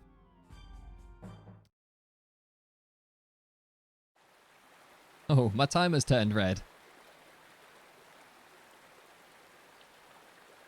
Getting the Chaos Shield. We're doing it. Oops. And running into walls. Yeah, my timer's turned red. That's because I'm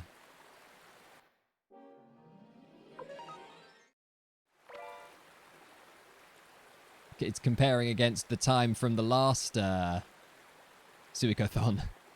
Because that's what the timer's from. I haven't checked my money. Okay, that's good. Yeah, we're fine for money. I've had a run die, so that bribe, the bribe of the Shell Venus costs 30,003 bits randomly. And I bribed that, and then I had a run get to Sonya. I'm going to pick up the Thunder Crystal, because why not? Get money.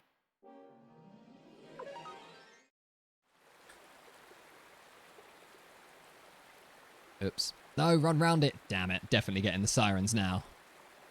Gonna grab this as well.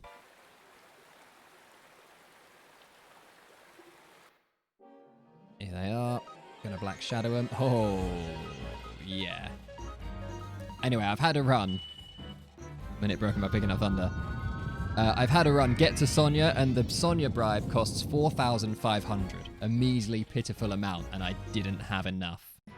And I was in the Sonya fight before I realized, and it was GG.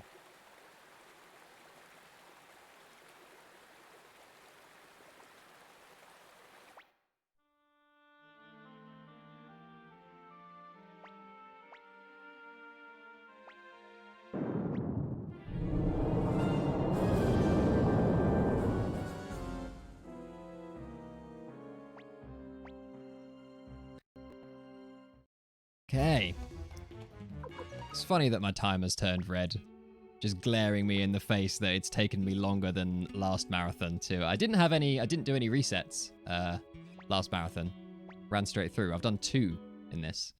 One because I missed Lover's Garden in Rockland, and one because whole Moravia kerfuffle.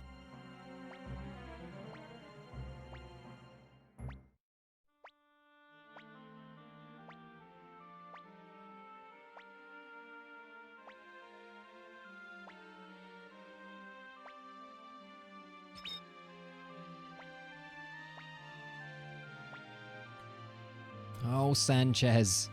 Sanchez. It's just now occurring to me. I was thinking about explaining that Sanchez is a traitor. And it's just now occurring to me that I have not been keeping up with what's going on in the story at all. But I mean, everyone, we all know the story of this game, right? Dirty Sanchez. Nah, the Dirty Sanchez.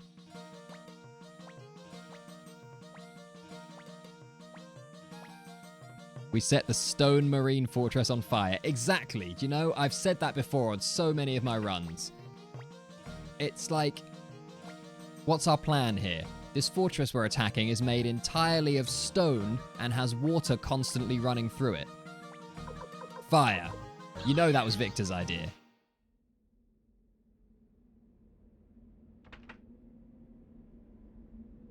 The Buddha. I love the original Suikoden game too. Welcome.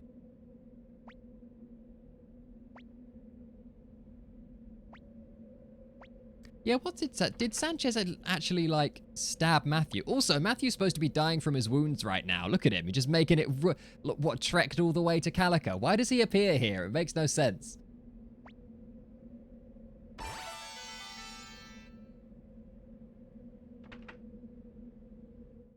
In Glitchless, you get Leon before Sonya, so it still doesn't make sense that he manages to get all the way there to talk to Leon, but it makes even less sense now that he's gravely injured and is supposed to be, like, on his deathbed.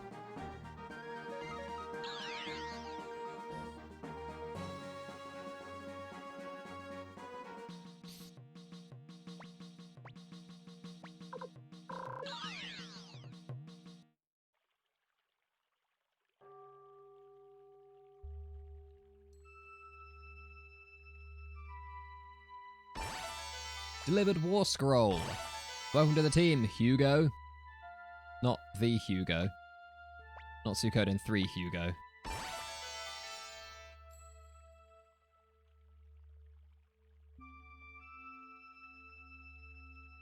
Yeah, man, you can use that bed.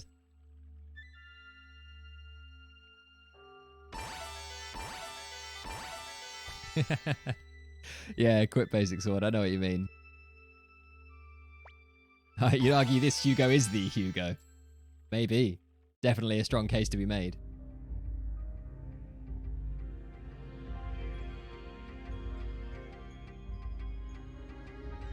Am I going to pick up the 5k chest here? Do you know what? I think I am.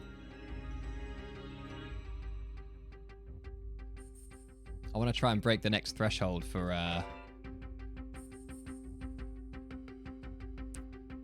Gregminster bribes.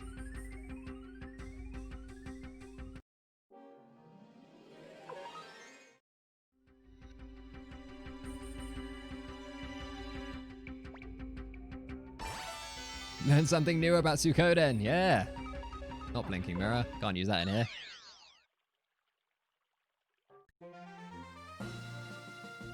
Nope. Actually, if you have fast world map speed here, I timed it. It's like a second quicker to just do that walk than it is to teleport.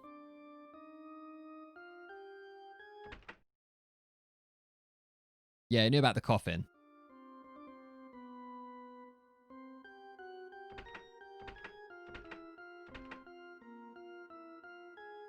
Crowley's the best. Got some love for Crowley. Need my edgy sleep. Edgelords need sleep too. Did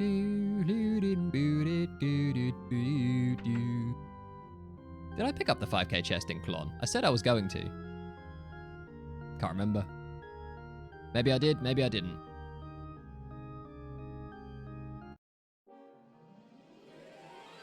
Peshmerga. I did, thank you. You know who we're getting now? You know it. Oh, look at these two fights in quick succession. Actually, our final recruit. The way this game's ended up being this run's ended up being routed, our very final recruit. We now have all 108. Well, technically 107 at this point, but that's just because one of them's dead.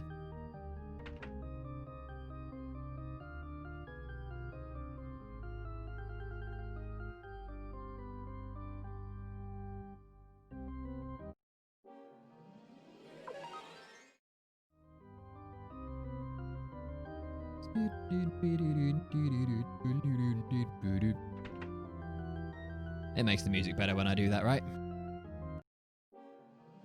Oh, 4 fights? Oops.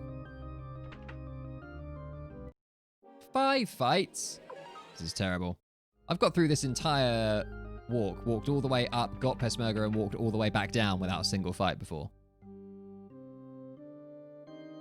This is an outrage.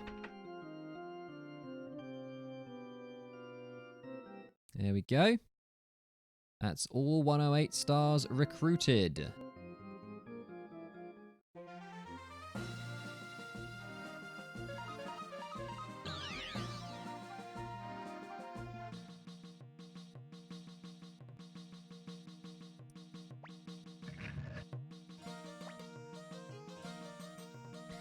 I'm not going to double check because I know. I'm also not going to safety save because YOLO. Huh?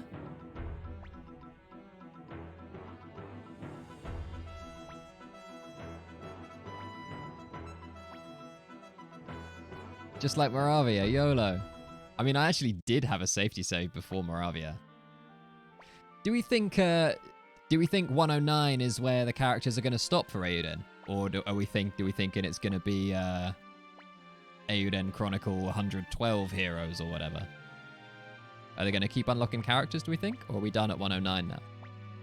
I mean, I guess there's only a few days, but like if we do get another surge of donations, backers.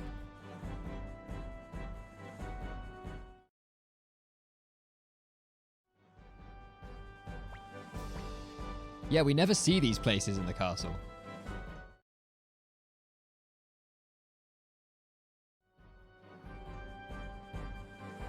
Oh, I'm gonna go over my time.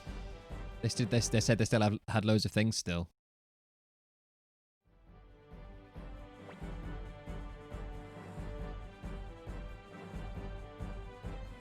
No, I'm not sure I can see it reaching 4 million. Oh, do I go and save now? Yes. Sorry, I know I said YOLO, but I'm over, I'm gonna go overestimate as it is.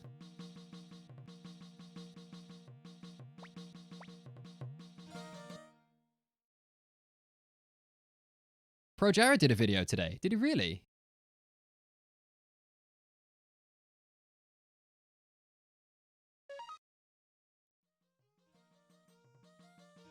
That's awesome. Is he here? Is he in chat? He better be.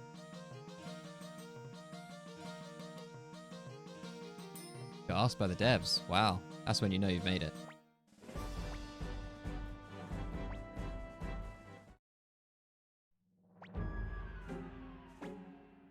Which Kickstarter is it talking about? It's talking about the Eiyuden Chronicle 100 Heroes Kickstarter that this picture is from.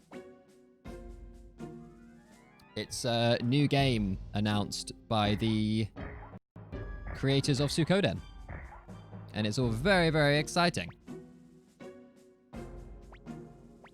Spiritual successor to Suikoden.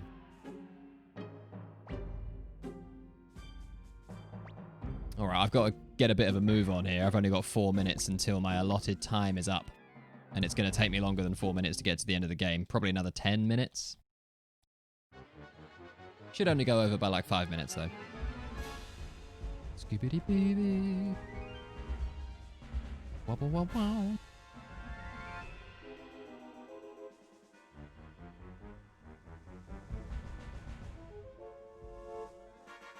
Stream time is 3:50. Yeah, I guess so. I mean, I'm just... I guess I started a bit late. Dragons. Yeah. I always think that the troop formation for the Liberation Army looks weird for this fight. Sort of like a lowercase y, but like... don't know. Looks like they stood in some weird, like, tribal formation.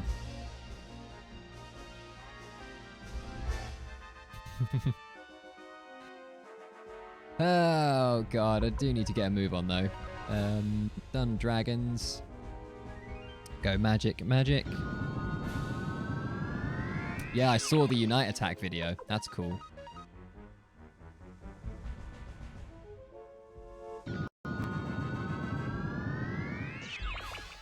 Oh, some bad Moravia stuff happened, Shamel.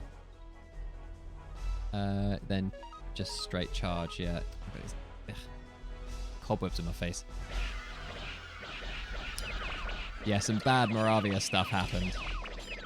We've got Mercurius here with the MVP emote.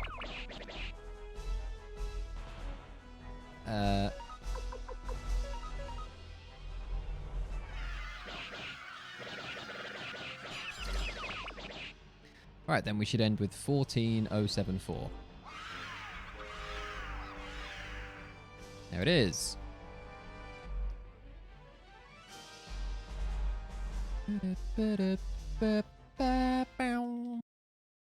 Alright, I wonder how much money we're going to have. Hexy Lexi, hello friends. Thank you for the good luck, friend. I appreciate that.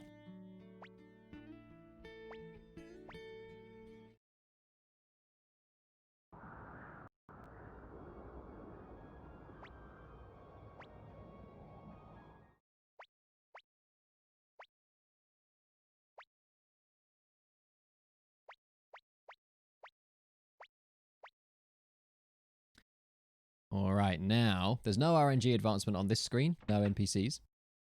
So we're going to go here, we're going to remove Holy Crystal from Victor, Earth Crystal from Flick, and Champions Crystal from Cleo. Then we're going to run into the shop where there is an NPC moving on screen, so we're going to be careful with our movement, walk like a few steps, and then sell a bunch of stuff.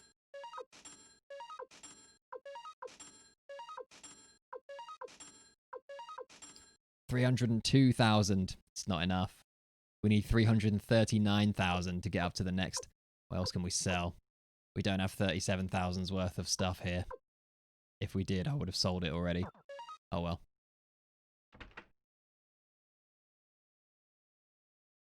I was talking about money thresholds I need to like bribe another fight.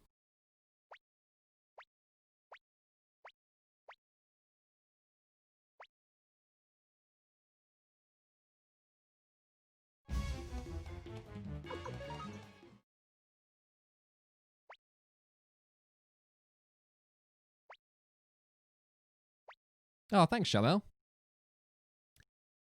Thanks for the little plug there. Yeah, I've made a couple of videos as well SJC says. If I appreciate that some people don't want to know anything about the game before it comes out. If that's you, then I would not advise going to my channel because I've made... Well, you can go to my channel, just don't watch those videos. I've made 2 videos on Eiyuden Chronicle, detailing everything we know about the game so far. The last one was like last week. There have been a few updates since the last video.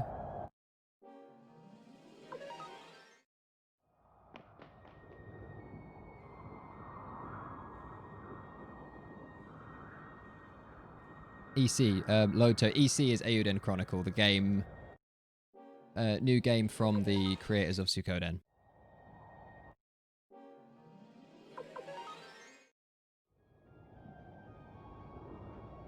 Bribe RNG or just need enough money? It's, yeah, you just need enough money to, if I had hit 339,000, that would mean that I could also bribe this fight. As it happens, I'm gonna have to storm it.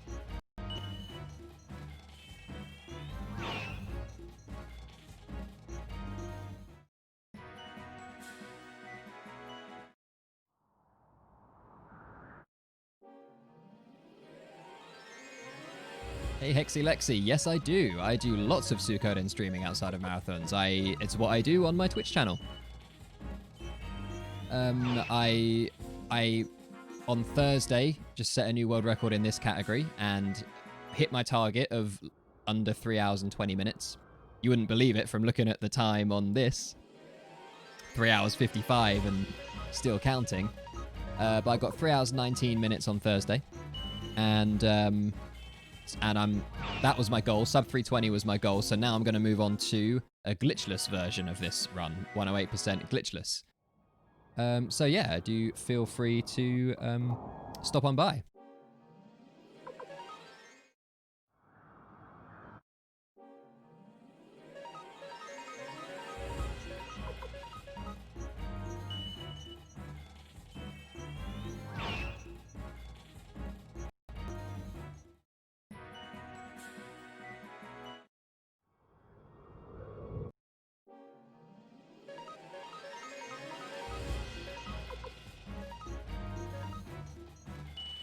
Somewhat lost track of where I am in the fights now. I think we've just got 2 more 5-soldier fights left. We fight one and then we bribe one.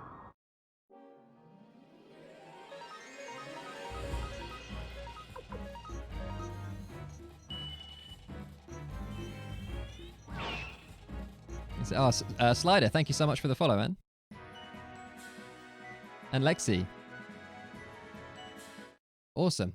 Thanks for the follows, guys. Really appreciate it.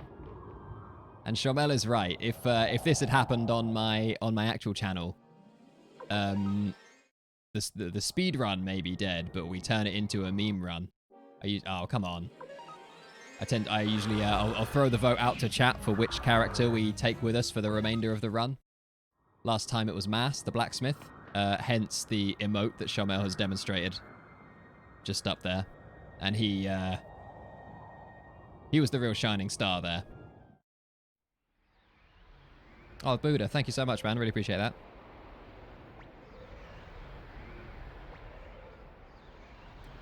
Sansuke. He's gonna have to be in there at some point.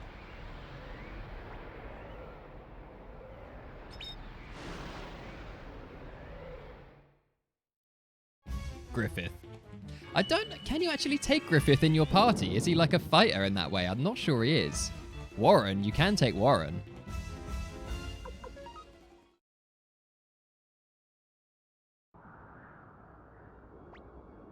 He is? I'm not sure I've ever actually seen the Griffith sprite like in battle.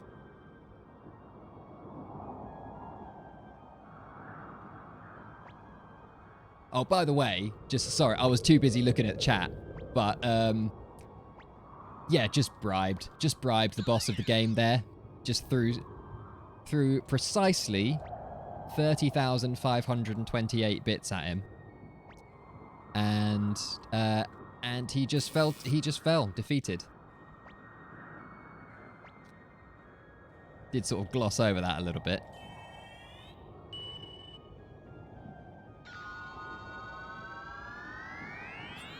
By recruiting Griffith, you made Guts your enemy.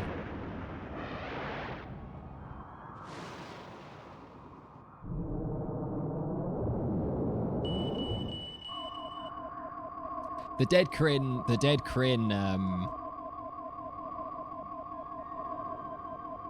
you better make it rain attack, yeah. As Bribe Glitch shall now be known. The dead Kryn sprite is great. With his butt up in the air. Greed is only weakness. Yeah, he became overburdened. He was a gold dragon. He's got to have had a pretty substantial hoard. As it is. That extra 30,000 bits just overburdened him, clearly. Most people, yeah, to be fair, most people would fall over if you threw 30,000 of anything at them.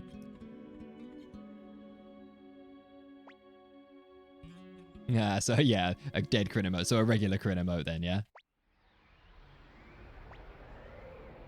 Gremio's soul totally is still in the Soul Eater.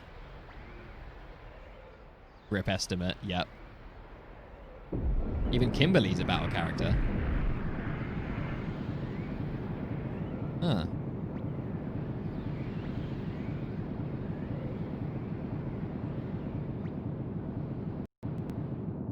feel like there are some who you would think are like, can be like party members, because they're like generals, or it's not any of the generals, but I feel like there are some who you would think should be able to fight in your party but can't. I can't think of who any of them are now. Gremio Horcrux. He does have a scar on his face.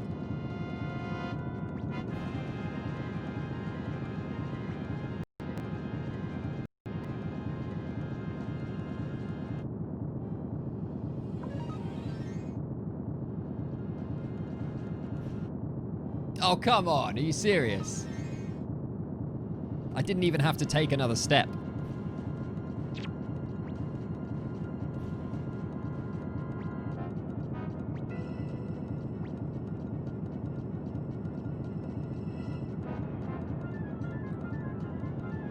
Now, I remember for a long time they were saying Barbarossa and Windy were missing in action instead of officially dead. Wonder if they're going to do something with those characters later on. I mean, maybe. I sort of said in one of my streams before, I feel like it would be... I would love it if Barbarossa turned up. Just as like some really unassuming, like working class, like a blacksmith or even like a bum or something. Like in like 20 years in the future. And it's like this random guy in this random village was the Emperor of the Scarlet Moon Empire. When the epilogue comes, when all characters have a bit of text, the Golden Hydra and all the Bride bosses have text like, from the money he got. The Golden Hydra bought an island where he will spend the rest of its life in wealth and luxury. Totally. Suikoden 6, Windy works at Wendy's.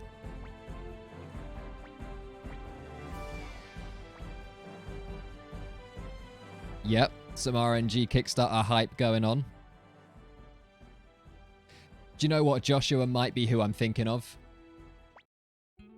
Joshua might be who I'm thinking of, with someone who you would think should be a battle character. But isn't.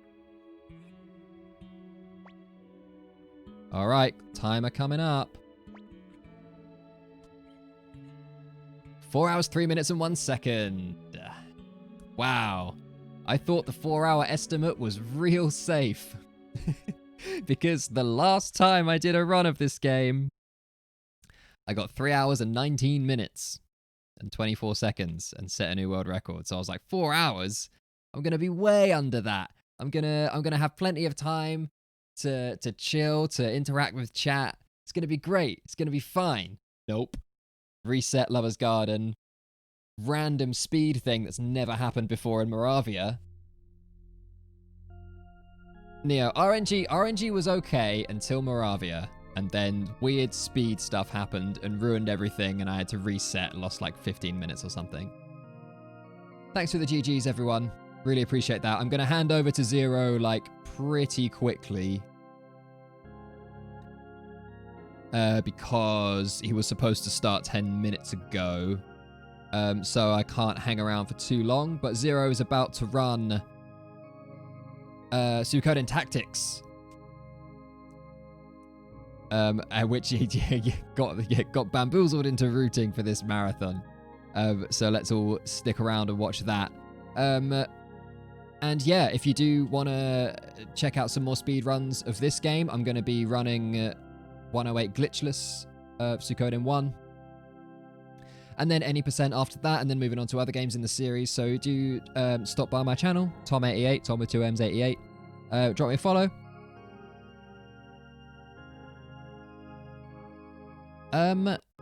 Yeah, that's gonna be it from me then. I assume Zero is ready and here.